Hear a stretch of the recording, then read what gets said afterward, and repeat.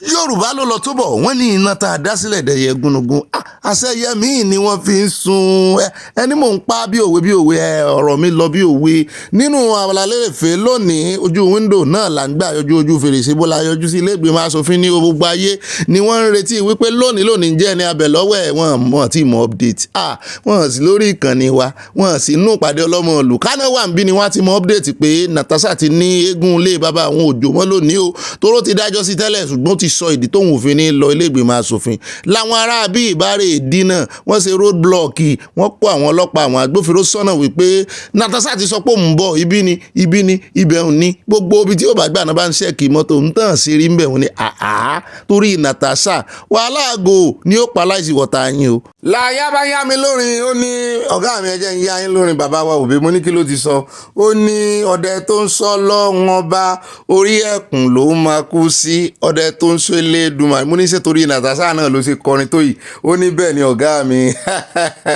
ó ní babalá mẹ́nìyàn lálà mú mo ló káyì yóò dáa fún ọmọ àgbà ẹjẹ́ á kó ń bẹ́ẹ̀ ẹjẹ́ á wá lọ sọ́dọ̀ VP yín under my boot ẹ bá ń tẹ fọ́nrán rẹ̀ sí ẹjẹ́ á wò bó ṣe ń ṣílẹ̀kùn fún akẹgbẹ́ rẹ̀ tó wá láti Brazil lásìgbà tí fọ́nrán yìí ti wá lùjá orí ẹ̀rọ ayélujára làwọn ọmọ Nàìjíríà ti ń sọ̀rọ̀ sí wọ́n sọ̀rọ̀ kò bá kún gbé ọ̀rọ̀ sí wípé irú VP wò lélẹ̀ bó o ló sì rè mọ́ sílẹ̀kùn ó mọ̀ tún mọ́ protocol ni ṣé bó o ní àwọn tí ń bọ́ ọ ṣiṣẹ́ o ní àwọn èètì tiẹ̀ náà tí wọ́n tó ń sanwó fún iṣẹ́ owó wọn ó sì fi wọ́n lẹ̀kan ṣiṣẹ́ owó wọn tó ń gbáwájú tó ń gbẹ̀yìn pé eléyìí tàbùkù Nàìjíríà odidi Nàìjíríà ló tàbùkù tó o bá mọ̀ pé wọ́n ń torí eléyìí wọ́n fi ń lé ẹlòmíì kúrò nípò tá a ní kórè resign pé bó ló ṣe mọ́ sílẹ̀kùn protocol wà bó ló ṣe fẹ́ kán mọ́ wo Nàìjíríà ṣé lè wá pọ́n lé sóòrò pápọ́n lé ni wípé kán lè mọ̀ rò wípé ó respect ó yẹ arákùnrin tó jẹ́ VP láti Brazil gan lẹ́nu mo wá wò pé ẹ fi wọ́n lẹ̀ ibi tí ìyàwó dùn lára wọn USA ń wò wọ́n báyìí látòkèrè pé gbogbo ẹ̀yin tẹ́ ń bá BRICS ṣe wọléwọ̀de wẹ̀jẹ̀wẹ̀mu pé àwọn ò fi tàríìfù pa yín lórí bí VP ṣe ń ṣe tiẹ̀ Nàìjíríà tí VP Brazil náà wá bá bẹ́ẹ̀ náà ni olórí káfàtà àwọn náà wà ní Brazil lọ́wọ́lọ́wọ́ báyìí wọ́n wà nú ẹgbẹ́ BRICS náà ń sọ̀rọ̀ wọ́n ń gbóhùn òkè mọ̀ ní ẹ máa retí ní tí USA ó fojú yín rẹ́ jẹ́ kó ń bẹ́ẹ̀ jẹ́ àdọ́dọ̀ Fáyọ̀ṣe ó lòun ní mẹ́sẹ̀gì fún wa. kó sì yẹ lẹ́yìn Wike tó re ṣọ́ọ̀ṣì ó gba ṣọ́ọ̀ṣì lọ wọ́n sì gbà láàyè bẹ́ẹ̀ náà ni pásítọ̀ kan náà gbóhùn sókè wípé God bless ààrẹ Tinubu tó yan Wike wípé prophet nìyẹn òun wá ló ń bí Fáyọ̀ṣe nínú ẹjẹ́ àgbọ̀n tí Fáyọ̀ṣe fẹ́ sọ inú ṣọ́ọ̀ṣì ni Wike tó ti lọ́ọ́ insult àwọn ọmọ Nàìjíríà. You don't need to go too far. You see, they are doing Thanksgiving. They pay different television stations with millions of naira to go and do Thanksgiving in church for inaugurating projects that are paid for by taxpayers' money. They are in church. Watch them live in church. Look at it. Thanksgiving for FCT projects inauguration. Live. This is live TV program. That means the program, they paid for it with your money, with my money, because they have commissioned less than 100-kilometer roads. Look at them in church. Look at pastor about to start preaching, start talking about what is abroad. You live abroad, is this normal to you? Look at them in church doing Thanksgiving for project less than 100-kilometer roads. So children are at home, teachers have not been paid. báwọn ọmọ Nàìjíríà bá gbọ́ ilé yìí kò ní mẹ́kì mínì sí wọn wọ́n tún mọ́ bú Fáyọ̀ṣe ni o ṣùgbọ́n àwa tá a wà ní òkè òkun tójú wa ti là àti rókun àti rọ́ṣà àti mọ bí ṣe mọ́ rí èmi ò gbọ́ rí how many kilometre per hour títí mélòó náà ṣe àwọn tó ń ṣe iṣẹ́ ribiribi bí gan ó tiẹ̀ tún jẹ́ invention ni wọ́n ń ṣe tí wọ́n ń ṣe pé bóyá wọ́n ń ṣe títí nìkan ni project àwọn ṣe Nàìjíríà invention ni wọ́n ń ṣe ń bí wọ́n dé ṣọ́ọ̀ṣì rẹ̀ ṣe Thanksgiving rí ta ló ṣe Nàìjíríà báyìí wọ́n sì mọ̀ wọ́n mú wọ́n ti mọ̀ wípé bójúbójú olóró ń bọ̀ ó náà fi ọ̀rọ̀ ẹ̀sìn ṣe bójúbójú olóró ń bọ̀ ni wọ́n ti fi ẹ̀sìn báyé jẹ́ wọ́n ti fọ́pọ̀ mọ́yọ̀ wọ́n ti fi ṣe arúmọjẹ fún wọn ayé ti wọnú ìjọ ti wọnú ayé ẹ̀rẹ́ ṣe Thanksgiving owó náà ló tún bá dé o láti ti fi kó wọ́n á tún wà sáyìn owó yóò sì dáa fún Fáyọ̀ṣe pẹ̀lú àkíyèsí tó pé wá sí ọ̀pọ̀lọpọ̀ ọmọ pé tó bá ń ṣe live show tó tún wá jẹ́ invited program feature program la máa ń pè tó jẹ́ live show ó tún wá dífà time tó tún lò lórí rédíò tán lórí TV station yẹn o ó tún dífà o torí àwọn time kan máa ń wà tó máa ń jẹ́ off peak tó bá lọ jẹ́ time tí àwọn èèyàn máa ń wo news dáadáa ni bàbá owó ńlá ni réètì wọn ní station yẹn live show tí ìdẹ́ ń ṣe 30 minutes ojú 1 hour lọ ibẹ̀ náà ni Wike ti ráàyè tó ti ń bú àwọn èèyàn bá ṣe ń náwó yín rèé o ṣùgbọ́n ó ti mọ ọmọ Nàìjíríà náà lára tọrọ kọ́bọ̀ kàn mọ́ dúró dègbà tí wọ́n bá ń ṣòṣèlú ìyẹn nìkan náà máa ń rí gbà lọ́wọ́ wọn owó àbú wọn náà fi ń ṣàbù wọn lálejò. ẹ jẹ́ àkó mbẹ́ ẹ jẹ́ àdé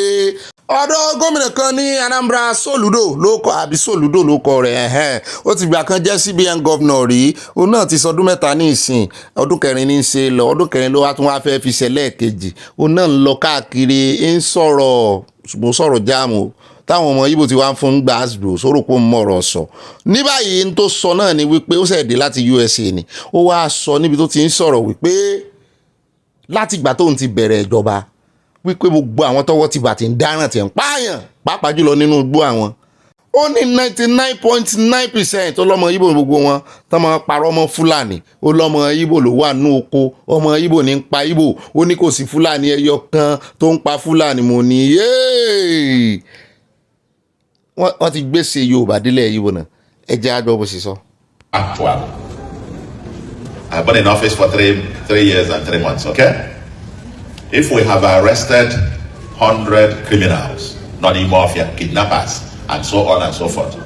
99.99% of them will mark Igbo. Did you hear me right? I said 99.99% of them will mark Igbo. So these things are made because that was part of the lie that was put in propaganda. They are into kidnapping because it is the next lucrative business after Yahoo and drug. The next one for find is about kidnapping. Omaka, and this is even other states. If I'm not where we do Anambra. ó mú mi rántí test DNA bẹ́ẹ̀ bá máa ṣe test DNA tó bá ti rí 99.99 kò ní ìdí kò pé 100% ó ti mọ̀ pé wọ́n ló lọ́mọ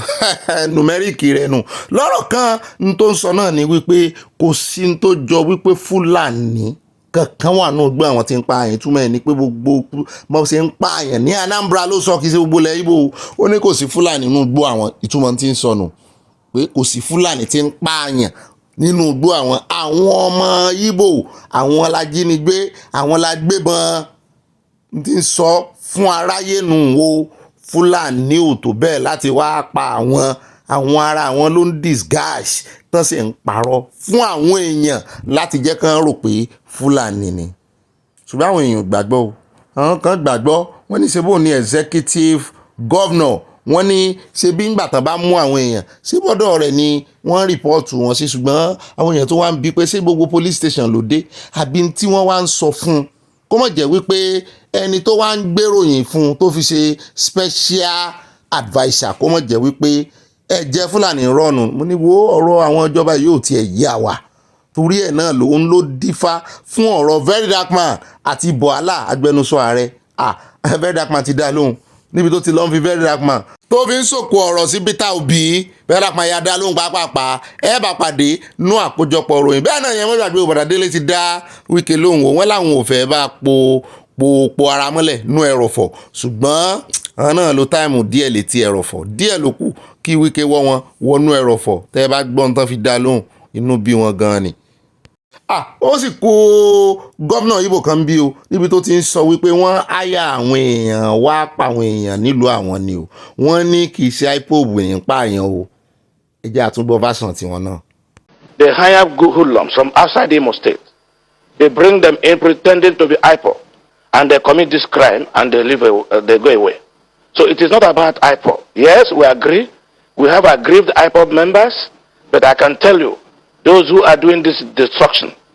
most of them were brought from outside Imo State. gómìnà Uzodinma ló sọ̀rọ̀ yẹn ìtumọ̀ ọ̀rọ̀ tó sọ náà ni wípé òwe Yorùbá wo ni wọ́n fi pa pé ẹjẹ́ alẹ́ ẹlẹ́yọ̀rọ̀ lọ́nà káwá fàbọ̀lẹ̀ adìyẹ tán bá ń sọ nípa àwọn gómìnà tó wà lẹ́yìn IPOB tó wà lẹ́yìn Nnamdi Kanu gómìnà ìjẹ́ ìkan pàtó kì í gbà kan bá IPOB lórúkọ jẹ́ àníkan káti ẹ̀ níkan rú ẹ̀ lẹ́ Yorùbá àní àfọ ẹ̀ nú àwọn gómìnà àní àfọ. Victor Osimhen Victor Osimhen to stop Lagos. Osimhen, Victor Osimhen, Asiri, keep up, stop Lagos. Keep pumping, 225, keep pumping. Ọkọ̀ gbọ́sọ̀lọ̀, ẹ̀kọ́ ọkọ̀ òkè, Asiri, Rolls Royce, 225, ọkọ̀ gbọ́sọ̀lọ̀, ẹ̀kọ́ ọkọ̀ òkè, Rolls Royce, 225, culinary, Asiri culinary, 225, Ajé, ọmọ ẹ̀, money to Lagos die. Money to Lagos die, money to Lagos. Money dé Lagos yóò wá sówó lẹ́kọ̀ọ́ lóòótọ́ ni ẹbí gbogbo ìròyìn tí wọ́n ń fún wa gbọ́ ebí àwọn ọmọ Nàìjíríà ń sọ fún wa fúnra wọn wípé owó wà lẹ́kọ̀ọ́ wọ́n ń jayé orí wọn Osimhen lẹ́rìí yẹn tí wọ́n kì í mẹ́sàn-án mẹ́wàá Rolls Royce 2025 1.8 billion naira ni wọ́n ń tà á mo ní kókó tí Wike yẹn náà a jẹ́ pé Wike tó lòun ra Rolls Royce nígbà náà tiẹ̀ náà 1.2 mọ̀ ní value ti Wike a jẹ́ wípé kò tí ì pẹ́ tí Wike ra mọ́tò rẹ̀ nìyẹn ó sì sọ pé bàbá òun tipẹ́tipẹ́ pé òun lọ lówó òun lọ lọ́lá tó kó ọlá hàn àwọn ọmọ mọ́tò yẹn ò tí ì pẹ́ ẹ mọ́ parọ́ fún àbọ̀dá Wike ó dà owó wà Nàìjíríà o ẹ mọ́ jẹ́ kán mọ́ tàn yín mọ́ o gbogbo pé Nàìjíríà mọ̀ọ́sì táwọn kìíní ń gbé kiri wọ́n máa bá ṣe wọ́n mọ̀ wé wọn Nàìjíríà o ẹ mọ jẹ́ kẹ́nìbọ̀dì tán ìmọ̀ mi kan gan pè mí lónìí wọn mọ̀ bóyá wọ́n láì kìkì ń darúkọ wọn mọ́ mi ọmọlẹ́wà mo ti yọ orúkọ wọn dá wọ́n ní arákùnrin kan ọmọ Nàìjíríà tán ẹjọ́ wà ní USA mẹ́wọ̀n wọ́n ló lọlé ló bá dé ló bá ní àwọn ń jayé Nàìjíríà ẹ má sọ pé kò sáyé Nàìjíríà ayé wà Nàìjíríà o wọ́n ní àwa tá à ń pariwo òmìnira wọ́n yín mú sí àní pé àwọn ń jayé Nàìjíríà táàtùn mú lára owó làágùn wa táàtùn fi ránṣẹ́ sí wọ́n ń jayé Nàìjíríà wọn ò sọ pé àwọn tí kò sówó lọ́wọ́ wọn ò sí o àbáwọn tẹ́bi ń pa wọ́n wà dáadáa o ṣùgbọ́n bó bá lajú rẹ̀ dáadáa wọ́n máa pretend fún ọ bí ẹni wípé ìyà ń jà wọ́n àwọn tó lówó lọ́wọ́ ló tún máa kó ìlàgùn rẹ̀ fún tètè lajú rẹ̀ dáadáa ṣe rìsáàchì rẹ̀ ó ti gba rìsáàchì báyìí o láti fún yàn ní nǹkan láti ṣàánú fún ẹni tí àánú tọ́ sí gangan ẹni tẹ́bi ń pa láti fún lóúnjẹ àìjẹ́ bẹ́ẹ̀ wo ó kàn kówó rẹ̀ dànù ni o owó wà lẹ́kọ̀ọ́. ọmọ Ládọjà òṣèlú Olúbàdàn gbogbo Ìbàdàn pẹ̀lú ògùn Ọlọ́run ìrẹ́lẹ̀ òde ibi táwa dé ìbéèrè kan tó jọ alága tó débẹ̀ nígbà tó yàtọ̀ lọ́n fẹ́ gbà wá débẹ̀ mọ́ wà náà débẹ̀ ìwọ náà ó débẹ̀ àgbáríkọ̀ọ́lá bisimilayi rahman rahim bisimilayi rahman rahim bisimilayi rahman rahim ena atayina kálí kàwùsára fasali lè rabi kàwani ari ina sani aka wa labita. Òsì Olúbàdàn òní ni ti ń rí dákun òní ni mo rí ọba tí ń dán olóòjì ọsẹ yìí mi wàláì Olúbàdàn wòlíì ni wọn. tí ọba ti ń si ọlá lọ́wọ́ bàbá ìmọ̀ kó máa ní ìwọ náà ó dá àyè tí mo wà yìí ìwọ gan tó lówó ọ̀fẹ́ kó yí ọmọ rẹ̀. a jẹ́ wípé òjò ti ń pa igun bọ̀ ọjọ́ ti pẹ́ náà bàbá Ládọjà náà wọ́n náà ti rọra ń gbẹ́sẹ̀ ńkọ̀ọ̀kan wọ́n ti ń gbẹ́sẹ̀ ńkọ̀ọ̀kan wọ́n ní kì í mọ̀ ṣe kékeré láti di Olúbàdàn bàbá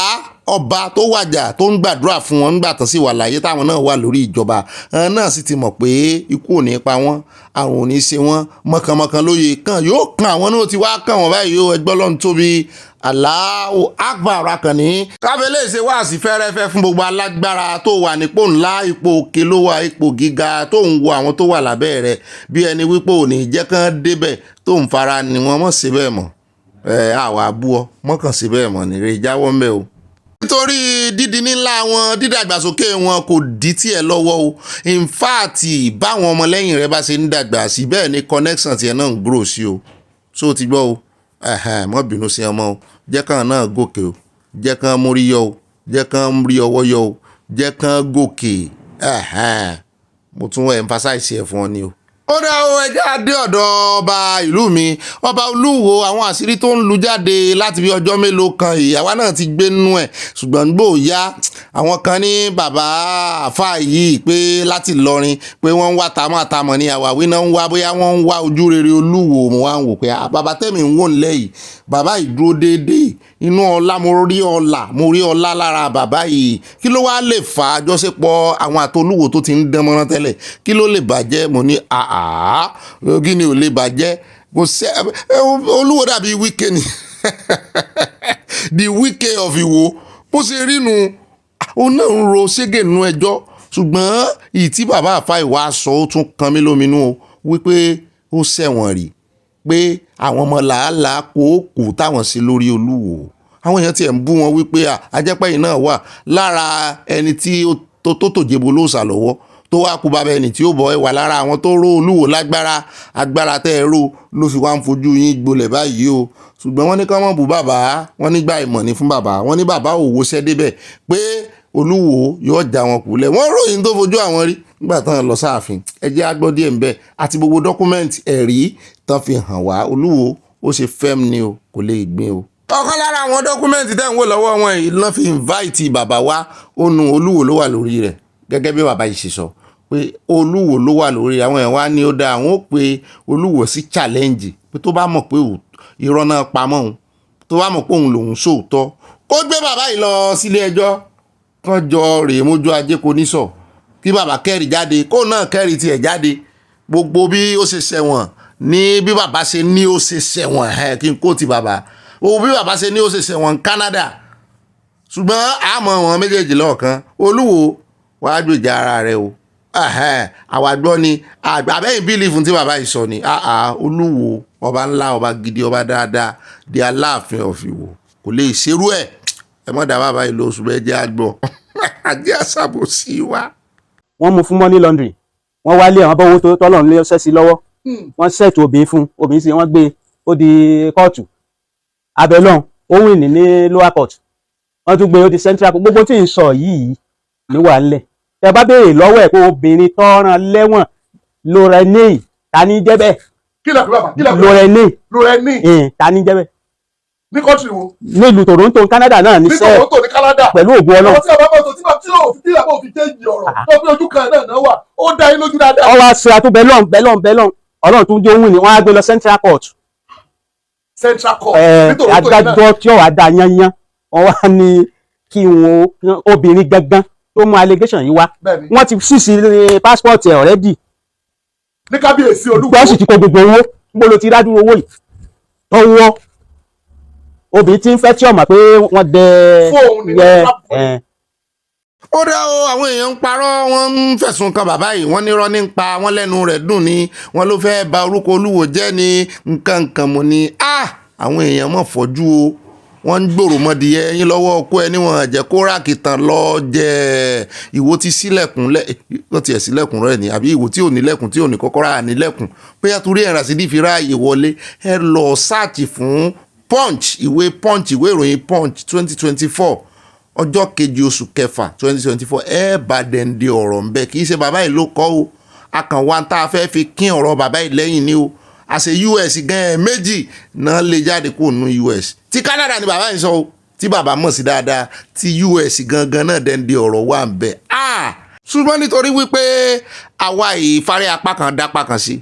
àmọ́ gbọ́rọ̀ tí bàbá yìí ó continue ní ìsìn àìfárí apá kan dápá kan sí àwa sì mọ́ fẹ́ kò sí mọ́ sí condemn èèyàn tó a mọ́ fẹ́ fún ní opportunity láti sọ tẹnu ẹ̀ nítorí àwa ò gbé ìròyìn kalẹ̀ láti fi wá bá tẹ èèyàn jẹ́ bàbá yìí ló ń lẹ́rìí ó ti fi díẹ̀ nú ẹ̀rí rẹ̀ hàn wá Olúwo náà lè ní ẹ̀rí tiẹ̀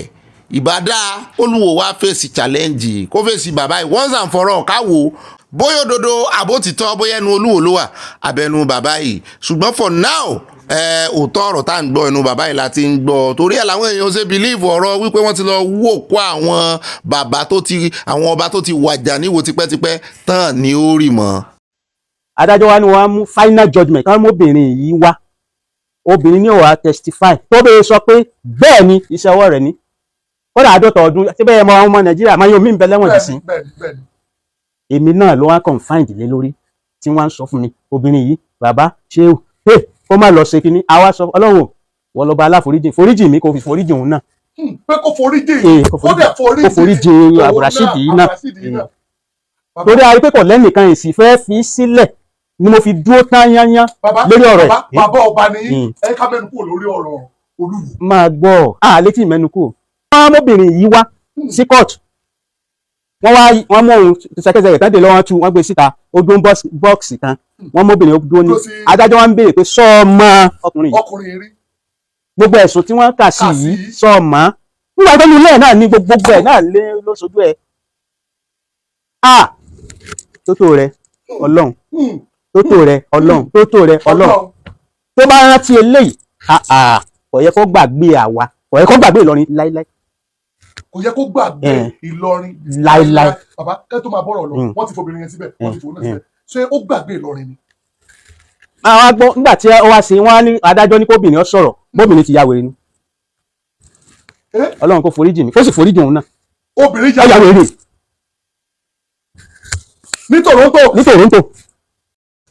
Ìkórìtà tá a dé nínú ti bí èmi náà wípé Ọlọ́run tó fẹ́ tú àṣírí yín ni bí nǹkan bá ti wọ̀ mọ́ láàrin àwọn alágbára àwọn aninilára náà mọ́ tú àṣírí ara wọn síta sóore náà lẹ́ ń ṣe fún Rashidi ẹni tẹ́ ẹ fẹ́ kó wá jọba ń lù tẹ́ ẹ fẹ́ mú wá á jẹ́ wípé àwọn tó mọ̀ sí ọ̀rọ̀ yìí wọ́n pọ̀ gan kì í ṣe bàbá Ògúndòkun nìkan ìgbà tán dé ọ̀rọ̀ politics ni Sátánì lo bàbá ń tiẹ̀ ara àwọn tí Sátánì náà lò rè sẹ́lẹ̀sì sí ni bàbá yìí náà lò tó abájọ tó ṣe ń bú wọn ẹ̀yà èèyàn ń wèrè ọ̀pọ̀lọpọ̀ àwọn ẹlẹ́sìn náà olórí àwọn ẹlẹ́sìn wọ́n ń ṣe dáadáa òtán máa ń pawọ́ dà wọ́n ń ṣe dáadáa wọn ò kàn ní dárúkọ ẹ̀sìn ní kọ́mọ̀tún ní Ọ̀gbẹ́ni Bobby ibo ló tún mọ́rọ̀ lọ ọmọ bua ẹ máa ṣe tẹ́ẹ̀nì ẹ̀ ń pawọ́ dà fún èèyàn kan abroad ni o àti gbogbo rẹ̀ ni o ẹ sì máa fi bà tèèyàn kan jẹ́ ẹ wá wo ibi tí ẹ̀san ti dúró dé yìí ẹ wo kámà ó kàn dùn wá ìlú Ìwó tí ò yẹ kó bá pín bẹ̀ Ìlọrin àwọn àfáàyín rèé o wọ́n yá àyàn kan wèrè wọ́n ti tọrọ ìdáríjì ṣùgbọ́n ṣé ẹ lè tún tẹni tó ti bàjẹ́ ṣe tó tọwọ́ yín bàjẹ́ ẹ lè sọ́dọ̀ èèyàn padà ẹ mọ̀jẹ̀ ó yá wèrè padà ẹ dá padà kẹ Rashidi tí wàá ń fojú yín gbolẹ̀ ní ìsìn àti wípé bẹ́ẹ̀ bá lágbára àti àyàn ń wèrè pẹ̀lú gbogbo tí Rashidi wá ń ṣe fún yín ó yẹ kí ẹ ti lo agbára yín náà ṣé ẹ rí ọ̀rọ̀ wọn bọ́lọ̀ ń bá ti ṣe tán tó fẹ́ fi ìyà jẹ gbogbo èmi ò kó ọ̀rọ̀ bàbá ìdánù nítorí gbogbo ibi tán mọ́rọ̀ lọ náà goodwill ò sí ń bẹ fún ẹni tán sọ̀rọ̀ rẹ̀ kò ní goodwill ń bẹ gbogbo tán sọ ń pa rẹ̀ ó ti ṣerú ẹ̀ rí so nídìí èyí bàbá ẹ wà lára àwọn tó dáràn sí wò lọ́rùn o gbogbo ẹ̀yin tẹ́ ẹ̀yà ń wèrè tí Rashidi fi dórí oyè ẹ rè tú wọn lẹ̀ o ẹni tó mọ àti wáyé olùnàgún oyè ó mà ti lọ rẹ̀ o àbí wọ́n sì ti sọ wọ́n ní nǹkan ṣe é bàjẹ́ ni wọ́n mọ nǹkan bàjẹ́ wọ́n mọ nǹkan tún ṣe lọ́pọ̀lọpọ̀ oògùn tán kó kiri ọwọ́ tán mọ̀ yí padà wọ́n mọ̀ fi bank ẹ wo bàbá táwọn wá lọ́jọ́ sí tó ní kí wọ́n lọ àwọn ọmọ mi náà ó ní kán rè dá transportation àwọn witch transport kìíní kàn mọ́ fi gbé àwọn èèyàn káàkiri ẹgbẹ́ sẹ́yìn ò ní wọ́rú mọ́tò yẹn ẹ ní wọ̀ pápápá láàrin ìṣẹ́jú kan tí dé kò tán máa gbé yín pọ̀n yìí ìwà dúdú inú dúdú aláwọ̀ dúdú àwa lóyìnbó wọn ní tayọ òyìnbó ní tayọ kẹ̀ wọ́n tayọ o ẹ jẹ́ kó lọ́dọ̀ bàbá ìjáre sórí ẹ̀ pọ̀ torí ẹ̀ ni mo ṣe fi orin Bob Marley wọlé nínú ètò lónìí ẹ gbọ́. Madam, this thing you people are doing all the very wrong. In an ihe all the very wrong. As a person they donate here, I'm a volunteer. And when group, even now, we're still planning to, even now you give organ. As a person they donate here, I tax people, even now we'll still have a charity this thing going on. We'll tax people, we'll buy things, we'll take it to the orphanage home. At the end of the day, the workers are sharing it. It's unfair. Okay. What is it? Here Nakawana, these things are for these children, it's not for you people. Are they going to eat all of them? Yes, they are going to eat all of them. That is the essence of donating it. They are going to eat all of them. That is the essence of donating it. That is the essence of donating it. Why are you sharing? Whether she's my friend or my sister, it does not sue me. Sue me. If you want to sue me, sue me. My problem is I am a volunteer. Yes, I am a volunteer, and this thing is breaking my heart. It is breaking my heart. It is breaking my heart. I am making noise for fire. This thing you people are doing, it is breaking my heart. Inú mi dùn sí fídíò yìí ẹni kí ni dùn mí nú bẹ́ẹ̀ pé mo rí fídíò yìí mo come across ẹ̀ mo lè mú wá fún yín ara àwọn ọmọ Nàìjíríà tẹ́fẹ́ pòrè o ìwò náà ń sọ lóòótọ́ tiẹ̀ náà wọ́n ní ipob wọ́n ní Biafra fashion tiwọn o táwọn náà fẹ́ tú àwọn èèyàn wọn lẹ̀ ara àwọn èèyàn táwọn Biafra fẹ́ túlẹ̀ rèé o tí Kanu Nnamdi tó ń torí ẹ̀ lọ ẹ̀wọ̀n sí rèé o ẹ̀wọ̀n tán ṣe fúnra wọn fáwọn ọmọ aláìníyà táwọn èèyàn dá owó fún alówó wà Nàìjíríà mọ̀jẹ̀ kan tàn ọdún lọ rẹ̀ ṣéǹjì ìwà rẹ̀ máa dínkù díẹ̀díẹ̀ ẹni wọ́n lè sì pé orí elépèlépè tọ̀ máa dínkù díẹ̀díẹ̀ mi náà ti ń dín tọ̀dọ̀ mi kù mo ti ń dín kù wọ́n mọ bọ́n ṣe sogundogójì wọ́n ṣe gbowó lọ́wọ́ rẹ̀ ọwọ́ rẹ̀ náà ti gbogójì èmi sọ tèmi fún ọ àwọn tẹ́ ń kú lọ́ọ́ fún àwọn nù wo nàìjíríà bí tó tún sọ pé òun ó sú ẹni tó ní nǹkan lára àwọn tí ń dáwó ọ̀rọ̀ ẹ̀ dàbí ọ̀rọ̀ Muyideen àti Àgbàlá Gabriel ó lè ti mólókó Nàìjíríà ó lè ní mólókó ní ìsìn ó lè ó rìpọ́ọ̀tù olóko abẹ́ ẹ̀gbọ́n ti sọ olóhùn ó rìpọ́ọ̀tù òun ó sú ẹ̀ ó ló ń make noise ẹni tó dáwó ó ló ń pariwo ọ̀dájú ni wọ́n Nàìjíríà o bí wọn náà wàá mọ̀ tó o bá wàá mọ̀ lẹ́yìn ìgbà tó Ọlọ́run tú àwọn àṣírí tó ń tú èmi fẹ́ mọ̀ tú àwọn àṣírí wọn ní ìsìn mọ́ lè kú torí èèyàn kankan kó o lè mọ tó ń jà fún kó o lè mọ torí ẹni tó ń ṣe ń jà kó o lè mọ torí ẹni tó ń ṣe ń jà ni o. bó bá jẹ́ àwọn olókòwò lẹ̀ báyìí tán ṣe báyìí sọ̀rọ̀ sí ọ lórí owó rẹ̀ kí ló ṣe o. ó ìbátọ́kùnrin yẹn náà sọ tó sọ wípé ṣé àwọn ọmọ tẹ́ kó wá nìkan ni ó jẹ́ kínní àwọn náà ò ní jẹ́ ń bẹ̀ àwọn ò ní tọ́lá ń bẹ̀ ṣé wọ́n sanwó fún àwọn ará orphanage ni ìyẹn lèmi ò mọ̀ o bóyá wọ́n sanwó fún wọn bóyá bí tán náà ti ń rí tiwọn nù ṣùgbọ́n nínú ohun àwọn méjèèjì ọ̀dájú ó jẹyọ ń bẹ̀. bírú àwọn ọmọ wọn náà lẹ́yìn wa ọ̀la tán náà bá wá end up sílé orphanage láwọn tán sọ̀rọ̀ yìí tán bá end up sílé orphanage tán ní bàbá tán níyà mọ́ ẹ̀sán ló kéde bẹ́ẹ̀ já kó bẹ́ẹ̀ já dé orí bíríìjì tán ní ìjàmbá ọkọ̀ tún ti ṣẹlẹ̀ kí ló dé gan lẹ́kọ̀ọ́ ní Nàìjíríà lẹ́nu ọjọ́ mẹ́ta yìí White Lion gan tún sẹ́ǹdì kan náà sí mi bá àwọn èèyàn kú lọ rẹpẹtẹ ńlẹ̀ẹ́lẹ̀ báyìí ni lélẹ́yìí lè tẹ́ fẹ́ wò yìí n ò lè sọ ẹ̀ fún gbogbo yín àwọn èèyàn kú lọ rẹpẹtẹ ní kí ló dé wọ́n kàn ń fẹ̀jẹ̀ ṣòfò Nàìjíríà ṣẹ́jẹ̀ náà ló pọ̀ tó báyìí. àná kọ́sì accident yìí o nítorí pé wọ́n fẹ́ gbowó lọ́wọ́ dírẹ́fà sójà ló kọ́sì accident yìí o a ní ìdìbò ọ́fíìsì àlọ́ express Badagry mọ́ o ẹ ti rí ìjọba bá wá solution ṣe àwọn ẹni ẹlẹ́ni láàárọ̀ kùtùkùtù. ẹ bá ń gbé fídíò yẹn kó ń bẹ́ẹ̀ mo ka èèyàn núlẹ̀ ablọ̀ ẹ̀ ni o mo kà tó 8 yàtọ̀ sáwọn tán náà ti gbé kúrò apá ti lọ lọ́tọ̀ mi ò rí lé ìrí láyé mi ọlọ́mọdé ń ríru ẹ̀ mọ́ kó mọ̀ ṣẹlẹ̀ mọ́ odò ó dì lábẹ́ ìṣèjọba olódòdẹ ẹ̀jẹ̀ kan ń sùn lọ àwọn sójà olódòdẹ ló ṣe léyìí o gẹ́gẹ́ bọ́n ṣe sọ àwọn àbí. ẹ wo àti ẹ̀ tí kò fánlẹ̀ tí bá ti ń ṣe àyà mi ò mọ̀ pé ó fi ròyìn pamọ́ síbi after ti Shettima níbi tó ti ń sílẹ̀kùn fún akẹgbẹ́ rẹ̀ ó ní n ò bá ti lò ròyìn lọ́rọ̀ kan o wọ́n ní USA ti bẹ̀rẹ̀ pẹ̀lú Nàìjíríà báyìí o wọ́n ti restrict gbogbo ọmọ Nàìjíríà pátápátá tó bá fẹ́ lọ sí USA pàápàá jùlọ àwọn tó jẹ́ non-immigrant àwọn tó jẹ́ pé wọn yìí kì í ṣe pé bóyá wọ́n ní ìyàwó tàbí tán ní ọmọ lọ́hùn tó wọ́n kàn fẹ́ lọ visit wọ́n ní 3 months péré báyìí kò gbọ́dọ̀ jù bẹ́ẹ̀ lọ kò sí multiple entry mọ́ only single entry kì í ṣe pé o bá ti máa gba multiple entry tipẹ́tipẹ́ kò sí 2 years mọ́ kò sí 6 months gan mọ́ 3 months péré tó bá fẹ́ lọ ṣe náà ni kò rè ṣe ń bẹ̀ wọ́n sì bẹ́ẹ̀ bá rí bọ́n ṣe ń dáwọn èèyàn gan padà pẹ̀lú visa tán ní náà tó ti ní visa kì í wá tún ṣe Nàìjíríà nìkan ìlú kan wà tán ń pè ní Honduras Amẹ́ríkà náà wà ṣùgbọ́n kì í ṣe USA o ẹ mọ̀ pé àwọn tó wà lamẹ́ríkà náà pọ̀ Mexico Amẹ́ríkà náà wà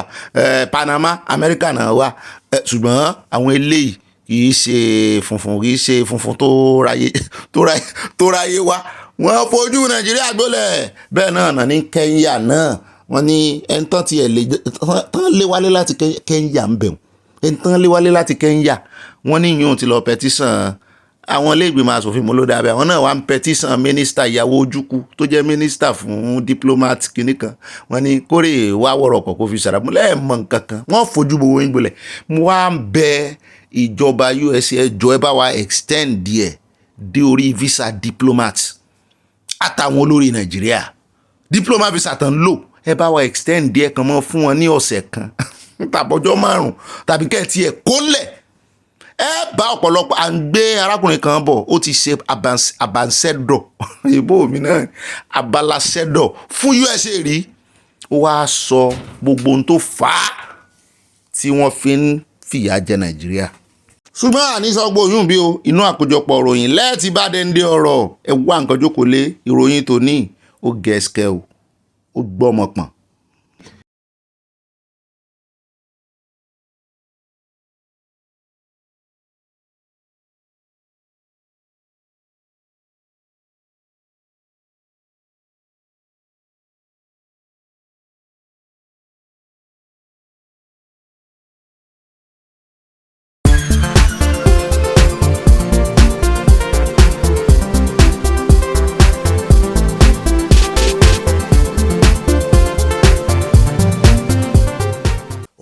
Pirate yes te robai. Ẹ jẹ́ á bẹ̀rẹ̀ pẹ̀lú gìtá ẹ̀ òun gangan ni signature ẹ̀. Tan tan tan tan tan tan tan tan tan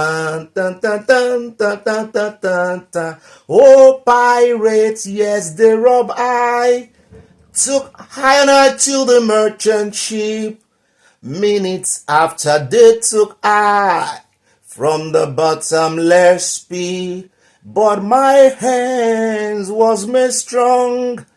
by the hands of the Almighty. We forward in this generation triumphantly. Won't you help to sing the song of freedom? It's all I ever heard. Redemption song. Emancipate yourself from mental slavery. None but ourselves can free our mind. Wọ́n tún bẹ́ẹ̀ kọ́. Emancipate yourself from mental slavery. None but ourselves can free our mind. Àìbò ni mind wà orí.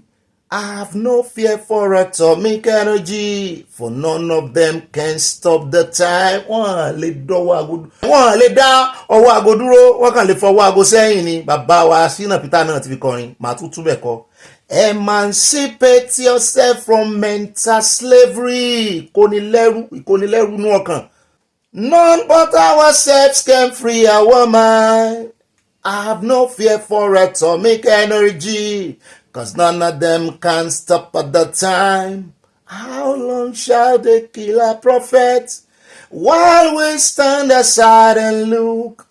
Yes, some say it's just the part of it. Well, look, only just part of it. We got to fulfill the book. Won't you help to sing? Ẹ̀rànlọ́wọ́ ẹ̀kọrin ìtúsílẹ̀. The songs of freedom is all I ever heard. Hey, redemption song, songs of freedom. Orin bàbá Bob Marley ni orin òyìnbó ni. Èèyàn dúdú lòun náà ṣùgbọ́n ó jà fitafita. Ó jà fún emancipation, fún freedom, fún ìtúsílẹ̀, fún òmìnira gbogbo adúláwọ̀. Ṣùgbọ́n lórí ẹ̀ náà pa sí o. Lórí ẹ̀ náà pa sí o. Kẹ́ ẹ bá mọ̀ páwọn èèyàn ti ń jà fún òmìnira tipẹ́tipẹ́ o. Àwọn èèyàn ti ń jà fún ìtúsílẹ̀ tipẹ́tipẹ́ o. Àwọn èèyàn ti ń jà kán kúrò lọ́wọ́ ìmúnilẹ́rúsìn tipẹ́tipẹ́ o. Á kanramọ́ ni o. Kì í ṣe ìjà òjọ́ o, kì í kàn ṣe ìjà olóṣèlú o, kì í ṣe ó ní agbára ju bẹ́ẹ̀ ṣe lérò lọ. Ó fi sọ́kàn. N tó tún wá sọ ń bẹ̀ tó jẹ́ kí n lu orin yẹn ni wípé torí kò fẹ́ yàtọ̀ sí anthem wa. Tó jẹ́ anthem Yorùbá nìsan ni tó jẹ́ kí n tún lò ní wípé emancipate yourself from mental slavery. Ṣé rí ẹni tó bá ti kó lẹ́rú ọpọlọ tó ti kó lẹ́rú ọpọlọ ọ̀rọ̀ ẹ̀ dàbí ọ̀rọ̀ ẹṣin tó wà lórí ìso ni. Ṣé àwọn kan tí wọ́n bá so ẹṣin mọ́lẹ̀ wọ́n máa fi kíní húùkù kan wọ́n fi janlẹ̀ báyìí tí ẹṣin ó wà níbẹ̀ tí ò ní lè move. Ṣùgbọ́n bẹ́ẹ̀ bá yọ okùn kúrò lọ́rùn ẹṣin kẹ́ ẹ yọ húùkù yẹn lẹ́ẹ̀lẹ́ ẹṣin ò ní kó mẹ́. Ilé mo fi kí n káàbọ̀ sínú ìpàdé ọlọ́mọlé ọlọ́mọ orílẹ̀-èdè wẹ́dà àti wa ẹ̀wò wẹ́dà wa lónìí ó fẹ́ tuntun ẹ̀ aṣọ tí mo wọ̀. Bàbá mi 70+ lórí tẹ́ ẹ bá tún raṣọ yìí ní ìsìn ẹ lè ní aṣọ winter ló tún lè wọ̀ yìí o. Ẹ wò ó winter díẹ̀ lọ́dọ̀ wa lónìí òtútù yẹn ó ní agbára inú mi sì dùn àti ìrètí òjò ìní ó rọ̀ mọ́júmọ́ gbogbo ẹ̀ gbóná girigiri tẹ́lẹ̀ ni ṣùgbọ́n a dúpẹ́ lọ́wọ́ Ọlọ́run ara tu gbogbo wa gbogbo owó gbogbo bá ṣe ń tan èsì ojú oníkálukú ń kà báyìí ni pé èsì yìí bíìlì ní ń jẹ owó ní èjẹ kì í jẹ́ gbàdo adúpẹ́ lọ́wọ́ Ọlọ́run. Mú kí n káàbọ̀ sínú pàdé ọlọ́mọ ìlú ọlọ́mọ orílẹ̀-èdè fún tòní lónìí ọjọ́ kẹjọ ní oṣù kejì ọdún 2025. Mo kí n tẹ̀sọ́ mo kí n tológun ibà ròyìn náà ní ibà bí wọn débẹ̀ ibà yànnà ibà sánáwọlé ibà kanjú abẹ́ mo ti dé sí lọ́rùn náà nù gbogbo tẹ́ ẹ̀ mọ́ jẹ́ mo ti gánìṣì ẹ̀ mo ti pèlò rẹ̀ mo ti arrange gbogbo rẹ̀ kóníkálùkù wá yá mú tì rẹ ni kẹsì mọ́ gbádùn mi lọ àjọ gbádùn ara wa dọ́ba ni mo ń gbádùn yín ẹ̀yin náà ń gbádùn mi yá mi sọlọ́ọ̀dù mọ́sù àjọ mọ́ lo slang fúnra wa ni èmi náà ní ibà rìn gínìgínì tí kú mi àti kú yorin gínìgínì ibà gbé wọn débẹ̀ ibà yànnànà ibà sáná wọlé èmi náà ní ibà kanjú abẹ́ ń kó ibà lọ tààràtààrà tọrọ bá ti di ọ̀rọ̀ òtítọ́ àtòdodo sán lámọ̀rin ajé ní mú ní pẹ́kọ̀rọ̀ tí ó mọ̀ sá gúlọ́gúlọ́ tí ó fẹ́ mọ́ bá sábẹ́ abẹ́ ẹ̀ka kan ìkàkùn òsìsẹ́ bẹ́ sí abẹ́ rẹ̀ ìkàkùn òsìsẹ́ bá sí lábẹ́. Èmi náà ní bá kọ̀nfàmù ẹ̀ kó tó sẹ́ndì ẹ̀ bó bá ṣe mistake sẹ́ndì ìròyìn tí ò lọ yọ kúrò bí ò bá wá ṣe yọ lọ ṣàtúnṣe ń bẹ̀. Èmi náà ní ibà àlẹ̀jẹ́lì ibà rìpọ̀tẹ́lì gbogbo tẹ́ ẹ bá gbọ́ lórí ìkànnì rìpọ̀tẹ́lì àlẹ̀jẹ́lì ni ó Ọlọ́run ò gbé ìpàdé ìkalẹ̀ láti bá àyàn lò kankan lórúkọ jẹ́ bó ti kéré wo wọn àwọn àbí láti wá bá àyàn kankan lórúkọ jẹ́ àwàdà lè wà ń bẹ́ẹ̀ kọ́mẹ́dì díẹ̀ lè wà ń bẹ̀ ṣùgbọ́n bọ́lọ̀ ń ṣe jẹ́ orí nù Ọlọ́run ló bá wa pákéjì ẹ̀ òun ló bá wa àrẹ́ǹjì ẹ̀ ó sì ṣe kí ni ó ní àwọn jẹ́ lọ ń tíya Ọlọ́run ló prepare oúnjẹ fún wa adúpẹ́ lọ́wọ́ Ọlọ́run náà ló wá kó wa pọ̀ nínú pàdé yìí kì í ṣe èèyàn kankan ló kó èèyàn kankan pọ̀ nídìí èyí gbogbo bẹ́ẹ̀ bá ṣe ń wá tí gbogbo wa ń darapọ̀ bẹ́ẹ̀ ṣe ń wá lèmi náà ń wá o èmi náà ń wo táìmù o ẹni mo wá ń wora mi rọ o Ọlọ́run làwa ń pàdé bí ó sì ń júṣe fún wa àbí à ń kẹ́kọ̀ọ́ bí gan ni mo ń kọ́ látara yín náà ń kọ́ látara tèmi àyà gan tiẹ̀ ti wá gbọ́n díẹ̀ báyìí o èmi gọ́ jù adúpẹ́ lọ́wọ́ Ọlọ́run tó ń bá wa ṣe tí ìṣepò ń fún wa ṣe àti kúrò ní level kó fún wa ṣe ó ti fún wa ṣe sẹ́yìn wọ́n ní bá wa ṣe bá àti àndó bá wú ẹ̀lẹ́ lọ́wọ́ àti ṣe kíni àti yọlẹ̀ sọ́lọ́n lọ́rùn àti lazy sọ́lọ́n lọ́rùn orí ọ̀fẹ́ là ń jẹ àtàánú pákéèjì ńlá ni. Èmi náà ní ibà òpakọ̀kọ̀ pèké ọkọ̀ àwọn sweet 16. Bẹ́ẹ̀ ìyàwó mi pátápátá mú kí ẹ káàbọ̀ gbogbo àwọn dádì wọ́n ń jowú mi gan-an ni wọ́n ń jowú mi ni o. Bẹ́ẹ̀ náà ni ẹ lè pè mí ní ibà òpapà parada àyà parada odò ọ̀gá rẹ̀ parada odò àyà ọ̀nà àbàlà kan ṣẹ̀ṣẹ̀ mọ́jà aláàgùn jìnnà. Lánàá ẹ jẹ́ kọ́kọ́ fi lé ìtulẹ̀ lórí ìrìn àjò òmìnira mọ́jà kéèyàn kankan dẹ́rù bàyẹn o èèyàn kankan sí nǹkan kan tí ń dún mọ̀rùmọ̀rù mọ́ èèyàn kankan bí kankan torí n ta gbé dání kọjá kéèyàn kankan mọ́ dún mọ̀rùmọ̀rù èèyàn kan tí ò mọ ọjọ́ ọ̀la tí ò mọ ntọ́lọ́ ń fẹ́ ṣe tí ò mọ ntọ́lọ́ ń fẹ́ fún nǹkan dá lára tó ní òun ò ní jẹ́ kán lọ òun ò mú wọn mọ́lẹ̀ ó dúró bí òmìrán òun ò ní jẹ́ kán lọ bí kankan ṣe wọ́n dá mọ̀ yóò bá sì ní ọ́ ò wá rò pé o lè dúró lójú ọ̀nà rẹ̀ ká sítórì Fáráò kó o sì ka ti Hẹ́rọ́ọ̀dù mọ́ ìdí kọ́ ló jẹ́ Hẹ́rọ́ọ̀dù kó o sì tún ka ti Nebukadinezari bọ́ọ̀bá mọ̀ ká bọ́ọ̀bá mi yóò wà yéèrè bá mọ̀ wa evangelist Olúbùnmi wọ́n jà ọ sí tàbí kó o dọ́dọ̀ ọmọ mi mo rò ń bọ̀ àwọn ọmọ mi nú ẹ̀mí nù wọ́n jà ọ sí pásẹ́jì tó wà nù Bíbélì kó o lè fi kọ́gbọ́n yéé ṣe gìràgìrà o ọ̀dà sórí Yorùbá tó ń wò yìí àwọn ò gba òmìnira àjẹmọ́nú wa lòmìnira Ọlọ́run lójú orí bẹ́ẹ̀. Nídìí èyí mo fẹ́ dúpẹ́ lọ́wọ́ gba àwọn tí wọ́n bá wa dáhùn ìbéèrè tá a béèrè lánàá tá a fi ṣe iṣẹ́ àmúrelé ọ̀pọ̀lọpọ̀ ọ̀ràn tí pàdé iṣẹ́ àmúrelé tá a ní kán bá wa sọ kí ni bàbá wa bó o ní bàbá wa Awólọ́wọ̀ tó sì fi ọgbọ́n orí jà tó sì fi wíìnì ìjà ogun abẹ́lé tó ṣẹlẹ̀ Nàìjíríà lọ́jọ́ sí ara tí ò jẹ́ káwọn ọmọ Ìgbò dọ́là táwọn fi lè láìkí Yorùbá nìyẹn wọ́n ní asínú dọ́là torí wọ́n fi pé bàbá Awólọ́wọ̀ wà lára àwọn tí ò jẹ́ kán tètè lọ àwọn ò bá ti lọ ńgbà náà torí ó bá ogun dé torí ẹ̀ ni wọ́n yìí ṣe fojú rẹ̀ wáìpò àwọn èèyàn kú gan ńgbà náà àwọn èèyàn sì ti ń kú jù èmi ò mọ̀ di tán sí jẹ́ kán lọ ńgbà náà o ṣùgbọ́n ọgbọ́n orí ni bàbá wa fi ja ogun yẹn ńgbà náà fúnra wọn náà sì padà wá kì í wá ṣe bàbá mi ò rò pé bàbá Awólọ́wọ̀ ló ní ẹ mọ́ lọ ẹlẹ́fẹ́ kó ń bì kan ẹ sì ń dóúnjẹ wọn ẹ tún ń lo owó wọn torí ẹ̀ ni mo ṣe máa ń sòótọ́ ọ̀rọ̀ fún yín o ara bàbá wa Awólọ́wọ̀ mo ti kọ o èmi ò rí wọn rí o ṣùgbọ́n ẹ̀mí wọn ń bá mi lò mo máa sọ fún yín wípé mọ́ tẹnu àbùkù bá Nàìjíríà fi wọn lẹ̀ mọ́ bù wọn mọ́ ṣépè fún wọn àdúrà rẹ náà mọ́ fi ránṣẹ́ sí wọn mọ́ fi ránṣẹ́ sí Yorùbá nìsan níbi tó ń lọ, mọ́ fàdúrà rẹ ránṣẹ́ síwájú kó o tó dé destiny rẹ. Ó dàbí ẹni tó ń travel ni tó ń gbàdúrà ṣáájú pé ìwọ Ọlọ́run jọ̀ọ́ mọ́jẹ rìn lọ́jọ́ ibi ń pọ̀ náà, àfòyà ibi lọ ṣáájú mi o, mọ́ fi ránṣẹ́ sínú Yorùbá nìsan bí ìgbà tó ń gbé irúgbìn ṣáájú ni. Gbogbo irúgbìn tó bá gbìn lọ́ọ́ kà á lórí ọ̀rọ̀ òmìnira yìí. Nídìí èyí kò sí tó kàn nípa ẹ̀pin Nàìjíríà, kò kàn ọ́ o, mo ti sọ̀rí dáadáa o, ṣé ẹ wá rí ibi táyà ìkórìtà tá a dé nísìn, kò kàn ọ́ tí wàá ní pé ká ti ṣe kíni ká ti kó ó wù kan máa jẹ́ Nàìjíríà ×2 kan retain Nàìjíríà dọ́là. Bẹ́ẹ̀ bá ìròyìn tó ní bẹ́ẹ̀ bá rí ibi tí orúkọ Nàìjíríà bàjẹ́ dé pẹ̀lú passport green yẹn and best part kan bọ̀ ambassador nìyẹn,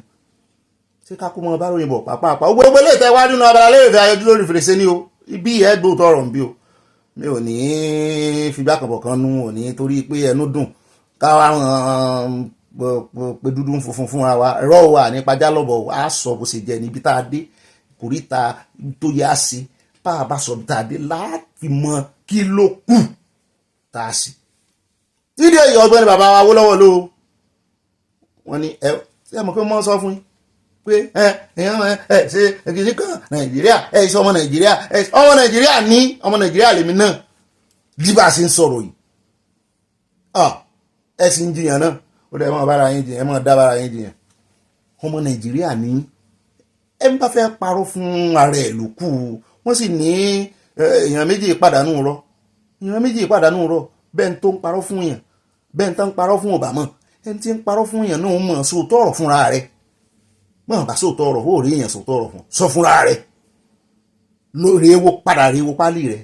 àti eléyìí tó ní abroad ṣé USA citizen ni wọ́n mú pálí citizen rẹ̀ jáde, mú ti Nàìjíríà náà mú ti ìkejì jáde, kí ló wà ń bẹ̀? Ó nìyẹn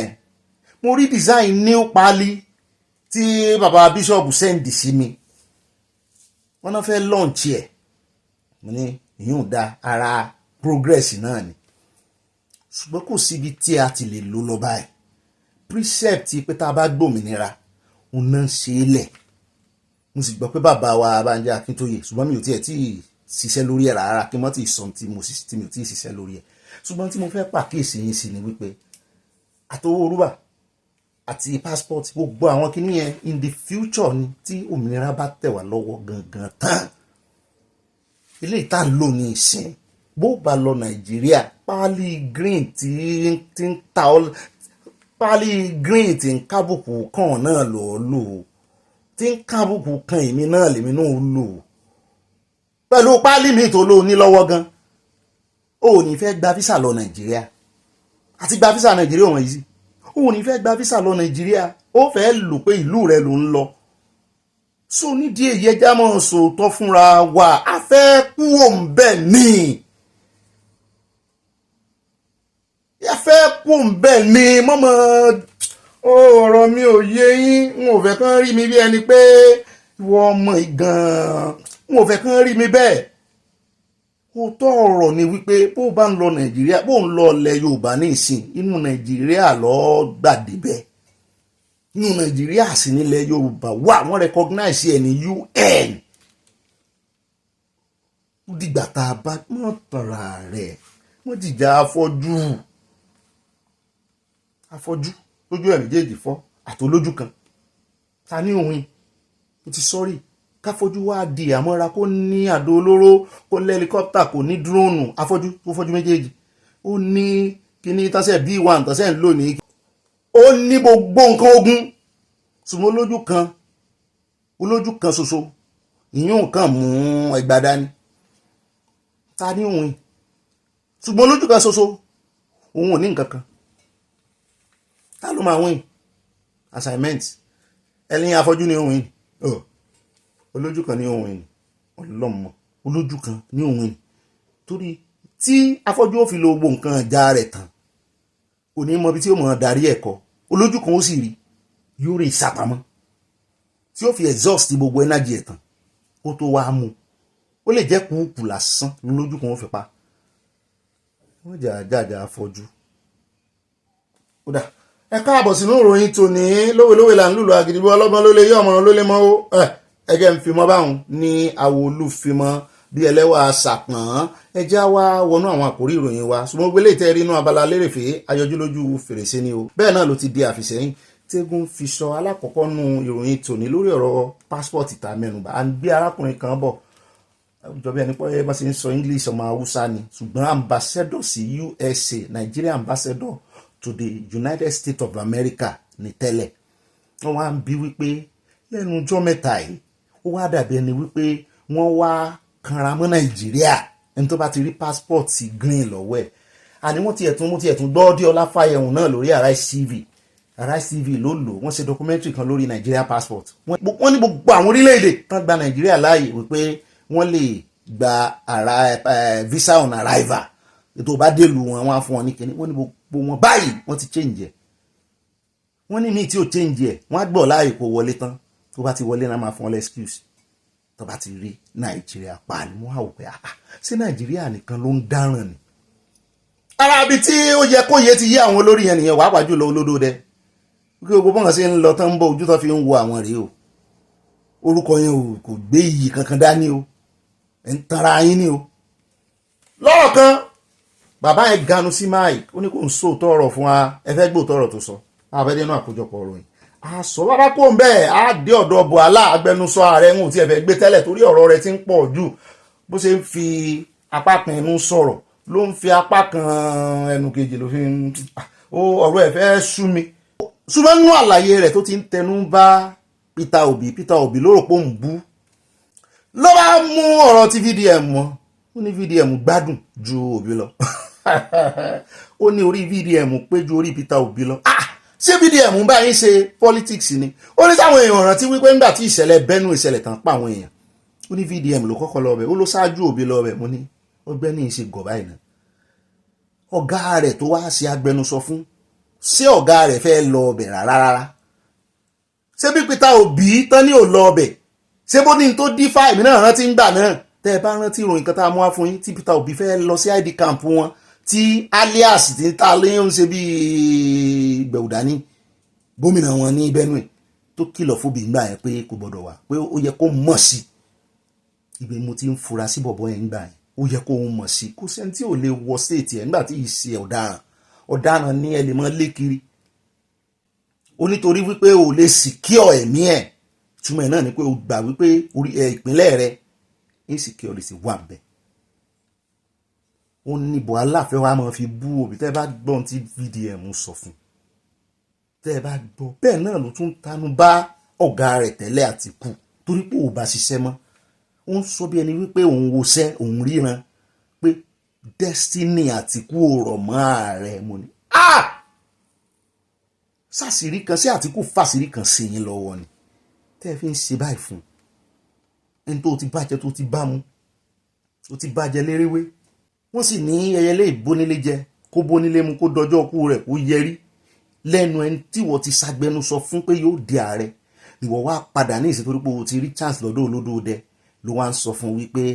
destiny rẹ̀ ò rọ̀ mọ́ ó sì sọ fún nígbà tó wà lọ́dọ̀ rẹ̀ tẹ́jọ́ tó ń tẹ̀lé kiri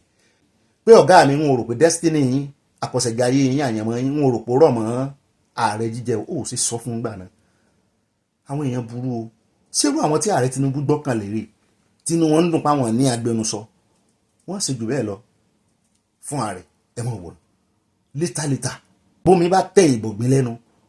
wọ́n ṣe jù bẹ́ẹ̀ lọ fún gbogbo àwọn tá ààrẹ Tinubu kò ti ra ẹ̀ àti Wike o àti gbogbo wọn yìí wọ́n ṣe jù bẹ́ẹ̀ lọ fún ààrẹ à ń bọ̀ ń bẹ́ o VDM dá lóhùn lónìí náà ni à ń gbogbo ẹ̀wà kò ní dọ́là. bàbá kò ń bẹ́ tàn á dé studio lórí ọ̀rọ̀ ti Natasha àwọn agbẹjọ́rò ti ń forí gba orí o SAN ló sì pọ̀jù nínú wọn ìkan jáde ó ní ìdájọ́ ilé ẹjọ́ takora mú institution tí gbogbo yín mọ̀ tí ń ṣiṣẹ́ nìyẹn bí umbrella tó ká gbogbo yín nìyẹn institution ilẹ̀ wa ń tẹnu bá ó ní òun àwọn ò lérò tọrọ kan mọ́ sọ ó ní ìdájọ́ tó ń dá lórí ọ̀rọ̀ Natasha ó ló takora wọn. bẹ́ẹ̀ náà ni another one náà tún ganu sí mọ́ wọn sáà network sáà ń já pọ̀ àmú méjì larissa náà méjèèjì tán sọ̀rọ̀ gidi àmú wọn bọ̀ wá fún yín lónìí náà ni kò ní dọ́là o bẹ́ẹ̀ náà ni àwà àdé ọ̀dọ̀ bọ̀dà Délé Momodu wọ́n ní ìsọ̀rọ̀ ń gbèsè wọ́n ní lóòótọ́ àwọn gbajúmọ̀ àwọn onímọ̀ àwọn lókọ léèyàn wọ́n ní wọ́n ti dá sí ọ̀rọ̀ wọ́n ti bọ́n sọ̀rọ̀ torí wọ́n fẹ́ fi ìbínú fẹ́ fi wá dá Wike lónìí lọ́rọ̀ tó sọ sí àwọn lọ́jọ́sí tó láwọn ò ní table manners pé ṣùgbọ́n wọ́n bẹ àwọn wípé mọ́ pẹ̀lú ọ̀bọ̀jẹ̀kọ mọ́ fara yí ẹ̀rẹ̀ pẹ̀lú ẹlẹ́dẹ̀ o. Ó ní òun ṣàdáhùn ẹgbàá láàyè bó ṣe sẹ́ńtẹ́ǹsì kan ẹ jẹ́ kó ń wá sọ wọ́n nítorí ẹ̀ lẹ́sẹ̀ rí àwọn mo ní kí lẹ wá fẹ́ sọ sí Wike o. Wọ́n náà kọ́kọ́ fẹ́ sọ ohun tó fà á mo ní wọ́n ti ní ẹ mọ́ sọ̀rọ̀ wọn nítorí ọjọ́ iwájú. Wọ́n ní àwọn ọmọ àwọn àtàwọn ọmọ tiẹ̀ wọ́n lè jọ mọ́ fèsì ara wọn báwọn táwọn jẹ́ bàbá ṣe ń fèsì ara wọn ní ìsìn mo ní sẹ́ wá fẹ́ gbin ọ̀tẹ̀ ẹlẹ́dẹ̀ ọmọ ni kí ọmọ jogún ọ̀tẹ̀ kó jogún ìjà mi ò gbọ́ bí tọ́mọ ti jogún ìjà èèyàn méjì rí o. Wọ́n ní tó bá ṣe é jogún kó jogún rẹ̀ náà ni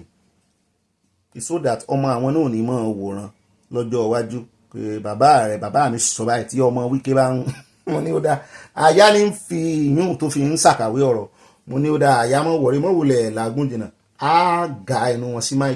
Ó dá wa ní ìrìjú báyìí lọ́nu gbogbo àwọn àkórí ìròyìn wa gbogbo àdírẹ́sì ibi tá à ń lọ náà nù kò jìnnà rárá ibi tá à ń lọ ò jìnnà ibi táyà ló pọ̀ ní pápá àpẹja mọ́ wọnú abala sanáwọlé abala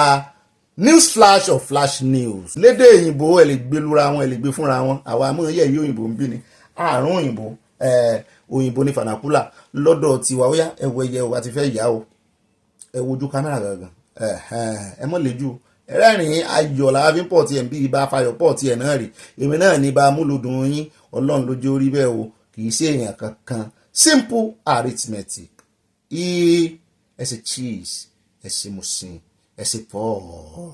ló ní ti lọ́wọ́ ńlẹ̀ lọ́wọ́ yíya tí ń yà àfi pàkà mo fẹ́ forin dá yín lára mo fẹ́ fi orin dá yín lára yá ni lọ́wọ́ ńlẹ̀ o lọ́wọ́ ńlẹ̀ àbá wa barista ló kọ́. Ó dá alákọ̀ọ́kọ́ nú abala ti Sanáwọlé abala àfi pàkà tá àkọ́kọ́ mọ́ mú á lónìí ó náà ní ti àjọ EFCC tàjọ pé ọwọ́ wọn ti ba àwọn 12 báyìí o àtẹ̀yàn àti iléeṣẹ́ wọn ní gbogbo wọn àkójọpọ̀ wọn jẹ́ 12 tí wọ́n ní àwọn gangan náà ń ṣe agbátẹrù àwọn gangan ni wọ́n wà ní the Ponzi scheme sógúndogójì tó ń gbá àwọn ọmọ Nàìjíríà pé kò dáa fún ẹkọ́nọ́mì ibi tí owó ẹkọ́nọ́mì náà ń gbà bí ìgbà tán bá dá ìhòòlù sára abọ́ tómi wá ń jò ń bẹ̀ wọ́n ní tán bá gbá ọmọ Nàìjíríà ìmọ̀ wọn fara hàn nú ẹkọ́nọ́mì mo ní ṣe lóòótọ́ wọ́n ganu sí máìkì kí ló dé tẹ̀tún sí ń wá wọn kí ló dé tẹ̀tún wá wọn 12 mo rò pé wọ́n ní kíní tó gbá wọn cbex tó gbá wọn lọ́jọ́ sí cbex ní kọ́kọ́ ló wá o ìyún nìkan ló kàn pariwo ló halẹ̀ àwọn kan sì ń ṣe sógúndogójì lọ́wọ́ àìmọye prógráàmù sógúndogójì o táwọn èèyàn ń ṣe lọ́wọ́lọ́wọ́ o wọ́n ní 12 nù wọn ni wọ́n ti kó báyìí o wọ́n ní wọ́n láwọn ò ní gbọ̀n láàyè mọ́ pé wọ́n fi ń lu jìbìtì ní ọmọ Nàìjíríà lọ́pọ̀lọpọ̀ àwọn tó sì wà lábẹ́ ẹ̀kú ẹ bá ń sá sí ilé agbẹ́rẹ́ ìjà gbóhùn lẹ́nu ọ̀gá wọn. We are deeply honored by the presence of our revered judges whose decisions deeply shape the integrity and efficiency of the Nigerian capital market. Your role in interpreting and enforcing financial laws is critical to investors' confidence, economic growth, and national prosperity. We acknowledge the challenges that have, at times, hampered the full realization of our capital market potential. These include issues related to market liquidity, investor education, and indeed, the perception of the efficiency and fairness of our dispute resolution mechanisms. A few months ago, EFCC had cause to release about 58 names of businesses operating in Nigeria, unlicensed businesses carrying out pyramid scheme in Nigeria. CBN disproved their existence. SEC confirmed that they were not licensed, but they are operating. We have 5 charges against 58 of them. So I'm talking to you about 12 of them have been convicted.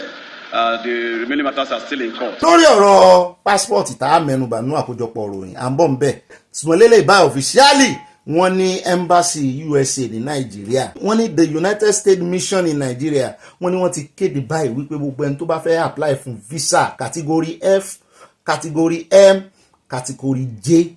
wọ́n ní gbogbo ẹ̀ jẹ́ non-immigrant visas àwọn non-immigrant visa kì í ṣe àwọn immigrant o kì í ṣe ẹni tó fẹ́ rè ìbáyàwó rẹ̀ tíyàwó rẹ̀ fáìlì fún tàbí tí ó fẹ́ rè ìbọmọ rẹ̀ tán fáìlì fún kì í ṣe yẹn o ilé yìí ni àwọn tí wọ́n wà lọ́ndà non-immigrant bóyá àlejò bóyá ó fẹ́ rè ṣe training, bóyá ó fẹ́ lọ school, àwọn gangan lélẹ̀. Wọ́n wá sọ wọ́n ní láti ìdá ìlọ báyìí, wọ́n wá ní látàkó ìlọ, wọ́n ní kí gbogbo wọn kàn lọ sórí ẹ̀rọ ayélujára wọn, ìṣe Facebook, ìṣe Instagram, ìṣe Twitter, ìṣe X, gbogbo ẹ̀rọ ayélujára wọn. Wọ́n ní kàn reset privacy setting wọn, kàn lọ fi sí public, gbogbo ẹ̀yin tẹ́ ẹ mọ́ sá pamọ́.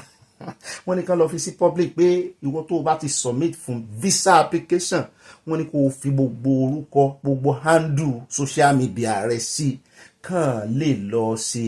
FBI lórí rẹ̀,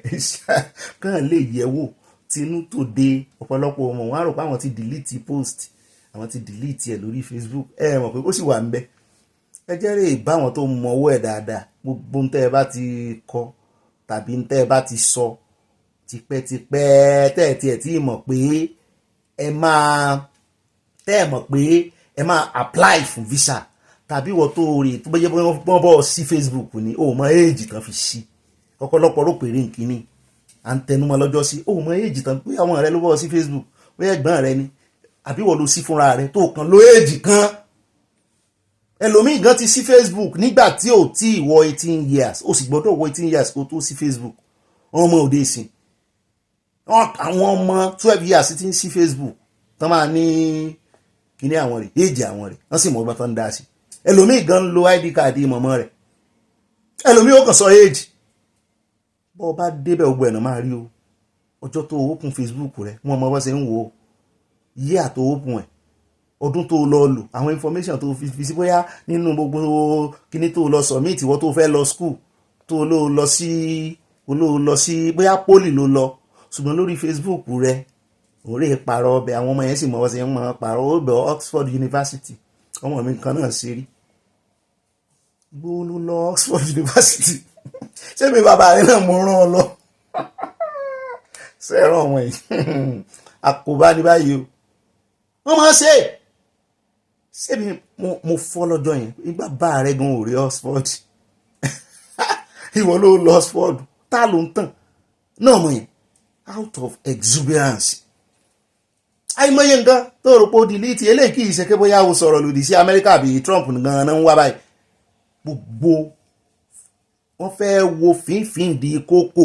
pé n tó kọ́ bẹ̀ àti eléyìí tó ti kọ́ tipẹ́tipẹ́ kó mọ́ rí ìjẹ́rìí lòdì sí ọ o, kó mọ́ rí ìjẹ́rìí. Wọ́n wo o ti bá àwọn ọmọ skul rẹ, wọ́n wò débi wípé wọ́n wo friend of friend rẹ, ìwọ tó ọmọ close friend táwọn èèyàn ní lè rí friend wọn ní lè rí friend rẹ, wọ́n ní gbogbo ẹ̀ lọ set ẹ̀ sí public, wọ́n fi sí private mọ́, kàn lè yẹ gbogbo ẹ̀ wà àwọn ará bí wọ́n nǹkan sí ọ́. Nígbà bá lọ school kan tán wá rè wo friend of friend rẹ, tán rí wípé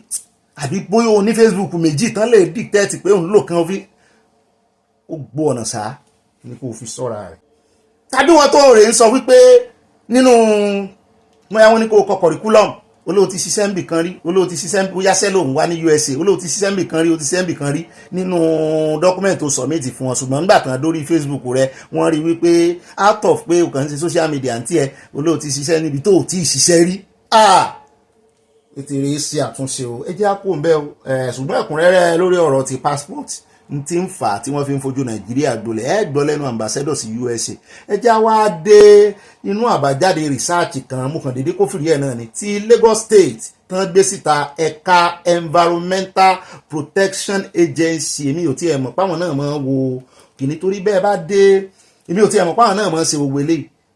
Wọ́n ní ẹ wá wo àdúgbò tẹ́ ń gbé, bó o ní atẹ́gùn tẹ́ ń fẹ́ sí mú, bó o ló ṣe ní ìmọ́tótó sí. Ìmọ́tótó ló lè ṣẹ́gun àrùn gbogbo, oríṣiríṣi nǹkan ní mọ́ wọnú atẹ́gùn. Ibòmíì tí industry bá ti pọ̀ jù, atẹ́gùn rẹ̀ mọ́ wà polluted, ó mọ́ wà corrupted.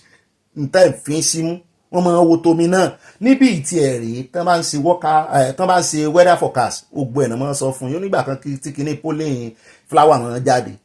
tí wọ́n máa fẹ́ sí ọ lójú, tí gbogbo àwọn tí wọ́n bá ní allergy sí gbogbo ẹ̀ pátápátá ni forecast ti bí ìmọ̀ sọ ti Nàìjíríà, bójójó nìkan ni forecast Nàìjíríà máa ń rí àtòrùn, ṣùgbọ́n wọ́n á ti gbé jáde. Wọ́n ní gbogbo ẹ̀yin tẹ́ ẹ bá ń gbé ní General Hospital Ìkẹjà, wọ́n ní gbogbo ibi tó ti yẹ́lò yẹn báyìí, wọ́n ní ó kàn wà moderate ni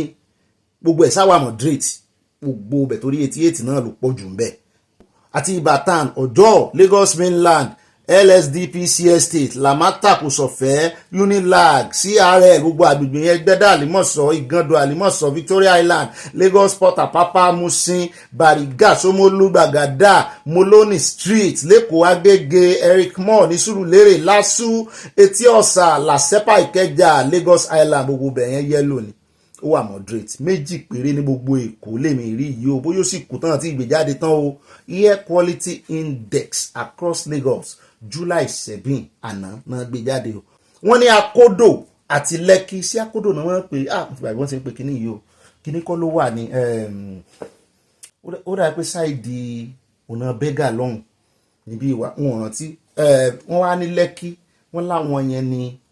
atẹ́gùn wọn clean jọ ẹsẹ̀ gbogbo yẹn wọ́n rí Lẹ́kì o wọ́n níbẹ̀ látàrí ẹ̀ ń bẹ̀rù omi flooding wọ́n ní ẹ̀ mọ́ bẹ̀rù bóyá torí omi tó wà ń bẹ̀ náà ni ṣé torí omi tó wà ń bẹ̀ ó mọ́ clean hair ni Ọlọ́run ló mọ̀ wọ́n sá ní ọ̀rọ̀ hair wọ́n sá ní air quality Èkó wọ́n ní bó ṣe rí inú ẹ jẹ́ kó ń bẹ́ o nínú ìròyìn Sanáwọlé mi táàmù mójútó mínísítà kan ní sọ̀rọ̀ ń bí o ní tí táìmù bá ti lọ tí gómìnà yín tó bá pẹ́ dé tí gómìnà yín bá pẹ́ dé sí ibùdókọ̀ òfurufú ẹ tilẹ̀kùn wọn síta kí báàlù sì gbéra láláì dúró gbé gómìnà pé kò sí gómìnà kankan tó lè pè ohun tóun ó gba àgọ́ rẹ̀ wọ́n ní sẹ́ faramọ́ gómìnà náà wà ń bẹ̀ wọ́n béèrè lọ́wọ́ gómìnà náà ẹni gómìnà bò mọ̀ sọ ẹni sùúrù ẹ ti ń kánjú ojú o òun náà ló ń faramọ́ ó ṣàdọ̀gbọ́n rẹ́rìn gómìnà ìpínlẹ̀ Enugu ló sọ bẹ́ẹ̀ pé òun faramọ́ o ta ló wá ń halẹ̀ mọ́ wọn tó ń halẹ̀ mọ́ àwọn èèyàn Enugu mínísítà fún aviation òun náà mọ̀ ló wà ní ọ̀rọ̀ yìí o láwọn ọmọ Nàìjíríà bá ní àwọn tí mọ ibi tó ń yá sí lórí ọ̀rọ̀ òsì ọ̀mọ́lẹ̀ lórí ọ̀rọ̀ tó ṣẹlẹ̀ láìpẹ́ yìí tó ní fàǹfà pẹ̀lú air peace pé ẹ̀yìn tí ẹ gbàgbé ọ̀rọ̀ àná ni yóò bá sì bọ̀ wọ́n ní bàbá gbàgbé ọ̀rọ̀ àná àìrí èèyàn bá ṣeré ẹ̀rọ tí ipò sí ọmọlẹ̀ ló ń pe Kèyàmú gbà náà minister of aviation ó fẹjọ́ airpeace sùn ó ṣe wá jẹ́ opportunity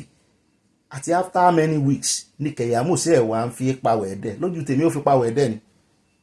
wọ́n lọ sí airport Enugu àti Enugu airline kan ó fi pawọ̀ ẹ̀dẹ̀ ni lọ́dọ̀ tèmi torí òsì ọmọlẹ̀ jáde lọ́jọ́ sí òun ti pe mínísítà òun ti pe ọ̀gá yín tẹ́ ẹ̀ bá mọ mínísítà tẹ́ ẹ̀ bá láago mínísítà nǹkan tá a lẹ́ pè ẹ̀ pọ̀ lọ́hùn pẹ̀lú ipò tẹ́ wà iná ipò agbára ìṣàfihàn halẹ̀ mọ́wọn tí ò sì ń pò agbára lọ́rọ̀ kan mínísítà ni wọ́n ń dọ́gbọ́n sọ̀rọ̀ yìí kó dárúkọ òsì ọmọlẹ̀ o ṣùgbọ́n àwọn èèyàn pápápá náà connect ẹ mọ̀ pé òun ò ní gbàgbé èèyàn kankan mọ́ o ẹ̀yin olórí náà lẹ́ mọ́ ń rú òfin jù Nàìjíríà ẹ bá ń tẹ̀sí ilẹ̀ agbára ó fẹnu ara rẹ̀ sọ káwò bó ṣe lọ. Enugu Air does not belong to the government. It belongs to the people of Enugu State. It belongs to the traders, to the students, to the investors, and the travelers who will use it. It belongs to the next generation who will look back and say, that was when we chose to compete. So let us not treat this as a mere ceremonial ribbon cutting. Let us treat it as a start of a new standard. Do not let Enugu Air go the way of the Nigerian Airways. I beg you, run it professionally. Run it professionally. Do not let bureaucracy to kill Enugu Air. Be prompt in your departure, be prompt in your arrival. CEO of Enugu Air, I want to give you a directive.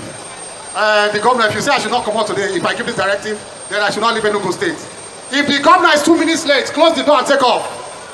If the governor is 2 minutes late, close the door of the aircraft and take off. Doctor, do you support that? He said he supports it. Run it professionally. Do not say, 3 of my friends are coming, they are friends of Enugu, give them 3 free tickets. No. This one I am clapping today, there won't be free tickets. Oh. Yes, sir. If you want it to survive, Enugu people, support the airline. ọ̀rọ̀ ńlá ọ̀rọ̀ gidi ẹ mọ́jọ́ bàjẹ́ ẹ mójútó ẹ mọ́jọ́ dàbí ti Nigeria Airway airline ìyún gangan ní táwọn èèyàn wá ń sọ̀rọ̀ lé lórí wípé ọ̀rọ̀ gidi ni Kèyàmú sọ bẹ́ẹ̀ náà ni àwọn tó gbé ìgbésẹ̀ wọ́n ní kì í sàn nìkan náà kọ́kọ́ gbé wọ́n ní àìmọye àwọn ìpínlẹ̀ náà ti gbérú ìgbésẹ̀ yìí ṣùgbọ́n wọ́n ní kó má jẹ́ ó bàjẹ́ kó má jẹ́ ó dàwó kó má jẹ́ kí burú crazy àjẹbánu pé gọ́ọ̀mẹ̀ntì ló ní wọ́n ní gọ́ọ̀mẹ̀ntì gan ò yẹ kán máa bá gọ́ọ̀mẹ̀ntì ń di business ìṣèjọba ló yẹ kán máa bá gọ́ọ̀mẹ̀ntì ń di ẹ̀ kán fi business fáwọn aládàáni ṣùgbọ́n àwọn èèyàn wá ní kí ló dé tí ó jẹ́ wípé nígbà tí ó ṣe àpẹẹrẹ airway Nigeria airway ní fi ń ṣàpẹẹrẹ mú ti ẹ̀rí tíkẹ́ẹ̀tì wọn gbà kan àti tíkẹ́ẹ̀tì postal Nigeria postal gbà kan mo rí báàgì airway náà lórí íńtánẹ́ẹ̀tì nígbà tí Nàìjíríà sì ń jẹ́ Nàìjíríà ni o nígbà tí yóò sì ń rógò lò wọ́n ní kí ló dé tó fi wá ń jẹ́ wípé nígbà tí Nigeria airway òrógò lò mọ́ Nigeria airway ló wá ń lò mo ní kí ni ó lò tẹ́lẹ̀ ṣẹ́bi rẹ̀ ni wọ́n lẹ́bi rẹ̀ ni wọ́n ní ṣe bó ní mínísítà kí ló dé tóun ò ṣe revive ẹ̀ mo ní ṣe bó jáde wá sọ fún yín wípé àwọn ò lè ṣe business yẹn káwọn lálùyọ. mo ní tán bá tiẹ̀ wá máa ṣe business mo ló yẹ kán máa partner pẹ̀lú àwọn aládàáni ní partnership tó jẹ́ wípé Nàìjíríà kàn ní shareholder bẹ́ẹ̀ wọ́n ń ṣe ń bì í nà ó gbogbo mọ́tò tá à ń lò ń bì í mọ́tò tán fi ń gbèrò láàrin ìgboro kò sí bọ́ọ̀lẹ̀ kásọ̀ kò sí wípé ẹjọ́ ẹ dúró gbé mi ẹ̀bùn mú abọ́lẹ̀ níbẹ̀ irọ́ mọ́ bí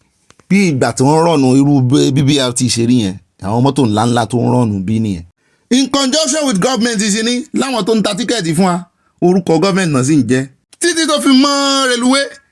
bẹ́ẹ̀ lọ nídìí èyí gbogbo ọ̀rọ̀ tó sọ náà ò tí ì burú jù o káwọn bá àbájẹ́ náà ní ṣe ń sọ̀rọ̀ torí wọ́n ti bà kan jẹ́ rí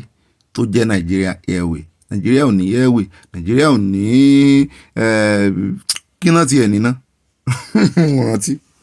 ó náà lẹ ti rí yẹn wà bẹ́ẹ̀ nígbà tí ọ̀run òṣì ọ̀mọ̀lẹ̀ ṣẹlẹ̀ tí òṣì ọ̀mọ̀lẹ̀ tó ń fi Keyamo minister of aviation tó fi ń dẹ́rù ba earpiece ẹ rí pé earpiece ò sọ̀rọ̀ àgbọ̀n kankan mọ́ náà láti gbà yẹn Keyamo kò sọ̀rọ̀ kan báyìí lórí ọ̀rọ̀ yẹn ẹ wá wo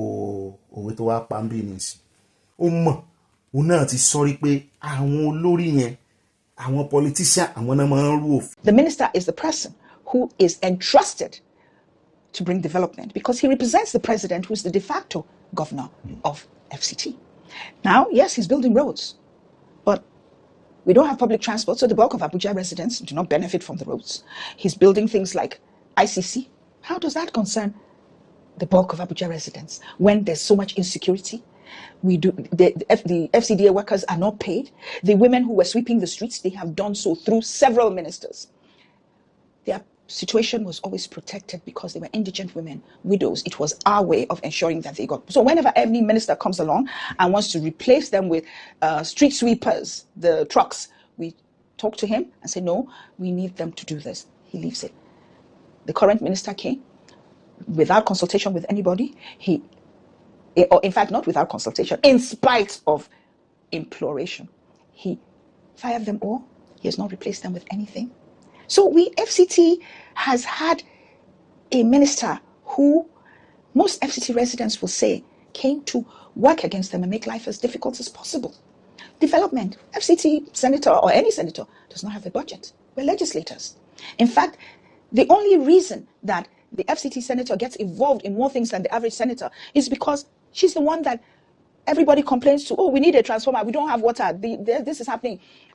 Some people complain to me. Snakes and that there's some agricultural research place near them. So there are snakes coming to them. Who do they write to? Me. And in the past, the senator will say to the minister, these are the demands and the needs of the people. But a minister that does not recognize the elected senator can't do anything. In the last few months, I gave it some thought and I said, okay, at the end of the day, all I want is for my people to benefit. If being less antagonistic to the minister would help bring development to the people, then fine. So I decided that in spite of the things that I don't like that he's doing, I will minimize my public criticism of him. It's not made any difference because he has an emperor mentality. He just thought, oh, I've got her, end of matter. And things are even worse. Because at least in the first year I was senator, he paid the salaries of the FCDA people. Now they're not even being paid. A lot of things that should be done ab initio are not getting done. So the people, my constituency projects, nothing stops them. They get done.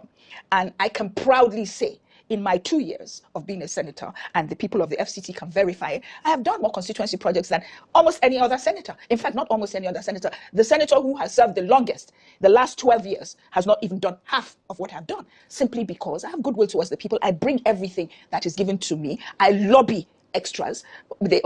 Ministers are in the order of protocol, maybe like three senators are maybe 3 levels above them. We have said, oh, senators should not go to ministers. They should not this because you and them are not on the same level. I go to ministers if it will make you do things for my constituency. I go to heads of agencies to say, please, this thing needs to be done in my agency, in my constituency. Please do them, because I'm the only voice, of course, the House of Rep members as well, that they have. The minister is about visible things. The bulk of the people do not live in Central Business District or in Maitama or in Asokoro. They live in the rest of Abuja, where very little is going on. Okay, they say roads are being built. The truth of the matter is, some very long road, they'll do 9 kilometers, they commission it, is done. I know it's not done. I have drawn photographs to that effect. But it doesn't matter. There are times when even a minister who cares, a grader, just a grader, will work wonders on rural roads. So it's not about the amount of money that is necessarily spent. Some of these things cost very little. ìjọ ẹjẹ́ àpòǹbẹ́ ẹjẹ́ sáré dé ọ̀dọ̀ àwọn onítíátà yìí lórí ọ̀rọ̀ àwọn tó jáde lọ́jọ́ sí tán láwọn ó sì pé fún Olódòdẹ àti MC Olúọmọ pé kò fáwọn olówó ẹ ti mọ̀ wọ́n àwọn onítíátà èmi ò ní dárúkọ èèyàn kankan wọ́n wá ní arákùnrin kan náà ti ganu sí máìkì ó lóun ní àwọn àṣírí kan lọ́wọ́ tó ń fẹ́ tú mo ní so make sense àyà ní ká gbọ́ná ẹjẹ́ sáré gbọ́ bóyá ó fẹ́ tú àṣírí àwọn alápinni ni àti Lálùdé àbò fẹ́ tú àṣírí MC Olúọmọ àbí kí ló fẹ́ sọ gangan torí a tún ti ń rí wọn tán ń jáde ò torí ẹ̀ mo ti fẹ́ lo ìròyìn yìí o mo tún gbọ́ wọn láwọn aṣíwájú blogger wọn náà tún ti ń kóra wọn jọ ní ìsìn mo ní ṣe wọ́n jáde lọ́jọ́ sí láwọn kábàámọ̀ pé àwọn blọ́ọ̀gì fún aṣíwájú sọ́tún máa rí bíráǹdì orúkọ wọn ní ìsìn àwọn èèyàn ṣe lójú tì mọ́ báyìí rárá nípa òṣèlú ìní ìṣépinnu wọn ò tún ti wá fúrí ara èkìpé yẹn báyìí Nàìjíríà wọ́n ti ń má sọ ẹlẹ́gbẹ́jọdá wọ́n ti ń ti bẹ̀bẹ̀ yẹyẹ wọ́n ti ń rí owó kéékèèké wọ́n ti fi ń tù wọ́n lójú àwọn olóṣèlú sì mọ ọgbọ́n wọn mò ń bọ̀ lórí ọ̀rọ̀ arákùnrin yìí o àwọn olóṣèlú mọ ọgbọ́n wọn wọ́n ti mọ̀ wípé wá tó ti dìgbà táwọn ní ìdí wọn àwọn wọ́n sì mọ̀ wípé ṣe rí value wọn tán lọ ń waste lọ́dọ̀ àwọn olóṣèlú yẹn goodwill lólóyìnbó ń pè wọ́n waste goodwill wọn ni celebrity ní ìlú bùnmí kì í ṣe pé celebrity Nàìjíríà orúkọ nìkan náà ní gbogbo ọkọ ló lówó ṣé wá rí orúkọ tán nìyẹn ó tún wá ní agbára ju owó lọ torí tán bá sọ̀rọ̀ àwọn èèyàn tètè gbọ́ ṣùgbọ́n àwọn ò kì í lo orúkọ wọn kì í lo ipò wọn láti sọ̀rọ̀ gidi àfi ibi tán bá ti rí jẹ wọ́n tún ti ń kóra àjọpọ̀ báyìí ẹ ríran wo ó dá ẹ bá ń tẹ̀sí ilé agbára ẹ jẹ́ agbọ́rọ̀ lẹ́nu arákùnrin. èèyàn kọ́kọ́ ń sọ pé èèyàn ń ṣe ní tí àkọ́kọ́ tí gbogbo wa péjú ọlọ́run oníbàárà yìí mùsùlùmí àrùn jẹ́ ọmọ akẹ́sọ̀yà ọlọ́run ní bẹ́ẹ̀ nu jẹ́ ó fi kú ọlọ́run adẹ́dẹ́ lágbà ó ní iye owó tó ní kálukú musara lọ sílé fún first meeting àti ìgbọ̀ kámpù rárá first meeting pé mo pe gbogbo yín àtẹ̀ntọ́wá láti Ìbàdàn àtẹ̀ntọ́wá láti Abẹ́òkúta àtẹ̀ntọ́wá first meeting pé gbogbo wa péjú ó ní iye owó tí ó ń kálukú mú lọ sílé lẹ́yìn ìgbà yẹn ọ̀sẹ̀ tí ó gba ẹnu wọn mọ́mọ́jẹ́rì ni ọ̀sẹ̀ tí ó gba àwọn náà dáfìlà wọn bá dáadáa wọn gbà náà wọn jẹun wọn náà kó wá po ọ̀sẹ̀ tí ó gbà nǹkan ọkọ tí ọkọ ń dùn mí ni pé ariwo mùsùlùmí tí wọ́n ń pa yìí nǹkan lẹ́tọ̀ sí yín torí yín ni gbogbo ayé fi ń bàjá fẹ́ràn ní tíátà ó ti fẹ́ràn ní tíátà gbogbo owó tó rí àìmọye èèyàn ló ṣe fún kò sẹ́ tí ò ṣe fún wọn ò ṣe dáńkọ káwá pààyè tì olóòtú lẹ́yìn ìgbà tá a wá mú ọjọ́ pé ọjọ́ báyìí la fẹ́ wọ camp ó ṣẹ̀ṣẹ̀ tó wá àárín ìjà ló da owó ọ̀sẹ̀ báyìí ìjọba ilẹ̀ fẹ́ wọ camp ní next week o gbogbo yẹn lọ dun ilé yín mú àtúntàlùkù tó ká owó sápò lọ sílé ẹ lọ tọ́jú ilé lọ́kẹ́ tó wọ camp ẹ tó wá jókòó pa sílé hòtẹ́ẹ̀lì tí Olúọmọ gbà kò ń ṣe hòtẹ́ẹ̀lì 30,000 per night òun sọ tẹ́ 30,000 per night hòtẹ́ẹ̀lì 40,000 naira per night tí ẹnì kọ̀ọ̀kan mú yàrá ọlọ́run ọmọ ẹgbẹ́ ẹlòmíì ti rírú yàrá yẹn fún ẹ̀ẹ́dẹ̀gbẹ̀rún ọlọ́run ẹnì kọ̀ọ̀kan yàrá kọ̀ọ̀kan ẹnì kọ̀ọ̀kan yàrá wọ́n yé ń dé bẹ́ẹ̀ ó ti arrangement ti wà wọ́n á nà káàkiri ẹ̀ lọ́wọ́ jíjẹ mímu kọ́ ń bẹ̀ jíjẹ mímu yẹn ètò yẹn tó wá wà ó wá pé nípele mẹ́ta ẹ̀yin àgbààgbà ẹ̀ ní bínú ni ẹgbẹ̀rún mẹ́wàá lójúmọ́ ẹgbẹ̀rún mẹ́wàá 10,000 naira àwọn tó jẹ́ àwọn bàbá àwọn bàbá alápẹ̀lẹ̀ náà ni àwọn ọ̀gá Lálùdé àwọn ọ̀yá wa madam sajẹ ìyá dáadáa ó ṣe pé ó ṣètò àwọn àgbàlagbà lọ́tọ̀ bàbá wọn kọ̀ọ̀kan ló wà ń bẹ̀ bàbá wa dẹ́rù kọ̀ọ̀kan wà ń bẹ̀ ó ṣètò gbogbo nǹkan létò ọ̀yá ìpele kejì ẹ̀yẹ mọ́ mẹ́gbẹ̀rún mẹ́jọ 8,000 naira ó dẹ̀ ṣètò yẹn náà bẹ́ẹ̀ ó dẹ̀ ṣètò onípele karùn-ún. ìpele wa ni èyí wà tí yan. pẹ̀lú ògbó lọ́wọ́ Ọlọ́run ó gbowó lọ́wọ́ lágbájá ó gbowó lọ́wọ́ tàmẹ́dò ó ti yẹ kárì kan lára àwọn tí olú ọmọ gbowó lọ́wọ́ ẹ̀ ìdá bàbá ẹ̀ gọ́vùnà Babájídé Sanwó-Olú ọ̀ bàbá Bọ́lá Ahmed Tinubu kárì kankan lára àwọn tí wọ́n lè dìfẹ́ǹdì pé lóòótọ́ la kówó fún ìgbòlókòwò sí. àbí wọ́n ṣá àwọn náà ń gbọ́ gbogbo tó ń kálukú yín sọ ó yẹ kí a lè rẹ́ nìkan nu wọn pé nígbà tí program yẹn máa bẹ̀rẹ̀ lóòótọ́ 1 billion naira la fún ẹ o kó náà wá bọ́ síta kó lè dìfẹ́ǹdì owó yẹn. then number 2 mo tún rántí pé ní ọjọ́ tí wọ́n kó wa lọ sọ́dọ̀ gọ́vnọ̀ owó tí gọ́vnọ̀ fún wa fúnra wa la tún délé tá a pé o. MC kọ́ ló pin fún yàgò fọlọ́ gbà. òun kọ́ ló pin fún wa o. òun kọ́ ló gbà. òun ti kọ́ ló gbà o. bóyá tí gbogbo yín ọba bá ti gbàgbé bóyá ká lè rán yín létí. sanwó náà fún yín lówó. àtọwọ́ fún owó gbé ẹ̀kọ́ wá kí ni. gbogbo yín lẹ gba owó ń gbà náà ẹ̀ ń pa ẹ̀kẹ́ mọ́ o. oníkálukú ṣe yọ̀tọ̀ mi lóòótọ́ ni o. wọ́n àtọ́ èyàn tó bẹ̀ la èyàn tó kò sí ẹni tó kéré jù ọmọ tó kéré jù camp ọ̀sẹ̀ tí owó ọ̀tẹ̀ lọ́wọ́.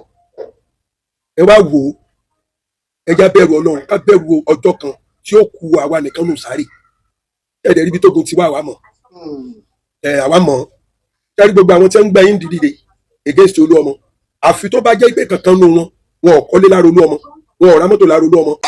ó mà ṣe o abálájọ tí Yorùbá fi lọ tán bọ̀ wọ́n ní ẹjọ́ ìsì ẹjọ́ ẹni ká mọ̀mọ́ dá o èèyàn ò lè fúnra rẹ̀ jàdájọ́ kó tún jẹ́ agbẹjọ́rò kó wá mọ̀ dájọ́ rẹ̀ dáadáa. àníbọ̀ fún wèrè lọ́kọ́ yóò wàlẹ̀ sọ́dọ̀ ara rẹ̀ àwọn alákọ̀ọ́kọ́ wọn ti jó eégún wọn ti kọ́kọ́ fàárọ̀ jò ó wá ń wòran ní ìsinyìí àwọn tó mọ ìjà MC Olúọmọ gbé bóyá sanwó fún wọn ni bóyá kàn wá ṣe tọ́lọ́run ni pé àìbájọ gbowó ni mo wá wò pé ìlú lẹ gbà owó tí ò dá yín lọ́lá tí ò tún kádàrá yín ṣe tí ò mú yín kúrò nú òṣì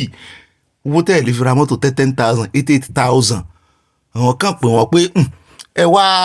darapọ̀ mọ́ wa wọ́n fi wọ́n sòtẹ́ẹ̀lì wọ́n rò pé bóyá kámọ̀ kan ti ní ẹ mọ̀ wùlẹ̀ fi wá sòtẹ́ẹ̀lì àásùnta ẹ bá wa kówó tẹ́ ẹ fẹ́ fi gbọ́ òtẹ́ẹ̀lì fún wa gbogbo ẹ̀ náà wọ́n fún wọn lówó láì ṣe ẹ̀tọ́ fún wọn kó jẹ́ kàn jẹ́ pé owó náà fún wọn wọ́n lè gbà ìkọ̀kan wọn gan ò lè gbà tó 200k mo ṣe ń wòye ní ìtàn takádàrà wọn kán wá sagídí kan dúró pé rárá ẹni tó bá wà ládìbò fún ẹni tó bá wù àwọn jọ ń jẹ wàhálà rẹ̀ rẹ̀ òkè wáṣà nìkan náà jẹ wàhálà rẹ̀ nísìn wọ́n dá sáwọn èèyàn lọ́rùn rẹpẹtẹ wọ́n tún wá ní gbòdúgbòyà wọ́n tún ń jáde wá sọ wípé nǹkan promise àwọn wọn san wọn fa wọn àwọn ò ṣépè ṣé ẹ ti wá rí báyìí àpò MC Olúọmọ ní MC Olúọmọ tí mo wò bóyá expect pé bóyá MC Olúọmọ ti lọ gbowó lókè wọ́n mọ̀ wípé kì í sowó náà fi ń di fẹ́ MC Olúọmọ ipò ni àbílẹ̀yìn ìgbà náà kọ́ ni ó di national chairman bóyá wọ́n tún wá expect wípé yóò pin oore national chairman kan àwọn ẹ̀yin náà rèé gbaṣọ àgbèrò kẹ́mísí Olúọmọ mọ̀ tí ń kiri kò ní fún mi gáràjì nù yín ẹ mọ̀ gba owó ẹ mọ̀ lé mọ́tò kiri ni ṣé táwọn àgbèrò gan wà yájú àwọn eléyìí lọ gbogbo ẹ̀yin tẹ́ ń fojú kíní wo àgbèrò ẹ rí pé àgbèrò gbọ́n ju àwọn eléyìí lọ èmi ò fẹ́ sọ̀rọ̀ sáwọn bàbá yìí o kì í sì sàn nìkan wọ́n pọ̀ bẹ́ẹ̀ wọ́n dárúkọ ìyá Ṣàjẹ́ náà àti ẹ̀dùpẹ́ àwọn èèyàn jáde torí bóyá wọ́n sì ń rí gbà lọ́wọ́ MC Olúọmọ dáadáa ara tí yóò dùn wọ́n ń bò jẹ́ pọ́wọ́ wọn ò mọ́ èmi ò fẹ́ gbọ́rọ̀ lẹ́nu arákùnrin mọ́ wọ́n jọ jẹ́ ni ṣùgbọ́n òun wá jáde sòótọ́ ni oúnjẹ olójú àtúmọ̀ retí ẹlòmíì ó tún fìbínú jáde ẹ̀jẹ̀ àmọ́ retí wọn ṣùgbọ́n èmi kàn fẹ́ já yín sí ni àwọn tẹ̀ ń jà fún rèé o jà forí ẹ lọ́rọ̀ òmìnira àwọn tẹ̀ ń jà fún rèé o àwọn tí ẹ fẹ́ torí ẹ̀ tẹ́ ẹ fẹ́ kí Sunday Igboho kórè máa jà fáwọn eléyìí sánṣe é jà fún àní tó o bá ń jà fúnra rẹ ìwọ mọ̀ pé destiny rẹ ló ń jà fún àwọn eléyìí yóò jẹ́ kí ayé súnyàn láti jìjà kínní ni wọ́n jẹ́ káyé súnyàn wọ́n pọ̀ bẹ́ẹ̀ wọ́n bá kó gbó àwọn Yorùbá tó wà nílẹ̀jọ ní ìsìn kẹ́ ẹ tó rí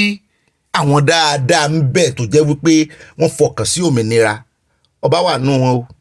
ìjòyè wà nù wọn o politician wà nù wọn o àwọn tí ò politics wà nù wọn o bóyá lẹ́ẹ̀ fi rí 50% ìdajì ó jìnnà bóyá lẹ́ẹ̀ fi rí 50% láwọn tó fẹ́ kí Nàìjíríà kí Yorùbá kó lóko ẹrú tó yeye àwọn kan wà tán lè sọ̀rọ̀ tán pa lẹ́nu mọ́ o ibi pa ẹlòmíì lẹ́nu mọ́ àìrìnà pa ẹlòmíì lẹ́nu mọ́ òṣì ó pa ẹlòmíì lẹ́nu mọ́ àti ẹ̀gbọ́n táwọn yẹn tán sì dúró lórí òtítọ́ pé àwọn ò ní torí nǹkan táwọn ó jẹ àwọn ò ní fi àṣàrò ta ọjọ́ bí àwọn ṣé àṣàrò ògbà náà gan wà ní válùjẹ lè lọ àṣàrò ògbà náà ní válùjẹ lè lọ ewu táwọn ilé fi ń bayé jẹ 10,000 naira èló ní 10,000 naira lówó dọ́là náà wọ́n bá ṣe sí euro ń bí wọ́n bá ṣe sí euro ń bí one euro ń bí ní ìsìn is 1,820 láàárọ̀ yìí 10,000 wọ́n máa wọ bí kò tí ẹ̀ wọ 10 euro 10 euro ń bí is 18,000 bí ìgbà tó bá fún wọn 10 euro. Wọ́n ti báyé jẹ́ wọ́n jà fáwọn eléyìí o tó náà tún ní ẹmu àwọn náà ń tí àwọn wọ́n jà fún jà wo bó bá jà fúnra rẹ̀ tó o bá fẹ́ jà fẹ́ lómìn náà mọ inú ẹni tó o fẹ́ jà fún nírìn àjò òmìnira yìí o nítorí bí wọ́n ṣe ń jà fún wọn làwọn lọ ń jà fápò wọn o ibi tán sì lọ ń jà fápò ibi tán ń yà tán ti lọ ń jà fápò wọn ó ń fa ìrìn àjò ìjà tí wọ́n ń jà fún wọn sẹ́yìn. ó rẹ káàbọ̀ padà ní ìríjú báyìí lọ nínú ìròyìn sáná wọlé ní pápá àpẹjẹ introduce àyà kí mọ́ introduce rẹ̀ wọ́n mọ̀ tẹ́lẹ̀ ẹ gbọ́ ẹ máa yá àyà lòdù lóhun òun ìsáìmọ̀ olóko ọ̀dà òdù wọ́n á gbé odò ẹ̀fọ́ òdù wọ́n á gbé àwọn olólùfẹ́ adébẹ́ náà fẹ́ra kọ́mẹ́sẹ̀ ẹni mo ti mọ́ fà àyà pa ẹgbèjà rẹ̀. ẹ káàbọ̀ sínú abala comment section abala ẹ̀yin olólùfẹ́ wa bá mi akínyẹmí òní wọ́n ní ó bì á dáa fún ẹ̀wà mi o wọ́n ní ọ̀rọ̀ ikú Bọ́lá Ìgè bí kò lè pa nítorí ò lè pa ní olè ilé ló sílẹ̀kùn fún tòde ìdájọ́ dọ̀dọ̀ Ọlọ́run ìpàdé wa bí oyin o òní akínyẹmí bá mi dáadáa from Kansas City USA bá mi ṣe ń gbádùn wẹ́dà yín ṣe ń jẹ́ obì òjò ẹ̀wọ̀n jọba ẹnu freezer o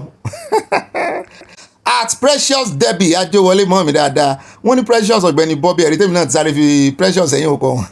wọ́n ní ẹkú iṣẹ́ gidigidi gbogbo alájọ Precious ra wa kò ní rẹ̀ yín àmì o kò ní rẹ̀ yín náà mọ́ mi Ọlọ́run aṣọ agbára yín dọ̀tun àmì o A++ wow agbára ńlá nù Ọlọ́run aṣàánú àwọn ènìyàn wa ní Naija wa at least some people still care about the suffering masses Yorùbá nation is our goal we are ọmọlúwàbí original we will not be used for personal gain let's move forward Nigeria back. More grace and love. Precious. You are precious to me too. Wọ́n tẹ love rẹpẹtẹ sí mi. Mo rí nǹkan pa amúra ice cream náà o. Mo rí cone ice cream from Yeye Ọba USA. Nígbà yẹn àti dé ọ̀dọ̀ mọ́mọ́ mi Elena Oyenubi wọ́n ní ẹ kú kí ó lè dára o. Ó Bobby Awólọ́wọ̀ ni ó advice Gowon pé kí wọ́n stop supply oúnjẹ kí wọ́n sì change the currency bí àwọn Igbo ṣe surrender nìyẹn o nígbà tí ebi àti àìlówó lọ́wọ́ kọlù wọ́n Igbo kò lè jagun kọjá ọ̀rẹ́ ó lè kú ìjà ọ̀rẹ́ from DFW Texas ṣe wá rí báyìí ṣeun assignment wa àná nìyẹn mo ní ọgbọ́n wo ni bàbá wa Awólọ́wọ̀ tí wọ́n lò fún wọn tán fi ṣẹ́gun bọ́n ṣe ń para wọn ìjà àbọ̀n ìjà àdó olóró ṣùgbọ́n ẹ wo ọgbọ́n tí Awólọ́wọ̀ ló ní stop oúnjẹ wọn ẹ má jẹ́ kó wó lọ ọbẹ̀ mọ́ ebi wọ́n ní àwọn ò ṣe Nàìjíríà mọ́ mo kàn ń fi ṣàlàyé ni o wọ́n láwọn ò ṣe Nàìjíríà mọ́ kí náà wá náwó Nàìjíríà fún kí ló dé tán jẹ oúnjẹ Nàìjíríà nítorí ẹ̀bẹ̀ bá ń gbọ́ àlàyé mi ń gbà mí tí ń bá ń sọ wípé ẹ má jẹ́ àṣépè fún Nàìjíríà ẹ má sì jẹ́ àgbàdúrà fún ẹ jẹ́ à concentrate àdúrà wa sórí Yorùbá nation mo sì mọ́ tún sọ náà wípé kò sí ní tó kàn wá pẹ̀lú pínpín Nàìjíríà kàn fún wa ní kíní tiwa kàn remain Nàìjíríà kò sí ní tó kàn wẹ̀yìn kọ́lẹ̀ ẹ sọ fún wọn pé kàn ṣèǹjì orúkọ Nàìjíríà ní tó bá orúkọ Nàìjíríà gan lágbàáyé nìsín tó bá yá wọn ṣèǹjì ẹ̀ ṣùgbọ́n ẹ má advice wọn kàn pín kàn tú okùn lọ́rùn tiyín kò túmọ̀ sí pé wọ́n fẹ́ pín Nàìjíríà kí lẹ fẹ́ pín Nàìjíríà fún kí ló kàn yín pẹ̀lú kàn pín Nàìjíríà let Nigeria remain ṣùgbọ́n àwọn ò ní remain ń bẹ́ẹ̀ kò jù bá náà lọ akóńbẹ́ ò mean pé wọ́n pín ẹ mọ̀ sọ pé kàn pín Nàìjíríà àwọn ọmọ wẹ̀ fi Nàìjíríà wọn lẹ̀ o ẹ gbájúmọ́ ẹ jẹ́ agbájúmọ́ òmìnira tiwa ẹ wo ẹ mọ̀ bínú mọ́ mi Elena ló fà mí sí rìn àwọn náà jẹ́ kí n mọ ọ̀rọ̀ ń jáde àṣẹ́ntẹ̀lẹ̀ àbí ṣé mo wí rẹ àbí wọ́n tún tẹ̀síwájú wọn ní oyè ni wọ́n fi ń yan ọba Ìbàdàn o bàbá Ládọjà ní Ọ̀tún Olúbàdàn Ládọjà ló kàn o àti mọ́gàjì ni wọ́n sì fi ń tò ó yóò dáa fún ẹ ti bá wa clear here ẹ̀ bẹ́ẹ̀ o. bá mi Báyọ̀ Akíngbàlà wọ́n ní Ọ̀gbẹ́ni Bobby mi tòótọ́ ibà Kunduz yóò dáa fún ibà mi akú àsẹ̀yìndé bàbá wọn Olúbàdàn tó wájà o it was a stoppage of food supply to the eastern stoppage gbèbò wọn it was a stoppage of food supply to the eastern region by Awólọ́wọ̀ that ended the Biafra war in 1970. Wọ́n tẹ lọ́ọ̀fù sí àwọn fi nǹkan panu sí Yorùbá nation ọgbọ́n ibà kásùn láyọ̀ kásùn re àtúntì jíire báyìí adúpẹ́ o ajíire àti dọ́dọ̀ bá mi ọ̀kẹ́ ńlá ọlá adédọ̀tun wọ́n ní Bobby tí a bá mi wọ́n jẹ́ yìn wọ́n ní soft landing ló lè solve issue Natasha yìí o nítorí senate leadership lè decide láti appeal judgement yẹn and counter appeal from other side tí ó lè lengthen for the next 2 years. The best solution is for both sides to embrace peace dialogue and go for soft landing. ẹ kú iṣẹ́ ojàre Bobby ọ̀rẹ́ tí a bàbá mi lẹ́jẹ́ wọ́n fi nǹkan panu ránṣẹ́. mo rántí mo kí yín o bó ti ẹ̀jẹ̀ pàtẹ́tẹ́ ti gbọ́ happy belated birthday ìgbà ọdún kan ẹ bá ń rọjò òjò àdúrà sórí bàbá mi Òkèlá Adédọ̀tun happy birthday to you o pẹ́ díẹ̀ ká tó gbọ́ ṣùgbọ́n akínyìn agẹ̀yìn a celebrate pẹ̀lú yín a bá yín ṣẹ̀mí láṣẹ Ọlọ́run Èdùmàrè. Bá mi fọlọ́nsọ́ta nímọ̀lá wọn ní Ọ̀gbẹ́ni Bobby ẹ̀kú ètò Ọlọ́run ní tó ọ̀rọ̀ ìlú Ìwó àwọn mọ́gàjẹ́ àti àwọn ọmọ ọba ṣé ìlú Ìwó kò tí ì pín sí méjì báyìí ǹjẹ́ Olúwo ní ìwà rere bí Ọlọ́run yóò bá yín tó àmì God bless Yorùbá land wọ́n tẹ̀lé ọ̀sẹ̀ àti nǹkan panu ó dáa kó pín yẹlẹyẹlẹ báwọn ọ̀rọ̀ òfin níyànjú ni kan dáálẹ̀ kan tún sà bẹ́ẹ̀ náà ni bá mi Kẹ́ni Ògúnkọ̀yà wọ́n ní Ọ̀gbẹ́ni Kúndùsì àwọn agbéwèrè tó yẹ kán fojú pamọ́ gbogbo wọn ń ṣe yọnkuyọnku káàkiri ní Nàìjíríà wọ́n hàn lójú tì mọ́ Yorùbá nation is the solution wọ́n tẹ̀lé ọ̀fùsì à. àtìmọ́ mi Dorcas Kazeem wọ́n ní ẹ kú iṣẹ́ òní o Bobby àti gbogbo ilé aláyọ̀ yìí o wọ́n ní mo ti kọ́ ọmọ ọdún 7 tó ń ti ilé ọkọ rẹ̀ wá sí ilé ẹ̀kọ́ rí nígbà tí mò ń ṣe olùkọ́ ní Sábó ní Ogun State. Àwọn ará Òkè Ọya àti Muslim kò mọ ìwà ìláìdá o ìbùkún ni fún orílẹ̀-èdè Yorùbá ire o wọ́n tẹ̀lé ọ̀fíìsì àti nǹkan panu practical example rẹ o ọmọ ọdún 7 ó ń ti ilé ọkọ wá school ètè sọnù mo rí mú e o. Agẹ́pà wa ló strange sí kò strange sí àwọn ará mi ó dẹ̀ já kó mẹ́jẹ́ àdọ́dọ̀ mọ́ mi Abọ́láńlé Ògúndọ́là wọ́n ní ṣé Chinese lẹ́kọ̀ọ́ yìí wọ́n ní ọ̀bọ lọ́mọpọ́mọ ìyá yìí pọ̀ ó kíní kọ́lẹ̀ ń bá wíhùn Sam Larry ọ̀bọ lọ́mọpọ́mọ Yorùbá nation a kò ní bojú ẹ̀yìn lórí tẹ́ ń sá eré tètè ẹ gbájúmọ́ o èmi náà orí eré lèmi náà wà ìlú òmìnira la ń lọ love from Mama Dollar bẹ́ẹ̀ náà ni adọ́dọ̀ àtidúpẹ́ Ògúnwálé wọ́n ní congratulations to Chief Sunday Adéyẹmọ o his dad is the next king in Ìbàdàn kí ló tẹ́ ẹ best speaker báyìí God bless you and your family Ọ̀gbẹ́ni Bobby and Aya enjoy wọ́n tẹ lọ́ọ̀fù sí àti nǹkan panu amen ẹ ti best speaker tí mi ò bẹ̀ lánàá Yorùbá nation ló jọba ń bàdàn àdúpẹ́ lọ́wọ́ Ọlọ́run àtìmáàmì wọ́n ní ibà ògo Ọlọ́run ibà àfipáká mo fẹ́ pe àkíyèsí àyà sí comment section tànà àyà wọ́n ló ní ìkànnì yìí ìkànnì wa ìdàbí ilé aláyọ̀ kò ṣe pé ó dàbí ilé aláyọ̀ it is ilé aláyọ̀ confirmed àyà wọ́n ní wọ́n sọ pé ó dàbí mọ́ o wọ́n ní ilé aláyọ̀ gangan la wà yìí o àyà tẹ̀síwájú àjọ ayọ̀ la wá dáńbì ẹ̀yìn káyọ̀wé mi náà káyọ̀wá àwa kọmọlùbọ́nú ayọ̀ mọ́ mi mọ́kànjú ọlá anífowóṣe wọ́n ní ó bí ibà pọ̀ àbí bàbá mi nìyẹn forúkọ ìfẹ́ jọ sọ̀rọ̀ ẹ mọ́ bínú ẹni ẹ bá mi kí àyà ń dọ̀ ẹ jẹ́ ká pé Sam Larry kó bá wa pa ìtì ní Nàìjíríà lẹ́tọ̀ ẹ̀yin náà second motion ọlọ́ọ̀dà gbogbo wa wọ́n tẹ́lẹ̀ ọ̀fíìsì àti nǹkan panu o àwọn ọ̀gá Sam Larry nù páìpáìpáì wọ́n tẹ́ pé nǹkan tún burú bẹ́ẹ̀ náà ni at Prince Bello wọ́n ní ẹ kú iṣẹ́ takuntakun God bless you sir amen sir God bless you too Olúwa kó bùkún gbogbo wa. Àtọ́lápẹ́jọ́ àṣà ìmọ̀ mi ní ó bí oníròyìn àlàáfíà kú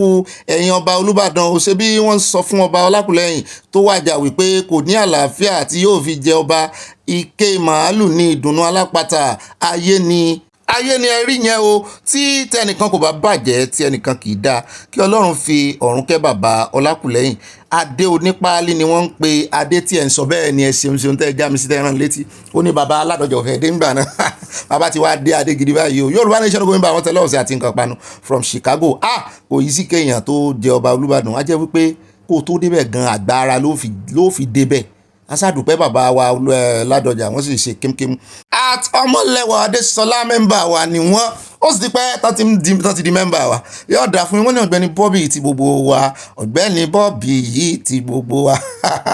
wọ́n ní ibà sojú abẹ ní kò ibà allegedly and reportedly I look forward for this Agbole news every day wow Daily Tonic the Lord bless you richly in Jesus name amen and you too. Wọ́n ní mọ́gàjí ìlú Ìwó alátẹnujẹ ni wọ́n wíkẹ́ ti yá wẹ̀rẹ̀ allegedly o àwọn ọmọ ọba kọ́ ni ó ń jọba nìbàdàn wọ́n máa ń tò ní o Yorùbá nation going back wọ́n tẹ̀lé ọ̀sẹ̀ àti nǹkan panu bóyá kán kúkú máa lọ style Ìbàdàn ní gbogbo ìlú kán máa tó kán máa fi èèyàn kankan tí ó kàn dórí oyè tí ò mọ nǹkan kan tí ó wà dá gbogbo ẹ̀rù kán máa tó àti dọ́dọ̀ bá mi Àbáyọ̀mí ó rùfà wọ́n ní Ọ̀gbẹ́ni Bobby àtàyà bá mi àǹjẹ́ wọ́n ní a kú ìjókòó ìgbìmọ̀ àtúntò ìlú o Ọlọ́run a máa bá wa ṣe o ẹ má bínú fẹ́ kàn lẹ́nu ń bẹ̀ wọ́n ẹ̀ kọ́pọ̀ àtúntò ìlú nípa ti àwọn tó jáde fún Yorùbá nation yẹn corruption àìsí oúnjẹ ló fà á my own thinking though Yorùbá nation ló ń gbọ́n bá wọn tẹ̀lé ọ̀fíà àti nǹkan panu wọn wo ló jáde fún Yorùbá nation yẹn náà tí ń rí fàásì wọn rántí o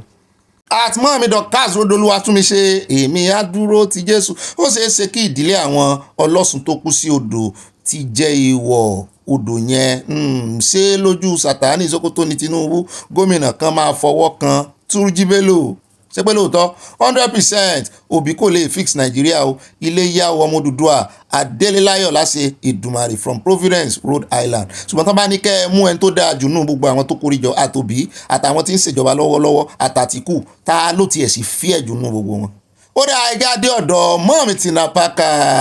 wọ́n ní the woke king has no respect for tradition. Bẹ́ẹ̀ ni history or our culture, why is he destroying the graves of the past kings? Yorùbá ó ti rí ní ó náà ti rí wípé wàhálà ó lè kóhun sí wàhálà ẹ̀ẹ́dí tó ń pariwo rẹ̀ tó lọ ń pa àwọn èèyàn jọ ó ń káwọn èèyàn jọ ní ìsìn. Why is he destroying the graves of past kings? Yorùbá nation will not come to pass under Tinubu. He is against separatism. We must fight for our Yorùbá future. Bob intriguing news. Thanks a million. Wọ́n tẹ lọ́ọ̀fù sí àti nǹkan pan. Mo rí flower náà mẹ́rin níbẹ̀ náà ni wọ́n bá ń ju kíìsì sí. Yọ̀ọ̀dà fún ìmọ̀ mi o. Ṣé ẹ rí Ọlọ́run ní ọgbà fún àwọn òdòdó Tinubu kíni? Bọ́lá òun ó bá sì lò yóò fagídí lónìí bó ṣe fi Fáráò tó fẹ̀mí rẹ̀ lánàá nínú òkun pupa táwọn ọmọ onílẹ̀ àwọn ọmọ ọlọ́nà tán sì ráàyè kọjá. At CTB Vision wọ́n ní every Ìbàdàn indigenous entitled to Olúbàdàn Ọ̀gbẹ́ni Bobby lótìtọ́ ni wọ́n máa ń tò fún oyè Ìbàdàn different to other states in south west. Ṣé pé gbogbo ọmọ Ìbàdàn ló lẹ́tọ̀ọ́ àti tò báyìí? Every Ìbàdàn indigenous entitled to Olúbàdàn. Ọjọ́ òní wà kan owó ọmọ Ìbàdàn pẹ̀lú kan owó ọmọ sí ẹni ṣùgbọ́n ó yẹ kán tiẹ̀ ní bóyá ìdílé àwọn tí ó mọ̀ rotate ẹ̀ àbíbò wà ní. Anyway ó sì dábàá náà ẹni tó bá kún yóò ti mọ̀ pé òun ló kàn kò sí pé èèyàn kankan fapá jánu ṣùgbọ́n sàn ni mọ́ lé ẹ̀mí ara wọn pé tó bá fi lè kẹ́ni yìí ó lè mọ́ kàn mọ́ láyé. Ó dẹ̀ jẹ́ àdọ́dọ̀ bá mi Rábíù Ọlọ́pàdé wọ́n ní ọ̀pọ̀lọpọ̀ àwọn ọmọ yẹn they are university graduates. The problem was created by their mother. Àwọn ọmọbìnrin tá a fi hàn lánàá bàbá ńkọ́ bàbá ò mọ̀ sí ẹ̀bọ́n mo bá ti dá mọ̀mọ́ rẹ̀ lónìí ṣùgbọ́n bọ́n bá ti dá àwa bàbá la ní. Atolúkáyọ̀dé Hamzat wọ́n ní olóyè àti àwọn bàbá wa kì í ṣe criminal bẹ́ẹ̀ ni o ọ̀rọ̀ yín mú yẹ̀sì wá odidi òótọ́ lẹ sọ. Àti dọ́dọ̀ ya Jésù mọ́ mi Hope Alive with Evangelist Olúbùnmi wọ́n ní kí wọ́n tilẹ̀ lọ́ọ́ fi ilẹ̀ bọ ọmọ yẹn lára ó ga ò Ọlọ́run á kúkú jà fún ojú ló pẹ́ sí ìyẹn Mohbad àmì ò kọ́lọ́run jà fún o. Mọ́ mi ọmọ lára ibi mo ka yín mọ́ wọ́n ní Ọ̀gbẹ́ni Bobby olólùfẹ́ òmìnira fún ilẹ̀ Yorùbá káfàtà ẹ wo bí àìbìkítà àwọn ìjọba ti ba ọjọ́ ọ̀la àwọn ọ̀dọ́ jẹ́ ní Nàìjíríà. Aṣẹ́wó di iṣẹ́ pàtàkì fún àwọn obìnrin wọn lójú tì mọ́ kò sí ìtìjú wọ́n tún pariwo pé owó kò pé ní gbangba bẹ́ẹ̀ ni òmìnira nìkan ni ọ̀nà àbá Yorùbá nation ní kíákíá o wọ́n tẹ lọ́ọ̀fù sí o bẹ́ẹ̀ náà ni wọ́n fi nǹkan panu ránṣẹ́ wọ́n tó ń bọ̀ láti Canada bẹ́ẹ̀ bá dé orí TikTok ojú ó gbà yín tì fún àwọn ọmọ yìí. What do you bring to the table? Ọyàn àti ìdí nìkan náà bring to the table báyìí wọ́n làwọn ọkùnrin náà sì ń kó jẹ. Ẹja mọ́ mi Hope Alive ẹ̀tún ti débi ẹ̀mọ́ bínú mo ti ń preach lọ àti ọdún 6 àti 9 kí ni ìyàtọ̀? Thank God for child act rights especially girl child rights and emancipation in Nigeria. May true justice prevail. Amen. Bẹ́ẹ̀ bá ń dárúkọ child act rights kò délé Haúsá o torí tó bá múlẹ̀ lé Haúsá ni gbogbo wọn kò sí ẹni tí wọ́n ní múnú wọn láwọn bàbá yẹn. Mọ́ọ̀mí àárín adé yọ̀ọ̀dà fún wọn ní ẹ̀lú Mr. Bobby Awayu wọ́n ní only individuals who are natural born citizens of the United States are eligible to become US president. Since Elon Musk was born in South Africa, he does not meet this constitutional requirement. Ẹ kú iṣẹ́ o wọ́n tẹ̀ lọ́ọ̀fù sí ok ẹ̀ṣẹ̀ yọ̀ọ̀dà fún yá mọ́ọ̀mí yìí wọ́n gúdù gan. Mọ́ọ̀mí Yẹmí Ìgè wọ́n ní ẹ ò sì bà ibì kan jẹ́ o gbogbo ẹ̀sìn mẹ́tẹ̀ẹ̀ta lẹ máa ń ṣe ẹ̀tọ́ fún ẹ mọ̀mọ́ dá àwọn alábòsí lóhùn o alábòsí inú wọn jìnnà sí ilẹ̀ bí sánmọ̀ mẹ́fà o jẹ́jẹ́ mo fẹ́ dá wákà ní wọn rántí orin yẹn mọ́. Wọ́n ní kò sí ẹni tó lè tẹ́ aráyé lọ́rùn èmi gan ti ẹ̀rẹ́ dé àti tẹ́ aráyé lọ́rùn so wọ́n ní ṣùgbọ́n Ọlọ́run yóò máa túbọ̀ kọ́ yín láti mọ̀ sí àmì o Ọlọ́run ló mọ ẹni tó ń ṣe tòun ìfẹ́ làkọjá òfin. Bẹ́ẹ̀ náà ni ẹjẹ́ adé ọ̀dọ̀ bá mi Lámìdí wọ́n ní ẹkú ètò ọmọ Yorùbá wọ́n lówe proverb ní Tinubu pa wa lálẹ́ bá wa dà wọ́n rú kó dà mọ́ wọn rú kí Ọlọ́run pàṣẹ gbogbo ọ̀tá Yorùbá gbé wọn ṣubú kí Yorùbá nation dìde kí àmì o. At Mosúnmọ́lá Olíwo tèmi nìkan mo wọ́n pè lóko lónìí ni kó lè dùn pé èjì ń tutù pé at Mosúnmọ́lá Olíwo tèmi nìkan mọ́ mi dáadáa dáadé nǹkan wọ́n ní Ọ̀gbẹ́ni Bobby tèmi nìkan àwa ọmọ Yorùbá kò ṣetán fún òmìnira ṣé bí ẹ rí bí wọ́n ṣe ń tẹ̀lé olóṣèlú ó máa ṣe ìbùkún ni fún Ìgbòho bẹ́ẹ̀ ni ìbùkún ni fún Bobby àti gbogbo àwọn olólùfẹ́ Yorùbá nation ire o àyà ọkọ mi wọ́n tẹ lọ́ọ̀fù sí àyà wọn ní kí ọ wọ́n ní pé ọlọ́kọ̀ àwọn sí ọ. wọn ò ní fojú kọ̀rọ̀kọ̀rọ̀ wọ̀. Mo ti rí kíní tẹ̀ ṣé mi lẹ tẹ̀ sí àbá àyá torí àwọn bára wa jà lórí yín ni o. Bẹ́ẹ̀ náà ni adọ́dọ̀ ọmọ mi Ṣadé Ìbírónkẹ́ wọ́n ní olórí Ṣadé ló tó sá Bobby Babaganusi èyí jẹ́ ìtìjú àti àbùkù fún àwọn àgbààgbà ilẹ̀ Yorùbá pé wọn kò lè sọ̀rọ̀ sókè lórí ọ̀rọ̀ CSI òòṣà Yorùbá nation of Yorùbá kiri o wọ́n tẹ̀lé ọ̀sẹ̀ àti nǹkan panu ẹ mọ̀ retí ọ̀rọ̀ lẹ́nu wọn ọ̀rọ̀ burúkú lẹ́nu ẹ̀yẹ kò sọ̀rọ̀ gidi lẹ́nu wọn. At Dudu Art ẹ mọ̀ kú jọ́ mẹ́ta ó pẹ́ta àti rọ́wọ́ yín bí o wọ́n ní ìbá òdodo ọ̀rọ̀ ẹgbẹ́ ìyẹ̀wò Sahih Muslim book 8 hadith yẹn mọ̀ rántí lánàá number 3310 Senokia ni chapter it is permissible for the father to give the hand of his daughter in marriage even when she is not fully grown up. Aisha, Allah be pleased with her, reported, Allah, apostle, may peace be upon him, married me when I was 6 years old and I was admitted to his house when I was 9 years. Admitted yẹn ni pé okay wọ́n kọ́kọ́ fẹ́ sí ọ̀dọ̀ ìyá rẹ̀ àti àwọn òbí rẹ̀ láwọn ọmọ ọdún 6 ìgbà tó wá ọmọ ọdún 9 náà mú wálé bóyá torí ẹ̀ ní àwọn tàná ẹ̀ náà ṣe sọ wípé kí arákùnrin yẹn jẹ́ pé ọmọ yẹn pé ọmọ ọdún 9 okay ó bá ìlànà mu ní Muslim ó ṣẹ̀ṣẹ̀ yé mi ni o bí ẹ̀ mọ̀ fẹ́ máa ná ọmọ kékeré bá ìlànà mu ṣùgbọ́n ẹ̀já ọjọ́ wo kí ni tọ́mọ yẹn fẹ́ lọ ṣe ńlé ṣé ẹni tó bá fẹ́ fẹ́ ọmọ kékeré ó gbọ́dọ̀ ti kọ́kọ́ fẹ́ àgbàlagbà bóyá máa fẹ́ ọmọ kékeré yẹn lé ni so that a lè rí èèyàn tútọ̀ ẹ̀ àbí báwo kò yé mi tó bá rè kó sí àwọn àárín àwọn ẹ̀hàn ó mà ṣe o kọmọ kékeré wa lọmọ sí bí ìyàwó ọmọ tí ò tí gbọ́n tí ò tí mọ seriousness ọmọ tó yẹ pé eré ló sì wà lórí rẹ̀ ó dá o mọ bá mi Táyé Bákàrè ẹ mọ̀ bínú mo ti dọ́dọ̀ yín wọ́n ní Ọ̀gbẹ́ni Bobby àwọn ọmọ generation tó jẹ́ wípé inú poverty ni wọ́n bí wọn sí wọ́n mọ nǹkan kan ju poverty ìyà tí mọ́ wọn lára ìyà ń jẹ wọ́n die hard ní àwa Yorùbá ẹ̀rín ni wọ́n máa ń rín torí ẹ̀ ni most of them ṣe máa ń lọ sí church tí wọ́n bá ti wà ní church wọ́n á gbàgbé ìyà tó ń jẹ wọ́n tí wọ́n bá kúrò ní church ni wọ́n tún máa rántí ìyà tó ń jẹ wọ́n Yorùbá nation ní ọ̀nà àbáyọ ọ̀gá o. Mọ́ mi Ṣọlá Òdùmọ́sù wọ́n tẹ love rẹpẹtẹ sí wọ́n tẹ̀síwájú wọn ní àǹtí Ìrètí lọ́ọ̀gì transformer o no second time for you kò mọ̀ kó n ti ṣe àwọn abiyamọ kò sí tí senator Ìrètí fẹ́ sọ tó lè mú yẹ̀sì wà mọ́lé tí àwọn obìnrin Nàìjíríà. Bẹ́ẹ̀ náà tẹ̀ iwájú wọn ní Ọlọ́run á tu àwọn ẹbí wọn nínú àmì o àwọn olóòṣà tó kú sínú omi lánàá emergency line ìjọba ní Nàìjíríà kò dájú o Nàìjíríà need first aid training gan ni training ti Nàìjíríà ní ìdìpọ̀ àìmọye nǹkan ni wọ́n ti build on a wrong foundation tó jẹ́ pé Nàìjíríà wọ́n believe pé it is right. Àwọn orílẹ̀-èdè yòókù báyìí ò wrong torí ẹ̀ lẹ́sìn rí tọmọ Nàìjíríà tí ó rè mọ́ bá ọmọ minor àbí Nàìjíríà kan náà ti láwọn kan ń fẹ́ minor mùsùlùmí wo ló lè lọ lo àdìtì lọ fẹ́ minor ń lo òyìnbó ẹjọ́ ní mọ́ mi ó ti ẹ̀dá ẹja sí practical mọ́ mi Òdùmọ́sù ẹjọ́ ẹ bá ń ṣèwádìí ẹ mọ̀jà àfẹnusọ ẹ bá ń béèrè lọ́wọ́ àwọn ọ̀rẹ́ yín tó bá jẹ́ mùsùlùmí àbí nǹkan kan ẹni ta ló ti fẹ́ minor rí bí àdìtì tí bàbá wa kò ti fún wa ṣe sọ ta ló ti fẹ́ minor rí ní USA tẹwà ní California ẹ kàn fi ṣe California tẹwà ta ló ti fẹ́ minor sọmọ fi minor kí òbí ẹ̀ gan fọwọ́ sí àtẹni tó fẹ́ fẹ́ ṣé wọ́n lè fẹ́ minor ní USA gẹ́gẹ́ bí àdìtì. Ó dá àti dọ́dọ̀ mọ́ mi Esther Sosanya wọ́n ní my brother Bobby Obi is just fighting to be president even where he said he has governed before they said he does not a good governor for me all I want is Yorùbá nation now yọ̀ọ̀dà fún yín.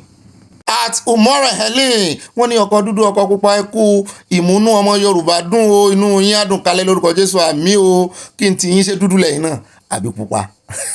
àbí funfun òyìnbó ni yín yóò dáa fún yín. Wọ́n ní ipa tí bàbá wa Awólọ́wọ̀ kó nínú ogun Biafra ní owó tó sọ fún gọ́ọ̀mẹ̀ntì pé kán change owó Nàìjíríà bí ogun ṣe parí nìyẹn o ẹ bá mi kí àyà Yorùbá nation ogun ẹ̀ bá wọn tẹ lọ́ọ̀sì àti nǹkan panu from California ọgbọ́n ńlá ni ẹ̀wò bàbá yẹn ò gbébọn o kì í sì ṣológun o àwọn ológun ń jà wọ́n ń para wọn o òun wá jókòó ó wá lu ọgbọ́n orí a ní ìdí láti jókòó lórí ọ̀rọ̀ òmìnira ẹ̀. At end time revival wọ́n ní bá clarify ó wà nínú àṣà wa láti fi ọmọ kékeré fún ọkọ o ó wà nínú àṣà wa ó dá ẹgbẹ́ síwájú sí ẹgbẹ́ mìíràn síwájú wọ́n ní ṣùgbọ́n ọmọ yẹn gbọ́dọ̀ wà ní ilé àwọn òbí rẹ̀ títí yóò fi bàlágà tí ó tó ilé ọkọ lọ kó tó lọ sí ilé ọkọ rẹ̀ àwọn ilé ọkọ rẹ̀ a máa dáná wẹ́rẹ́wẹ́rẹ́ títí tí ọmọbìnrin náà yóò fi lọ ilé ọkọ rẹ̀ èmi ò tí ì gbọ́rí ńlẹ̀ Yorùbá o ṣùgbọ́n mo gbà tí yín wọ́n tẹ lọ́ọ̀fù sí àti nǹkan panu. Fẹ́mi lóye MD USA ọ̀dà àtìmọ́ mi Olúṣọlá Adébáyọ̀ ẹ̀kújọ́ mẹ́ta o àrọ̀wọ́ yín wọ́n ní àdìtì ní o ẹ̀ ti rán létí báwọn ẹ̀ ṣeun ẹ̀ ti dẹ́ni kejì tó rán létí. àtìmọ́ mi Yẹmí Sàlá wọn náà bẹ̀rẹ̀ bọ́ bẹ́ẹ̀ kú iṣẹ́ orílẹ̀-èdè Ọlọ́run a máa bá ń ṣe àmì o ẹ ò ní ṣe àṣetì ní àṣẹ Èdùmàrè àmì ẹ̀ rí pé àwọn olóṣèlú yìí kò ní orí tí wọ́n ń rò wọn ní òye yẹ Bello tún polongo ìbò 2027 wọn lójú ti gbà àwọn èèyàn sì kún bẹ́ẹ̀ ó ti tán fún Nàìjíríà Yorùbá nation ní ọ̀nà àbá Yorùbá nation ogun àwọn tẹ lọ́ọ̀sì àti nǹkan panu bẹ́ẹ̀ náà nà tọ́ǹbọ̀ Awólọ́wọ̀ gẹ́gẹ́ borúkọ Nàìjíríà ti ẹ̀sìn bàjẹ́ lágbàáyé tó passport yẹn náà ó ti di wọ̀rọ̀ nkọ̀tọ̀ ṣé kò tó kàn ti yẹ change kan náà fẹ́ rí package.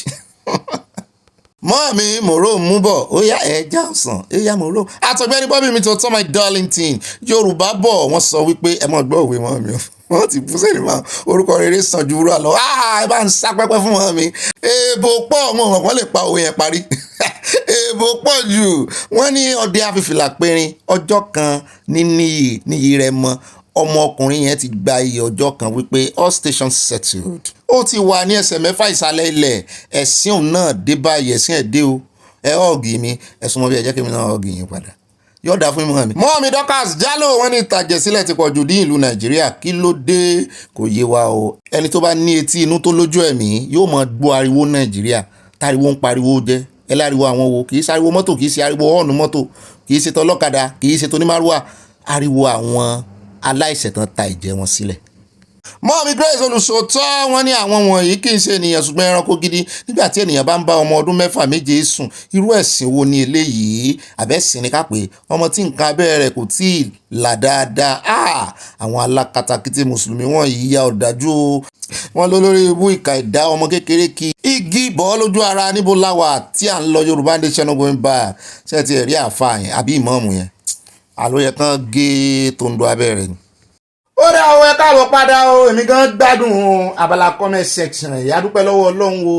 torí Ọlọ́run lójú orí bẹ́ẹ̀ kì í ṣe èèyàn kankan o gbogbo ọpẹ́ gbogbo yìí gbogbo ògo gbàgbára ibà dá gbogbo ògo padà sọ́dọ̀ Ọlọ́run. ó dá o alákọ̀ọ́kọ́ ẹ jókòó déédéé ẹ jókòó dáadáa ẹ mọ́ bínú ẹ wá nǹkan panu kẹ́ ẹ mọ́ fi sọ̀rọ̀ àjíjà ẹ wá nǹkan olómi tútù náà sí kí wọ́n mọ̀ gbé níbẹ̀ nú àwọn àkójọpọ̀ òròyìn wa mo ti ní àní pẹ́ ibi tá à ń lo òjìnà sòsè náà ni ibi tá a yà ló kàn pọ̀ ṣùgbọ́n àní gbàsíkò wa ṣùgbọ́n àní gba táìmù wájú. ẹ já wa lọ tààràtààrà sí orí ìròyìn tí oní pásítọ̀tì dé o ni mo fẹ́ ká fi bẹ̀rẹ̀ gbèbí ńlá mo fẹ́ ká ti bù. wọ́n ní àìsàn wo ló ń ṣe ìwé ìrìnnà Nàìjíríà náà tó fi di àkọ̀tì káàkiri àgbáyé àyáníṣẹ́ ìwé ìrìnnà máa ń ṣàìsàn ní ọ̀gá mi ẹ tún ti bẹ̀rẹ̀ mo láàyá bí n bá bẹ̀rẹ̀ ìwọ náà nà rò ó ní ṣé lóòótọ́ lẹ́sọ̀ mo ní bẹ́ẹ̀ ni ó ní ṣé wọ́n máa ń fún ìwé ìrìnnà lábẹ́rẹ́ ni nígbà tí mo ní ìwé ìrìnnà ṣàìsàn ọmọdé ń ṣe ọ́ mo bá wo àyá báyìí àyá ní ṣé ohun tí mo ń sọ ni wípé ẹni tó bá ní ìwé ìrìnnà Nàìjíríà lọ́wọ́ òun ló máa bá ìwé ìrìnnà yẹn gba abẹ́rẹ́ àìsàn tó ń ṣe pásítọ̀tì yẹn mo ní yes àyá mi ọ̀wọ́n bí ìwé ìrìnnà bá ṣàìsàn ẹni tó mú lọ́wọ́ ni ó gbà bẹ́ẹ̀ tara àwọ̀ ìrìnnà ó fi ya àyá yẹ rí wípé ń gà mí wájú ó mọ tí ń sọ mo ní àyá you are brilliant ìyẹn ni pé àìsàn tó ń ṣe 40 ló ń sọ ọ̀ọ́dúnrún wọ́n ní àìsàn tí ń ṣe abọ́yadé gbogbo ọlọ́ya ní í ṣe àyá ní ọ̀gá mi ẹ pa mi mo ní yọ ọ̀dà fún ọmọ sí máa ń sọ mo ní yọ ọ̀dà fún ọmọ ọmọdé sí máa ń sọ tágbàlagbà bá pòwe inú mi náà ti dàgbà lọ́dọ̀ àyà àwọn tó ń gbé ìwé ìrìnnà yìí kiri gan-an ni àìlera ìrìn àjò mú àyá ní wọ́n láwọn gangan náà ń forí kò ojú wo ni wọ́n fi ń wo Nàìjíríà àtàwọn èèyàn inú rẹ̀ former ambassador sí orílẹ̀-èdè United States of America ló já wa sí o ẹ sì mọ̀ wípé yóò mọ̀ dáadáa ẹni tó já ambassador ojú rẹ̀ ó rí in fact ọ̀rọ̀ rẹ̀ dàbí mirror dígí ó sì ń reflect gbogbo bó ṣe ń wo Nàìjíríà mo ní ojú táwọn máa fi wo olódòdẹ náà rí o tó jẹ́ ààrẹ Nàìjíríà wọ́n lójú kan náà fi ń wá síwájú àtọmọ ẹ̀yìn mo lójú wo gan wa ni wọ́n ní gbàn láì kàn sọ fún ẹ bá ń tẹ̀sí ilé agbára ẹ̀jẹ̀ àgbọ̀ ojú wo gangan náà fi ń wo Nàìjíríà tọ́rọ̀ fi wá lè báyìí tó jẹ́ wípé àwọn tó fún Nàìjíríà ní visa on arrival tẹ́lẹ̀ wọ́n ò fún Nàìjíríà lára páwọn ò fún wọn mọ́ tán ọmọ Nàìjíríà bá ti wá gba passport tán bá ti lọ bẹ̀ wọ́n á wá ní kàn padà lé kì í ṣe méjì kì í ṣe mẹ́ta bẹ́ẹ̀ náà tún ní àwọn kan wà tó jẹ́ wípé wọ́n ní tó bá ti ní visa àbí kan tẹ́lẹ̀ bóyá o ní visa UK ó láwọn ìlú kan tó lè wọ̀ bó o ṣe ní passport Nàìjíríà tó bá ní visa UK lórí ẹ̀ ó láwọn ìlú kan tó lè wọ̀ tẹ́lẹ̀ ṣùgbọ́n ní ìsìn wọn ni wọ́n gba Nàìjíríà láàyè wọ́n kàn fojú Nàìjíríà gbolẹ̀ kiri ni wọ́n ní ti USA gan ló wá pọ̀ jù yàtọ̀ sí pé wọ́n ń wo social media ń du èèyàn kiri wọ́n ní tán bá ti kọ́kọ́ rí ọ pé Nàìjíríà ní ọba ẹ̀ wọ́n lẹ́mìí ẹni tó ní passport yẹn ó ti mọ̀ gbọ̀n báyìí pé kí ni wọ́n lé ẹ̀sùn torí òní mọ́ bí tán máa gbà yọ sí ọ kéèyàn fẹ́ rìnrìn àjò kẹ́rù sì máa bọ̀ ẹ bá ń tẹ́sí ilé abẹ́rẹ́ já gbọ́rọ̀ lẹ́nu arákùnrin. As you said, we enjoy very limited patronage because of the very bad press Nigeria has worldwide and the behavior of Nigerians as well. And coupled with the fact that internationally, they painted Nigeria very, very negatively in terms of investment, in terms of whatever you see. So I'm not surprised that this incident in Honduras occurred with respect to Nigerians. Honduras, from what I gathered, they have a visa on arrival policy, but they also have requirements you have to fulfill before getting to that country. So I know Nigerians, once something happens, they don't allow you to investigate why and why not. They jump into conclusion, and by the time you take to their side, you see that you get a roadblock because there are certain things that you're supposed to fulfill, requirements. So if they don't fulfill those requirements, and also these are countries not like Honduras now, not many Nigerians go there. So they don't know, there's the likelihood of lack of information. So this might cause some problems amongst the Nigerians that are traveling there for tourism, for whatever they are going for. So I believe maybe we have to look further into the issue before coming to a conclusion. Right. wọ́n tó ń fa wuyewuye náà ní ti tọkọtaya kan tí wọ́n lé padà láti Honduras nítorí wípé wọ́n ní wọ́n gba Nàìjíríà láàyè fún visa on arrival mọ́ tẹ́lẹ̀tẹ́lẹ̀ wọ́n máa gba Nàìjíríà láàyè fún visa on arrival. Honduras wà ní Central America kò jìnnà sí gbogbo àwọn Guatemala, Panama, Mexico nkankan wọ́n lọ́pọ̀lọpọ̀ ọmọ Nàìjíríà gan-an wọ́n máa lọ bẹ̀ láti cross sí USA. Mi ò lọ súnmọ́ USA o ṣùgbọ́n wọ́n lè gbàbẹ̀ kọ̀rọ̀kọ̀rọ̀ bọ́ sí Mexico mọ́ bá ṣe wọlé sí USA. Wọ́n ní wọ́n ṣe deport àwọn méjì ní ọkọ àti ìyàwó wọ́n lòun ló wá ń fà á tí àwọn Nàìjíríà ṣe ń sọ̀rọ̀ pé Honduras ń bẹ̀ náà wọ́n ní mọ̀ nǹkan kan Nàìjíríà wọ́n ti di gbá àwùyọ ọ̀pọ̀lọpọ̀ àwọn orílẹ̀-èdè lágbàáyé. Ó dá ẹjẹ́ agbọ̀rọ̀ síwájú sí kí ló dé tí wọ́n fojú criminal wo Nigeria. Could be, but the perception started long time ago. That negative perception of Nigeria started in the early 90s. Like, for example, we used to have visa-free to the United Kingdom. In 1995, they stopped it. They stopped Nigeria, India, Sri Lanka, and Pakistan. So Nigeria was lumped with them. And it was that time we started paying for visas and necessary scrutiny. And there's always this kind of, they always feel like security-wise, we are a threat to them. You see Nigerians involved in criminalities, money laundering, 419, and all this. And they also have, they exchange information. The developed countries, they have security network. And once they get someone, they also relay to other countries to take note. But the thing is, Nigeria, I don't know what is causing Nigeria to be... Yeah, because you have criminals in all over the world. South Africa is all over the world, all over the world. But somehow, maybe they feel threatened. Nigeria being, there was a time we were in Washington, D.C., discussing. Somebody said Nigerians are amongst the most talented, highly talented people. So maybe they will want to put you down, to diminish you, and cause some unpleasant experiences for Nigerians. I mean, even in Nigeria, the highest foreign nationals you will see caught with illegal mining in our country are the Chinese. But, you know, they're still, the gates of different countries are still flung open for them. So does this really boil down to deeper issues like diplomacy and how we handle diplomacy? And how then can we fix it? Yeah, our diplomats of late, diplomacy has not been treated very well in Nigeria. Yes, and you get to, as it exists now, you get there, people are struggling for daily survival. So you see the job itself suffers when you see that diplomats have stayed months without being paid. And in this case, we don't even have ambassadors. Yes, and even the ambassadors. How do you address this kind of situation? Yeah, even the ambassadors, if they get there, if you can't pay a junior officer, you can't just pay the ambassador himself. So these are some of the developments that have occurred of late in the Nigerian diplomatic service. Èmi gbọ́ ni wọn ò gbà ó ṣe pé wọn kì í sanwó àwọn diplomat abalajọ tán ṣe mọ́ ganú lẹ́dẹ̀ wá lórí ọ̀rọ̀ pa fẹ́ renew passport àìmọye àwọn èèyàn ló ti pè mí lórí ọ̀rọ̀ passport àìmọye àwọn èèyàn ṣé Saudi ni kí n sọ ni ṣé Qatar ni ṣé Canada ni ṣé UK ni US ni mo ti ẹ̀ gbọ́ tí mọ̀ mi kan ni wọ́n mọ̀ wá gba àwọn passport wọn ní US mu ni kí ló lè tó yìí ebe ilẹ̀ promise renewal ilẹ̀ promise hope renew hope àbí kí ló ti ń pè náà tẹ́ láti inú ilé wa láti wá mọ́ ṣe ẹ̀yin ni tẹ́ bá sì mọ iye owó táwọn èèyàn ná lórí kínní mo ti mà sí rí ibẹ̀ abalajọ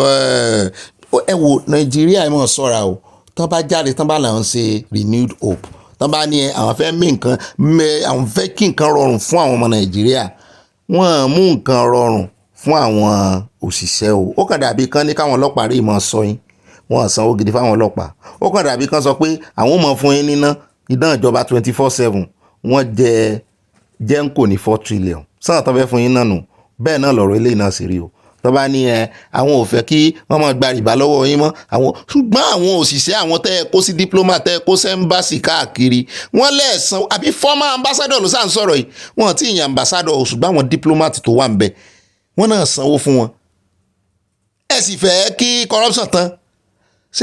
mo ti dárúkọ nǹkan mẹ́ta báyìí ní ìsìn mo dárúkọ ọ̀rọ̀ náà mọ̀nàmọ́ná mo dárúkọ ní diplomati bẹ́ẹ̀ náà ni mo tún dárúkọ àwọn ọlọ́pàá ọ̀nà fàṣọrọ tó wà lọ́rùn àwọn ọlọ́pàá tí sòwò rẹ̀ fi ń sáré kiri o káná sanwó gidi fáwọn ọlọ́pàá ni wọ́n ní wọ́n lé àwọn aráàlú kiri ṣùgbọ́n ìjọba jáde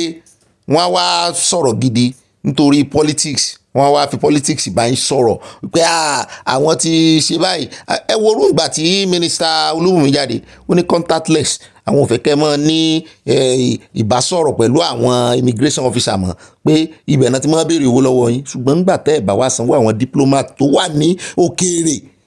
tán wà láwọn embassy ambassador sì rèé ọdún méjì rèé táàrẹ Tinubu ti wà mẹ́wọ̀n yẹn ambassador ẹ wò ó ti dàrú mọ́ lójú wọn kàn ń lo gbáǹkó ni. ó dẹ́ káàbọ̀ padà kò sí atótónu kan táwa tún fẹ́ ṣe lé lórí mọ́ o àti sọ títí ó lójú criminal náà fi ń wo Nàìjíríà lápapọ̀ pátápátá gbogbo eré gele tí wọ́n ń ṣe nu Nàìjíríà táwọn olórí rò pa wọ́n ń ṣe tán fi ẹ̀mí àwọn ọmọ Nàìjíríà ṣe wọ́n kà sí wọ́n tún fi sentiment sí wọ́n mọ̀ wípé yóò yọ ọ́lẹ̀ fáwọn wọ́n mọ̀ wípé àwọn ará bí wọ́n mọ̀ bọ́ ṣe ní information náà tó jẹ́ pé wọ́n lè sọ iye àwọn èèyàn tó kú Nàìjíríà àwọn population wa estimated population tá à ń lò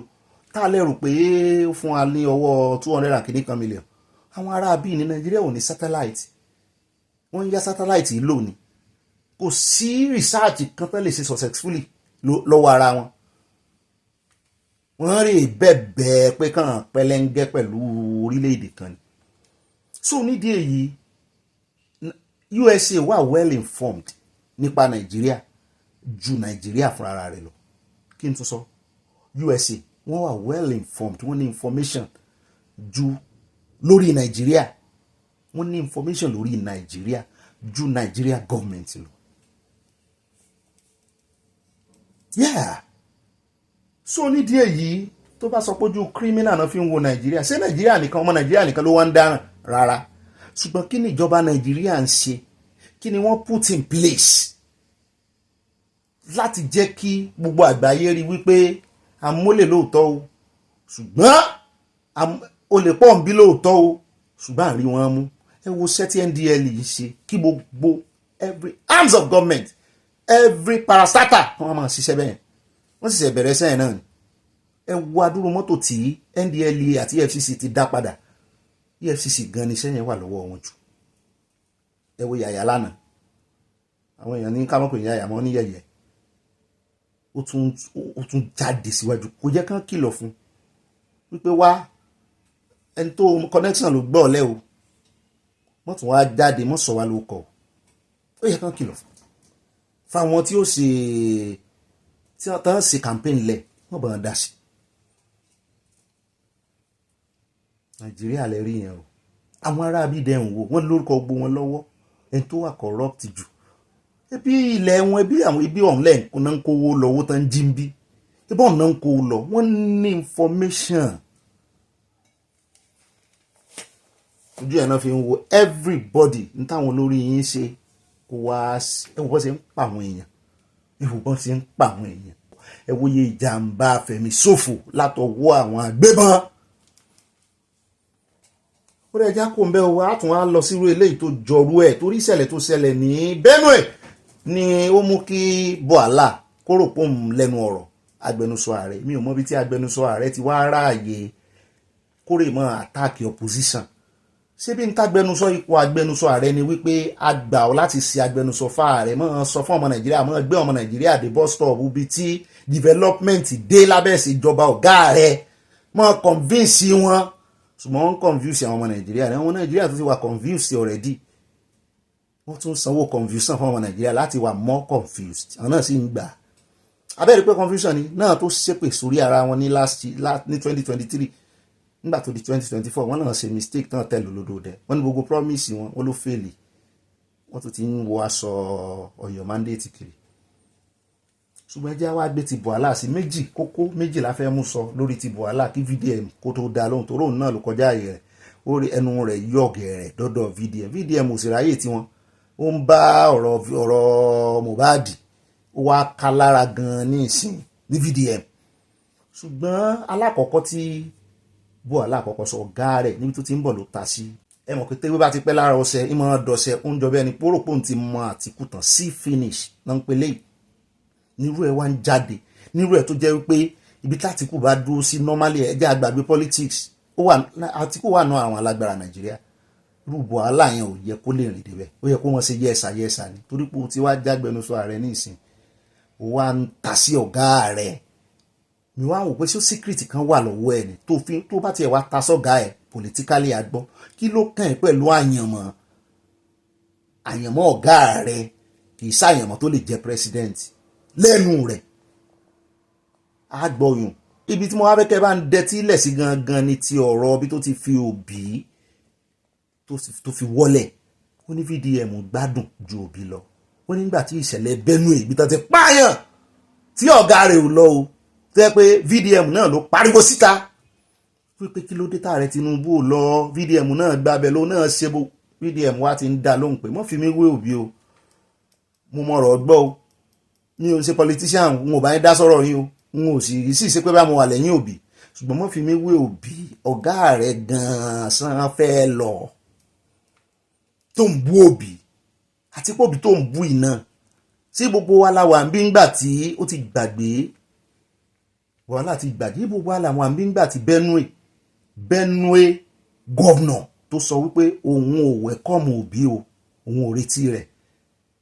ẹ bá ń tẹ̀sí ilé agbára ẹ jẹ́ àgbọ̀ bó ṣe sọ káwa gbọ́ bí VDM bó ṣe fún lésì súnmọ́ ẹ kọ́kọ́ bá ń tẹ̀tí ibi tó yé Bọ́lá tó ti sọ̀rọ̀ sí ọ̀gá rẹ̀ Àtíkù ẹ kọ́kọ́ bá ń tẹ̀yìn sí káfíyàn bẹ̀rẹ̀. Is it not fair and respect to the Nigerian people that this coalition should be able to come out with alternative plan? Because when you come out with alternative plan, that means you respect the sensibility of the people you want to vote you. But when these agreed elements come together, one didn't get ministerial position, he's angry, he wants to unseat the government. The other one failed in the election last time, and the Labour Party became fragmented, and he's desperately looking for relevance in power because, of course, every election cycle they make money. You have that element. There is another one who was defeated in the primaries, never supported the president in the campaign. He too has been angry. Then there is another one, my former principal, who believes that he's going to win. And in all honesty, I have expressed my opinion that it may never have been in destiny. I mean, destiny by God for him to become a president in Nigeria because he has done everything he needs to do to be president and he did not win the presidency. And 2023 was the biggest opportunity that my former principal, Alhaji Atiku Abubakar, had. He would never have that kind of privilege again. So, and look at Asiwaju, for example. Have you seen him for one day talking about them? He's focused on governance. If even the body language we have in the villa, is to remain focused on governance issue and not be distracted by the opposition. The only reason why once in a while we come out to talk is because when they reel out falsehood and we do not disprove it, then the people will believe that it is true. Or sometimes when the media call on us to react to it. If not, let me tell you, all these people you're calling the coalition coming together, they will not be, if you're bringing people in ranking order on our own side, probably the 4th generation under Asiwaju's legacy, they will be able to defeat all of them. They are spent politicians. They don't have ideas. They don't have the vision for the future. Very that man has more empathy than Peter Obi. He's not a politician, but he was in Benue. Why does he have to wait until he becomes a president before he gets to Benue? Why will he wait until he becomes a president before he will... All right, so I just watched this video where Mr. Daniel Bwala, the special advisor to President Bola Ahmed Tinubu, said that Very Dark Man was in Benue and Peter Obi was not there, trying to put a comparison and trying to say Peter Obi is a bad person. Now, I'm not coming here to defend Peter Obi. I'm just trying to state the obvious. First things first, I was not in Benue. I created awareness for the Benue issue because your government, President Bola Ahmed Tinubu government, would not have cared. And then they would have just hidden it under the carpet and made it look normal, like every other things that have been happening in Nigeria. So please, don't make it look as if, oh, they already created the awareness that I went there. I created that awareness, do you understand? So that Nigerians will understand the gravity of what is happening in all these states. Mr. Daniel Bwala, you said Peter Obi was not there, so Peter Obi lacked empathy. Let me break it down. Not trying to support Peter Obi yet. But on the 15th, about 15th, in April, just April 2025, Peter Obi was stopped from going into Benue State by the governor. I will read some of the article before I play something. As you can see on the right, Peter Obi stopped from visiting Benue. I can't guarantee the safety of unscheduled visitor to Benue. It's talking about Peter Obi. Peter Obi was banned from coming to my state because he didn't follow protocol, because the governor said he should not come. Let me play a little video. Is this about security or political control? That's not the right narrative. I can never politicize that. I'm the one bearing the brunt and the pains and the sorrows of the IDPs in my state. The very respected Peter Obi was a governor. And if you're coming into someone's state, there are protocols. A very high personality, you're coming into someone's state, and your party does not even know that you are coming, and the sitting governor do not know you are coming, and then you are going into where I'm protecting even most, the IDP camp. It's my duty to protect them. They have been disbalanced. And then I need to protect them even some more. So I don't know the intent you have. Is it not courteous enough just for me to know as a sitting governor, and even to provide even more security to you, and to prepare the minds of the IDPs in there that some guest is coming to visit with them? But the gentleman said he made several attempts. We have been getting some United Nations he said he made several attempts to reach you. And there is a United Nations. But you were not reachable. No, sir. There is a United Nations. I mean, that is not the true story. If he couldn't reach out to me, I have a chief of staff. I have an SSG. I have a PPS. He said he reached out to your ADC, and your ADC said he hasn't seen you in 3 days. No, that's not true. That's not the duty of the ADC either. But you were talking about protecting the people of Benue. Mr. Governor, quickly, because some UN data is showing malnutrition in Benue IDP camps. Your critics have asked, how does limiting help align with your priestly vow to serve the poor? If according to the gentleman, that his intent is to come and reach out to your people and give to them, how do you respond to this concept? How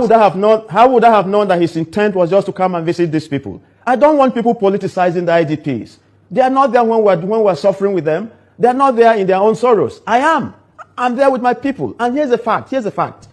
There is a united... So as you can see, he does not even have a reason why he didn't allow Peter Obi in his state. So this same Peter Obi, I want to go Benue when they don't even allow him enter before. Why did they not allow him? And what was Peter Obi going there to do? He was going there to visit the IDP camps, and he was stopped. So how do you expect him to still be in Benue? Again, since where this Peter Obi and in people, even though I don't like the idea of the SDC, I've been an ADC, since when Peter Obi and the people start this thing, when I just they restless, we can go talk today, you go talk tomorrow. They never even give him the presidential ticket yet. They've not even made him flag bearer. When I don't be so disturbed. They've not made him flag bearer yet. People are so disturbed. Now, like I said, I'm not in support of any coalition ADC, and I'll tell you why. You know, a lot of you in this country, especially the youth, sentiments unfinished now. Now they do things, now they think. Oh no, let's balẹ̀ Very Dark Man mú mọ̀ wípé inú Bwala ò ní dùn fún response tí Very Dark Man fún yìí nítorí pé ó kọjá ayé rẹ̀ ẹ̀rọ ọmọ yìí látijọ́ yìí fún ní kudos ládùrún tí ń ṣe kì í ṣe Benue nìkan ní òkò lọ ó lọ sí Makurdi náà ó lọ Taraba kí ló dé tó jẹ́ wípé ó ń gba ìṣe yín ṣe lójú yín ẹsẹ̀ wa ń fi wé Peter Obi nítorí pé ẹ fẹ́ sọ̀rọ̀ jáàmù nítorí pé ẹ fẹ́ sọ ọ̀rọ̀ kò bá kúngbé sí Peter Obi ṣé ṣẹ́tàn ran yín ni òun náà sì fẹ́nu ara rẹ̀ sọ ó ní ààrẹ ò fáwọn láì kan mọ́ sọ owó eléyìí káàkiri o kí ló wá mú ọ wá sọ gbogbo eléyìí tó ń ta sí ọ̀rọ̀ kí ló kàn yín pẹ̀lú ADC gan kí ló tẹ̀ wà restless ẹ fi wọ́n lẹ̀ ẹ̀yin náà ṣàṣe coalition ti yín ní 2015 tẹ́ fi lé Jonathan kó ń bẹ̀ ààrẹ Tinubu náà wà lára àwọn tí ń pariwo kiri kí ló wá dé tẹ́ ẹ̀ fàwọn ẹlẹ́ni ẹni ilẹ̀ nígbà tẹ́yìn ṣe tìyín sàn kọ́ yín bẹ́ẹ̀ ṣe coalition ni ẹ fi wọ́n lẹ̀ náà ọmọ Nàìjíríà náà sì rè wọ́n mọ bọ́ ṣe mú wọn ṣé ẹ rí Nàìjíríà bẹ́ẹ̀ bá fẹ́ mọ ìwọ ọmọ Nàìjíríà ẹ lọ sí the newspaper wọ́n mọ̀ ọ́n gbé wọ́n lè na ara wọn torí politician wọ́n lè na ara wọn àṣẹ̀yìnwá àṣẹ̀yìnbọ̀ gbogbo gúrùpù tí wọ́n ń bára wọn jiyàn lórí ọ̀rọ̀ politician tán gbèsè politician kan lẹ́yìn tán gbèsè kan lẹ́yìn ìyà kan náà níjọ́ ń jẹun o ebi kan náà níjọ́ ń pa wọ́n o ntí politician tán gbèsè lẹ́yìn àtẹlẹ́yìn tán gbèsè lẹ́yìn ntán fojú wọn rí nǹkan kan náà ní experience kan náà ńlá kọjá lọ́wọ́ àwọn aninilára gbogbo wọn o ṣùgbọ́n divide and rule wọ́n ti fi bàtà àwọn ọmọ Nàìjíríà mọ́gi divide and rule ni ó sì ti mọ̀ náà lára kàkà kí gbogbo wọn ra forí korí kán fi mọ̀ ṣọ̀kan kán fi àfojúsùn wọn sípì kan náà ìyàn jíjà ni ojoojúmọ́ in fact àwọn tó ṣe íńtánẹ́ẹ̀tì gan inú wọn mọ̀ dùn wípé torí Nàìjíríà ló ń keep íńtánẹ́ẹ̀tì busy gan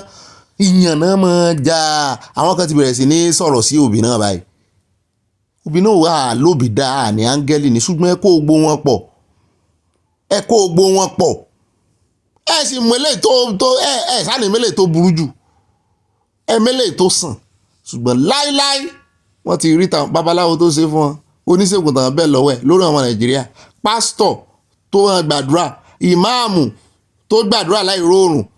fún àwọn olórí nítorí ọmọ Nàìjíríà pé kọ́mọ̀rì tí wọ́n rò wọ́n rí ṣe o. anyway náà lẹ́tí gbọ́ yẹn o lórí ti ọ̀gá rẹ̀ tẹ́lẹ̀ ọ̀gá rẹ̀ àná Àtíkù ó ní opinion òun ni ó lóun express opinion òun ni opinion rẹ̀ ni wípé destiny ọ̀gá rẹ̀ tẹ́lẹ̀ kò dìrọ̀ máa rẹ̀ ṣùgbọ́n VDM ti dá lóhùn so tẹ́yìn lọ́rùn bí VDM ti dá lóhùn ó ní òun express opinion òun ni ó ní ààrẹ Tinubu kọ́ ló rán òun ò ságbẹnusọ ààrẹ kóun tó sọ̀rọ̀ sí Àtíkù o wípé destiny rẹ̀ ó ń jọ bí ẹni pé kò rọ̀ mọ́ ààrẹ pé kó lọ sinmi ṣùgbọ́n àwọn kan náà tó wá jáde ọ̀rọ̀ wọn fẹ́ jọra wọn o àwọn tòbí leléyìí wọ́n wá ń gba Àtíkù níyànjú wípé pẹ̀lú bí wọ́n ṣe fẹ́ ṣe coalition wípé kò bá dá wọn ń gba Àtíkù níyànjú ni àwọn ò rí destiny Àtíkù àwọn ò ríran kì í ṣe pé wọ́n ń wuṣẹ́ wọ́n prophesy wọ́n sọ àsọtẹ́lẹ̀ wọ́n kàn ń gba Àtíkù níyànjú ni wípé pẹ̀lú bó ṣe fẹ́ fọwọ́sowọ́pọ̀ pẹ̀lú èèyàn àwọn yìí táwọn tẹ̀lé dọ́dọ̀ rẹ̀ pé ìbá dá kó di bàbá àṣàlẹ̀ kó jẹ́ kí Òbí tí Òbí bá sì lè gba flag bearer ẹmọrú àgùn tí Samson ńlá nígbà tán fọ́ ojú rẹ̀ méjèèjì tán sọ ọwọ́ rẹ̀ mọ́ pílà apá ọ̀tún àtòsí tó lo the last power rẹ̀ ààrẹ olódòdó ó làágùn ẹ gbàgbé iṣẹ́ tí gbogbo wọn àgbà ṣùgbọ́n tí Òbí ní ẹgbẹ́ coalition tán bá fi lè dàrú tán tún sà àṣẹ̀yìnwá àṣẹ̀yìnbọ̀ tí Àtíkù gbà tó sì wà lẹ́yìn Òbí tí ì ṣe pé wọ́n bínú tó wà lẹ́yìn Òbí tó ní òun fún Òbí láàyè kó kọ́kọ́ kó ṣe one time ó dáa ẹ jẹ́ àmọ́ ohun tí ó ṣẹlẹ̀ ṣùgbọ́n àdúrà ní kẹ́ ẹ jẹ́ káwa tẹra mọ́ pé ẹ jẹ́ Ọlọ́run jẹ́ kí ìṣẹ̀lẹ̀ ńlá kan ṣẹlẹ̀ ṣẹ ẹ ń báwò kó ṣẹlẹ̀ sí ebi kan ló ṣẹlẹ̀ ń bàdàn lánàá tán ń pòwe pé bí tẹnìkan ò bá bàjẹ́ tẹnìkan ò lè dáa àwọn kan ní bó ṣe máa rí ń bàdàn nù pé èèyàn kan ó máa sunkún àwọn kan ó máa sunkún àwọn kan ó sì máa yọ̀ aṣáàdúpẹ́ pé ọba tó wàjà wọ́n dàgbà dáadáa sáyìn wọ́n sì ti ń fi sáyìn ràn gan kan tó dórí oyè wípé ó ti rẹ bàbá ṣùgbọ́n Ọlọ́run ló lórúkọ wọn wà nínú àkọọ́lẹ̀ pé àwọn náà ju Olúbàdàn ṣùgbọ́n Olúbàdàn ọdún kan èèyàn ará Ìbàdàn ẹ̀tẹ̀rà mádùá o ní rírú ẹ̀ mọ́ kò dáa bẹ́ẹ̀ o ṣùgbọ́n easy fún wọn láti máa jẹ Olúbàdàn bẹ́ẹ̀ torí wọ́n ní wọ́n ń tò ní ẹni tí ó bá tún jẹ Olúbàdàn báyìí lẹ́yìn ti Ládọjà wọ́n mọ̀ kí wá kú oríire bàbá wa Ládọjà bàbá wa nu o wọn ò ní já yín sí ní báyìí ẹ já wá lọ sí ọ̀dọ̀ àwọn SAN àwọn agbẹjọ́rò níbi tí oníkálukú ti ń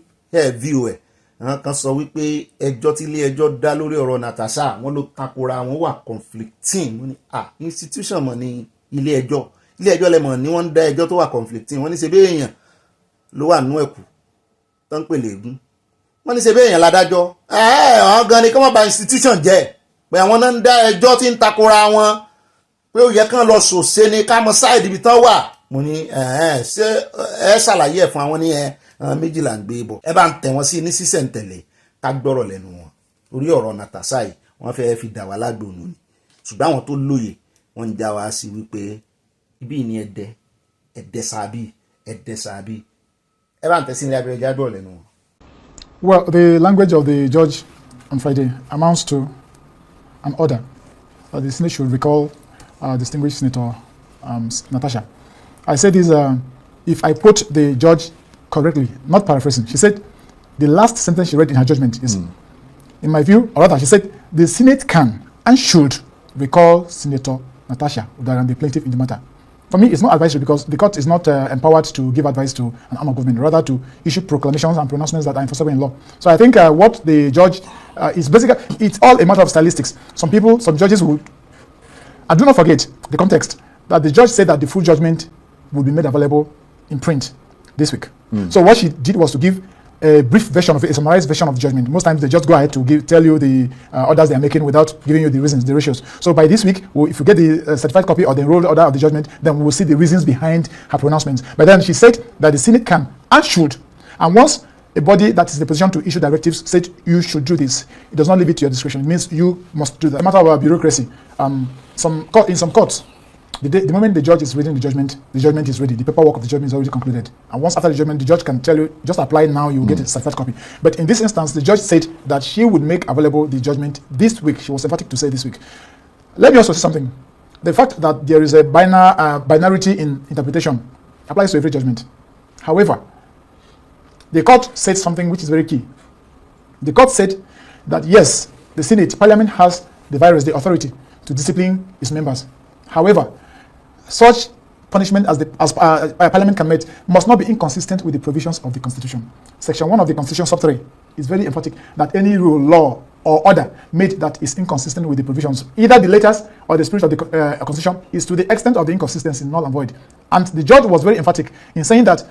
fine, you can discipline your members when they go off the line, but then it must not exceed 14 days.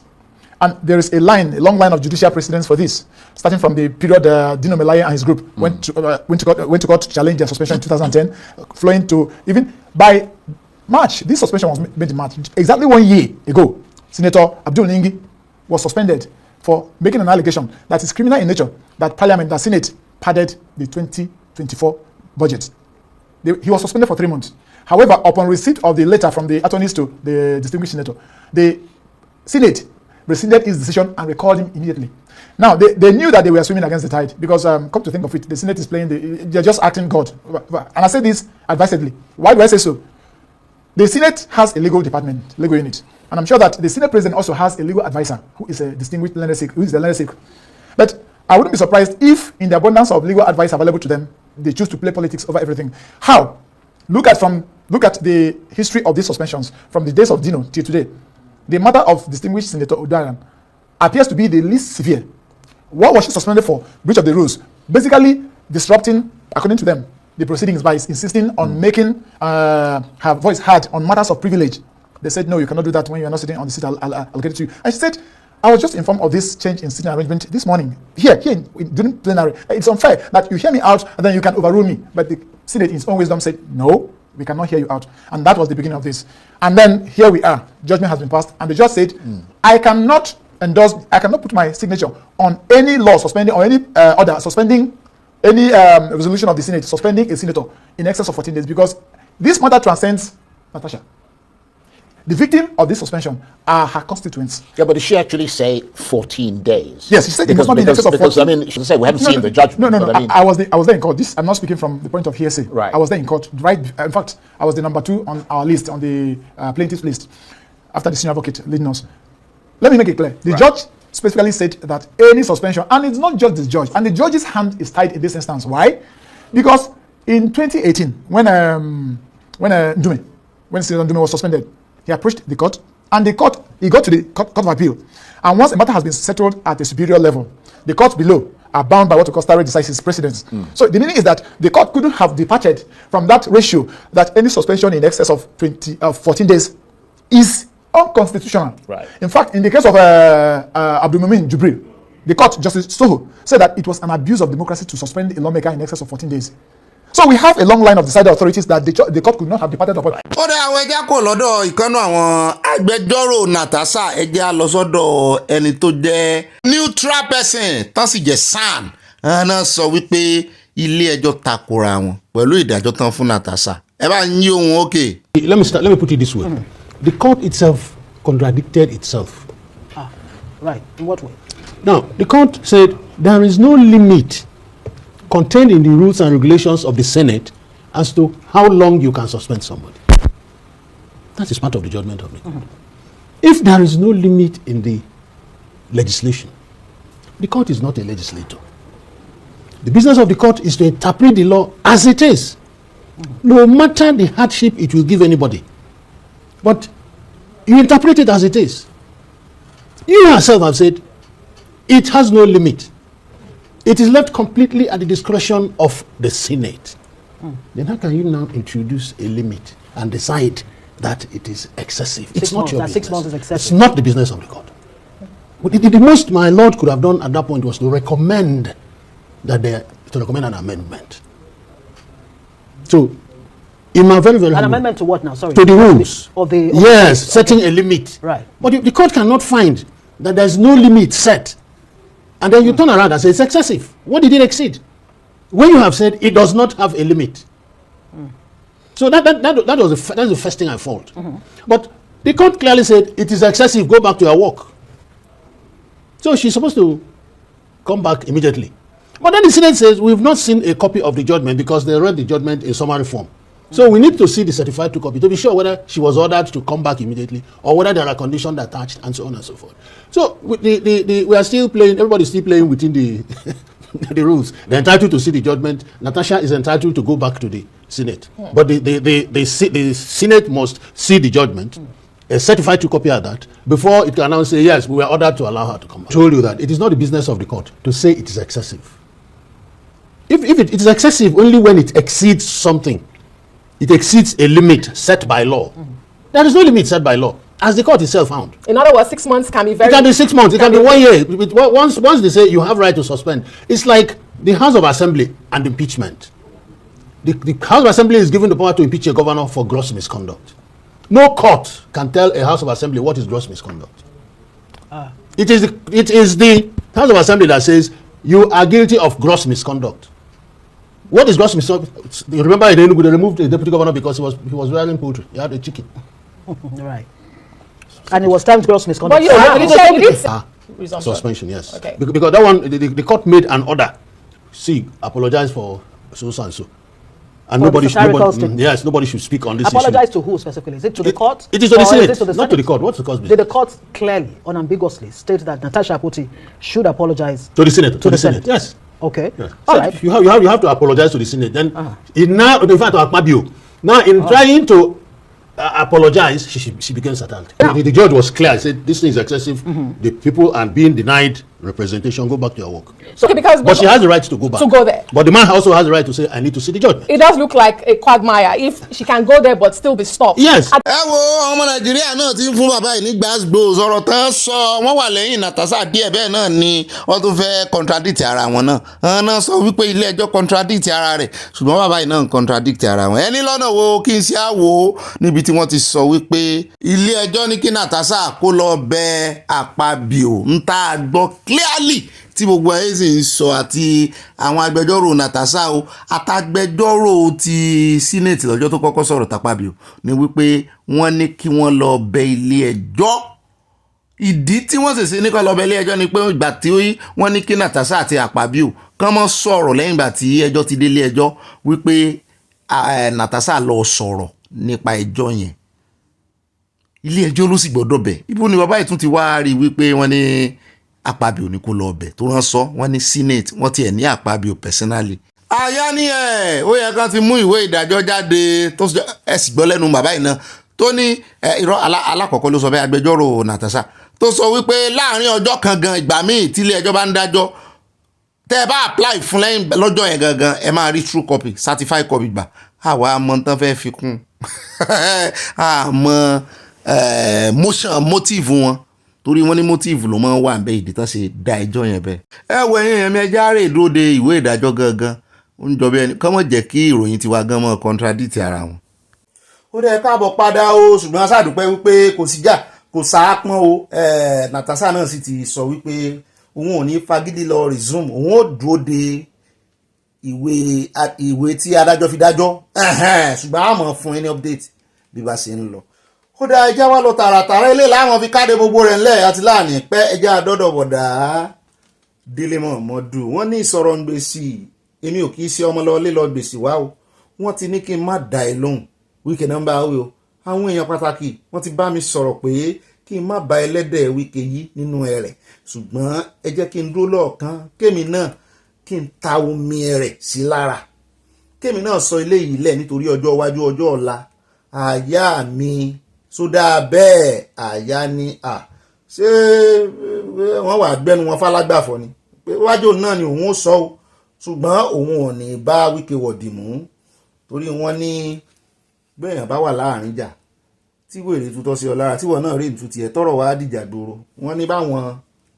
aráàánú ọjà bá débẹ̀ wọ́n ní láì méjèèjì wọ́n ní wèrè méjì níjà ni ó wá sọ ó ní sáwọn ọmọ wọn pẹ̀lú bá ṣe ń bọ̀rọ̀ ìlọ̀gàn pẹ̀lú bí Wike ṣe ń ṣe síkù ní ọ̀tá tó pọ̀ àti wípé sáwọn ọmọ wọn àtàwọn ọmọ ọ̀tá tó bá ní sàn ní mọ́ jogún bá ìjà ńlẹ̀ mú ní àdúrà tiwa ní gbà àdúrà nígbà agbára pẹ́ bá ń tẹ̀sí ní agbẹ́rẹ́ jẹ́ agbọ́rọ̀ lẹ́nu bọ̀dà Délé Momodu. My friend Dele Momodu, one of the respected journalists, to come and see whether it is 3D drawing. At the end of the day, by the time you go around the complex, you will know. fọ́nrán tẹ́ wò tán yẹn kì í ṣe fọ́nrán sìn kì í sọdún tó kọjá kì í ṣe ìdúnta ìgbà tí Wike wà ní orí àlééfà ní Rivers tí ọ̀rọ̀ sì jọ wọnú ara wọn tí gẹ́gẹ́ ṣe gẹ́gẹ́ tó tí ó ń pe bọ̀dà Délé Momodu ní ọ̀rẹ́ rẹ̀ tó sì sọ wípé one of the greatest journalists ẹni tó wá ń fẹnu tó fi ń pe adé ògùn báyìí ó ti fi ẹnu pe adégún rí o wọ́n jọ ń fọwọ́ wẹwọ́ ń gbà náà ó ń pe Délé mọ̀ in fact a gbọ́ pé Délé Momodu mọ̀ gbé gift lọ́bẹ̀ ẹ gbọ́rọ̀ lónìí Wike rò pé mọ̀rọ̀ sọ ni ó rò pé íńtánẹ́ẹ̀tì àmọ́ gbàgbé nǹkan wọ́n ní sọ̀rọ̀sọ̀rọ̀ mọ̀ rántí àwọn tó mọ̀rọ̀ gbọ́ o àti ẹ̀dúpẹ́ ohun rẹ̀ clear díẹ̀ torí ohun ẹ̀ ò tí ì hàn gbà náà pátápátá ẹ rí bí wọ́n ṣe ń fọwọ́ lura wọn wọ́n fẹ́ẹ́ gbéra wọn ṣubú ń bẹ̀rù ọwọ́ wọwọ́ ń gbà náà bẹ́ẹ̀ náà ní lápá kan àwọn èèyàn tó ń rántí bẹ́ẹ̀ náà tó ń fi ọ̀rọ̀ wọn fi ń ran bọ̀dà Délé Momodu létí wípé ọ̀rọ̀ yín wọwọ́ lóòótọ́ ṣùgbọ́n yín náà gbowó èyí náà gbowó lọ́wọ́ àwọn olóṣèlú gan Wike sì wà lára àwọn tí ẹgbẹ́ envelope brown envelope lọ́wọ́ rẹ̀ kí ló wá dé tó jẹ́ wípé ńgbà tí ìjàdé orin wá dòwe tẹ́ méjì tẹ́ ń tutọ́ síra yín lójú ẹjẹ́ agbọ́n tí bọ̀dà Délé fi dáhùn bóyá wọn ò nà pa wọn gbowó àbí ẹjẹ́ agbọ́n náà. Well, let me start with some of the messages I received early this morning. A former Attorney General reached out to me and pleaded with me not to wrestle with a pig.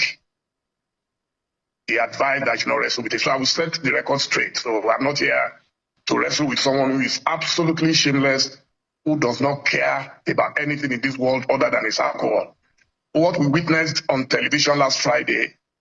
was the height of recklessness and the responsibility on the part of someone employed by the federal government of Nigeria to look after the interests of every Nigerian and not just that of his cronies, whether in PDP or in APC. It went beyond normal.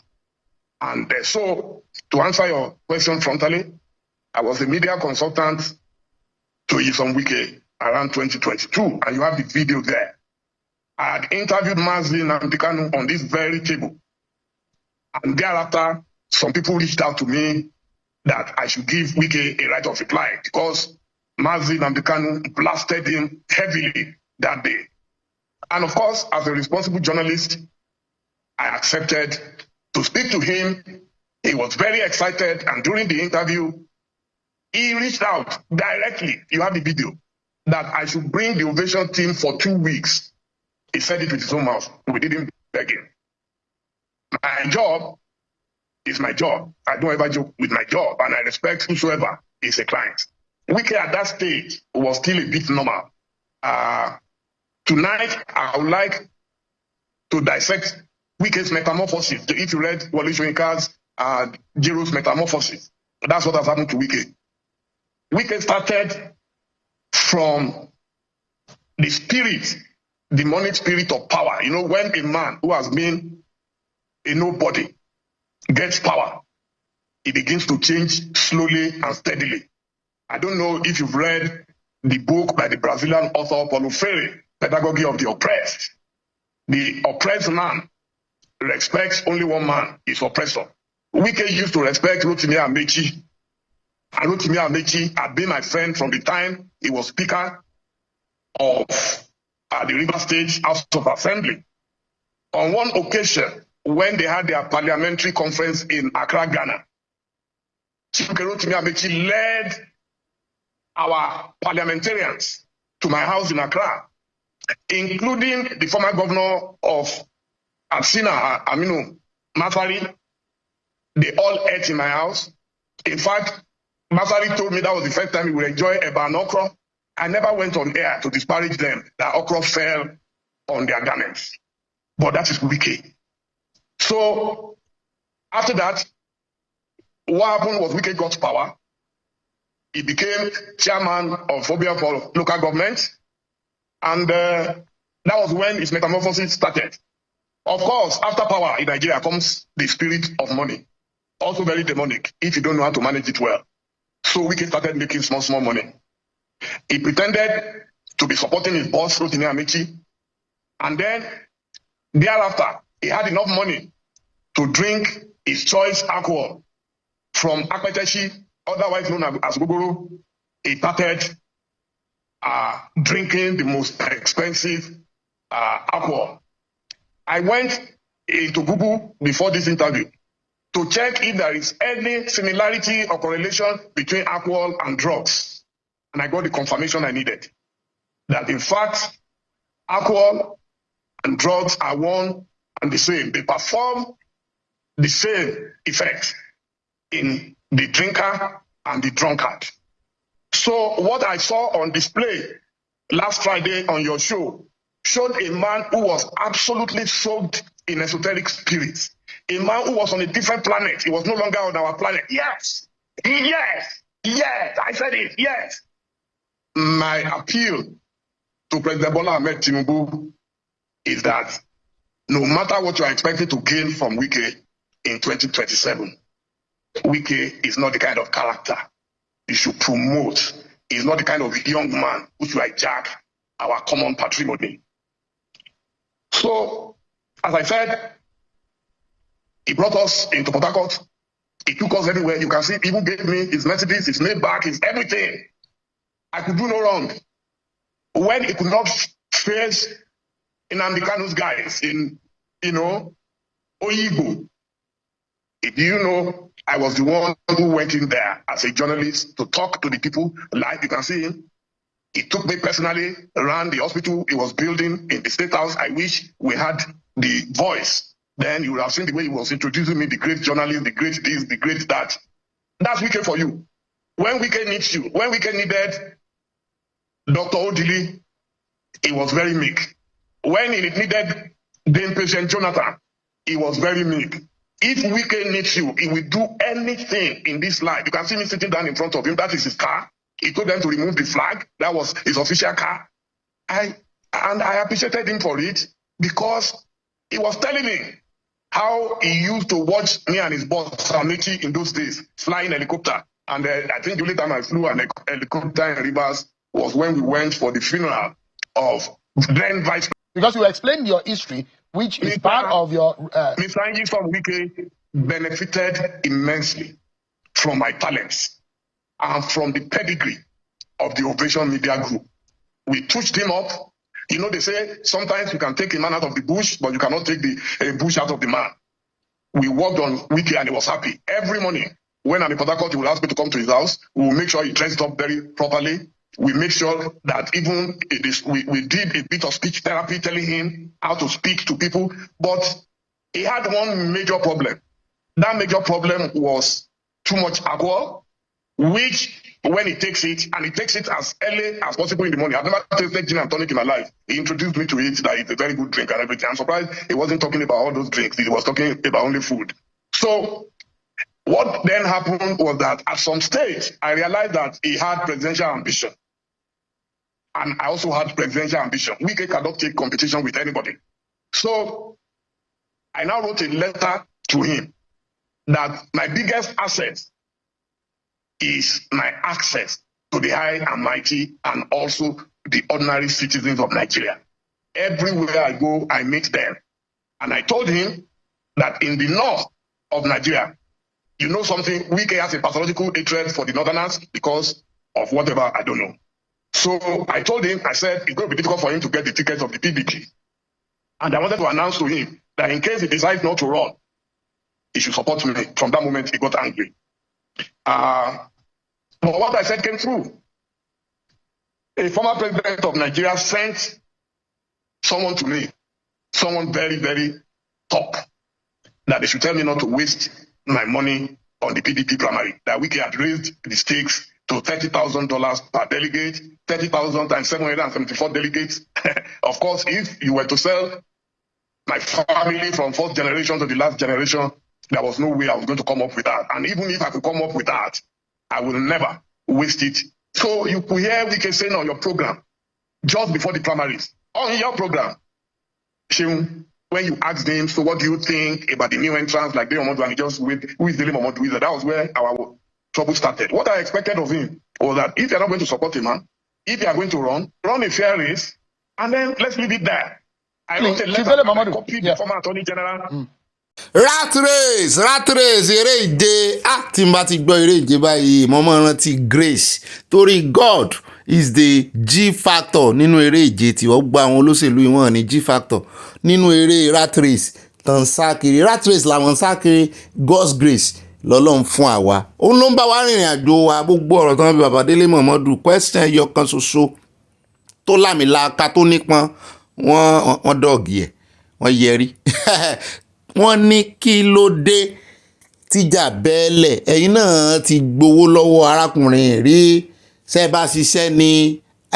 fídíò tí ẹ̀ ti fi hàn pé bá ṣiṣẹ́ ṣùgbọ́n ẹ̀yin náà ti jẹnu ọlá wọn rí kí ló ṣẹlẹ̀ tíjà fi bẹ́ẹ̀lẹ̀ wọ́n sọ̀rọ̀ pé iṣẹ́ táwọn bá ṣe wọ́n sá ní tálẹ́ǹtì àwọn òun náà jẹ́nu tálẹ́ǹtì àwọn ọmọ ní ó ti ẹ̀dá ọgbọ́n journalism náà lẹ́yìn náà fi dáhùn wọ́n ní owó tẹ̀yìn ń jẹ lọ́wọ́ ẹ̀ kí ló bá dé ẹ̀yin náà ló jẹ́nu tálẹ́ǹtì yín ọ̀rọ̀ yín ti yé a ṣùgbọ́n pápánbárì ẹ̀ náà ni wípé wọ́n láwọn jọ láǹbìsàn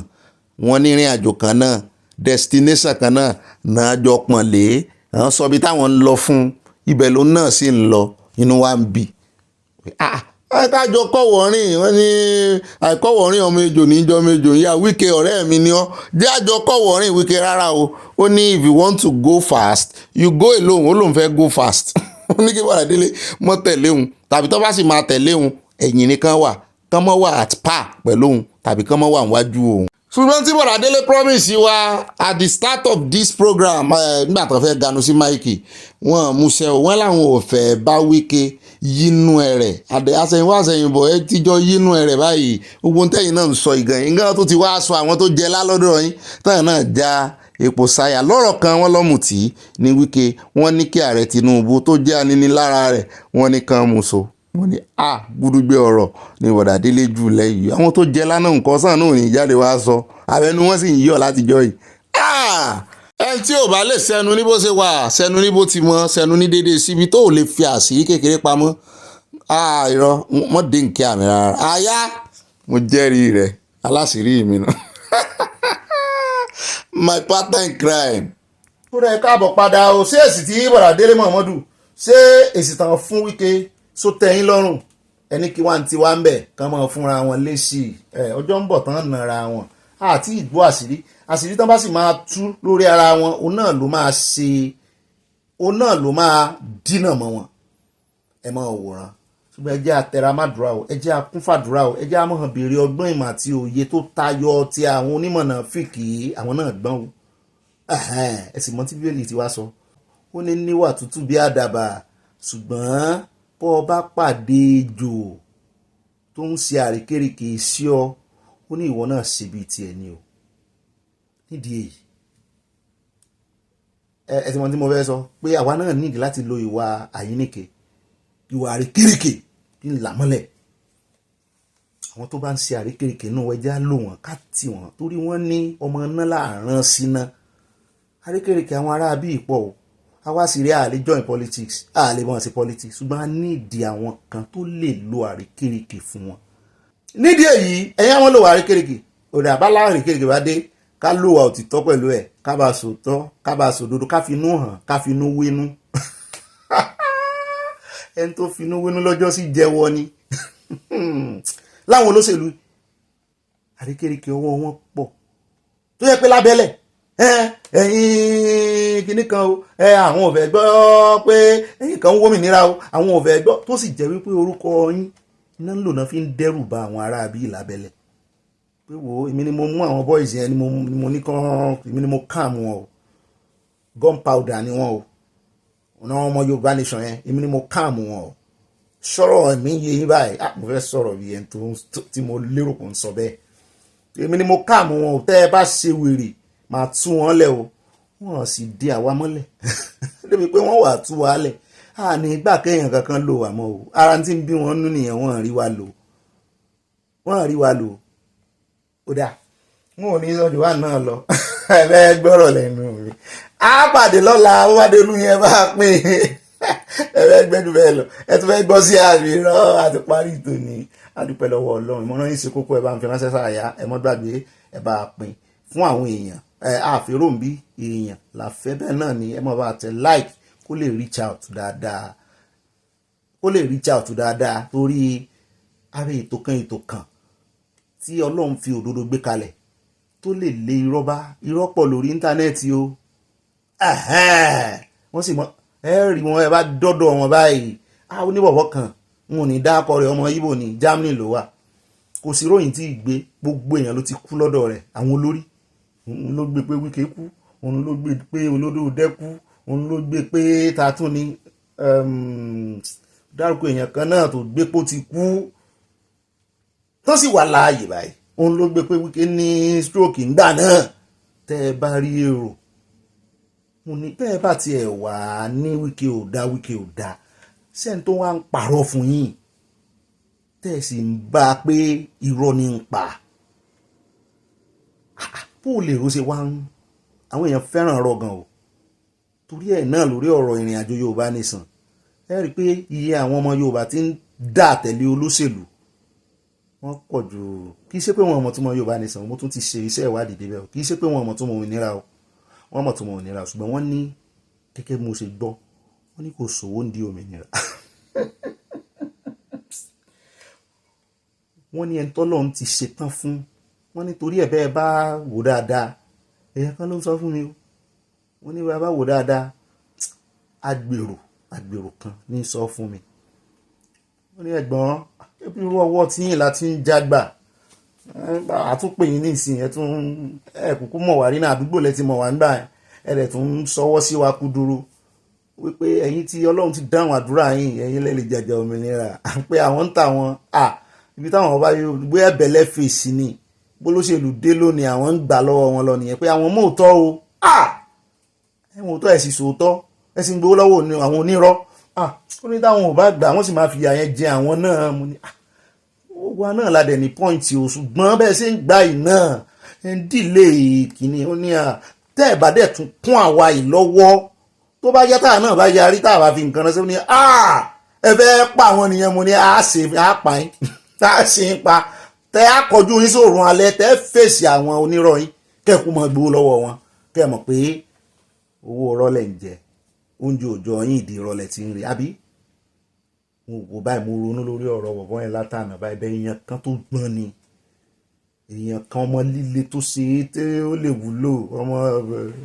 àwọn ọmọ líle tó jẹ́ pé lọ́jọ́ iwájú wọn lè wúlò fún ìran wa. wà láàjọ kọ́wọ̀ rìn dèbí àtọmọ líle àtọmọ rírọ̀ àtọ tó fọgbọ́n sí àtòmùgọ̀ gbogbo wa pátápátá gúrùpù pọ̀ ọ̀rọ̀ òmìnira yóò yé àwọn èèyàn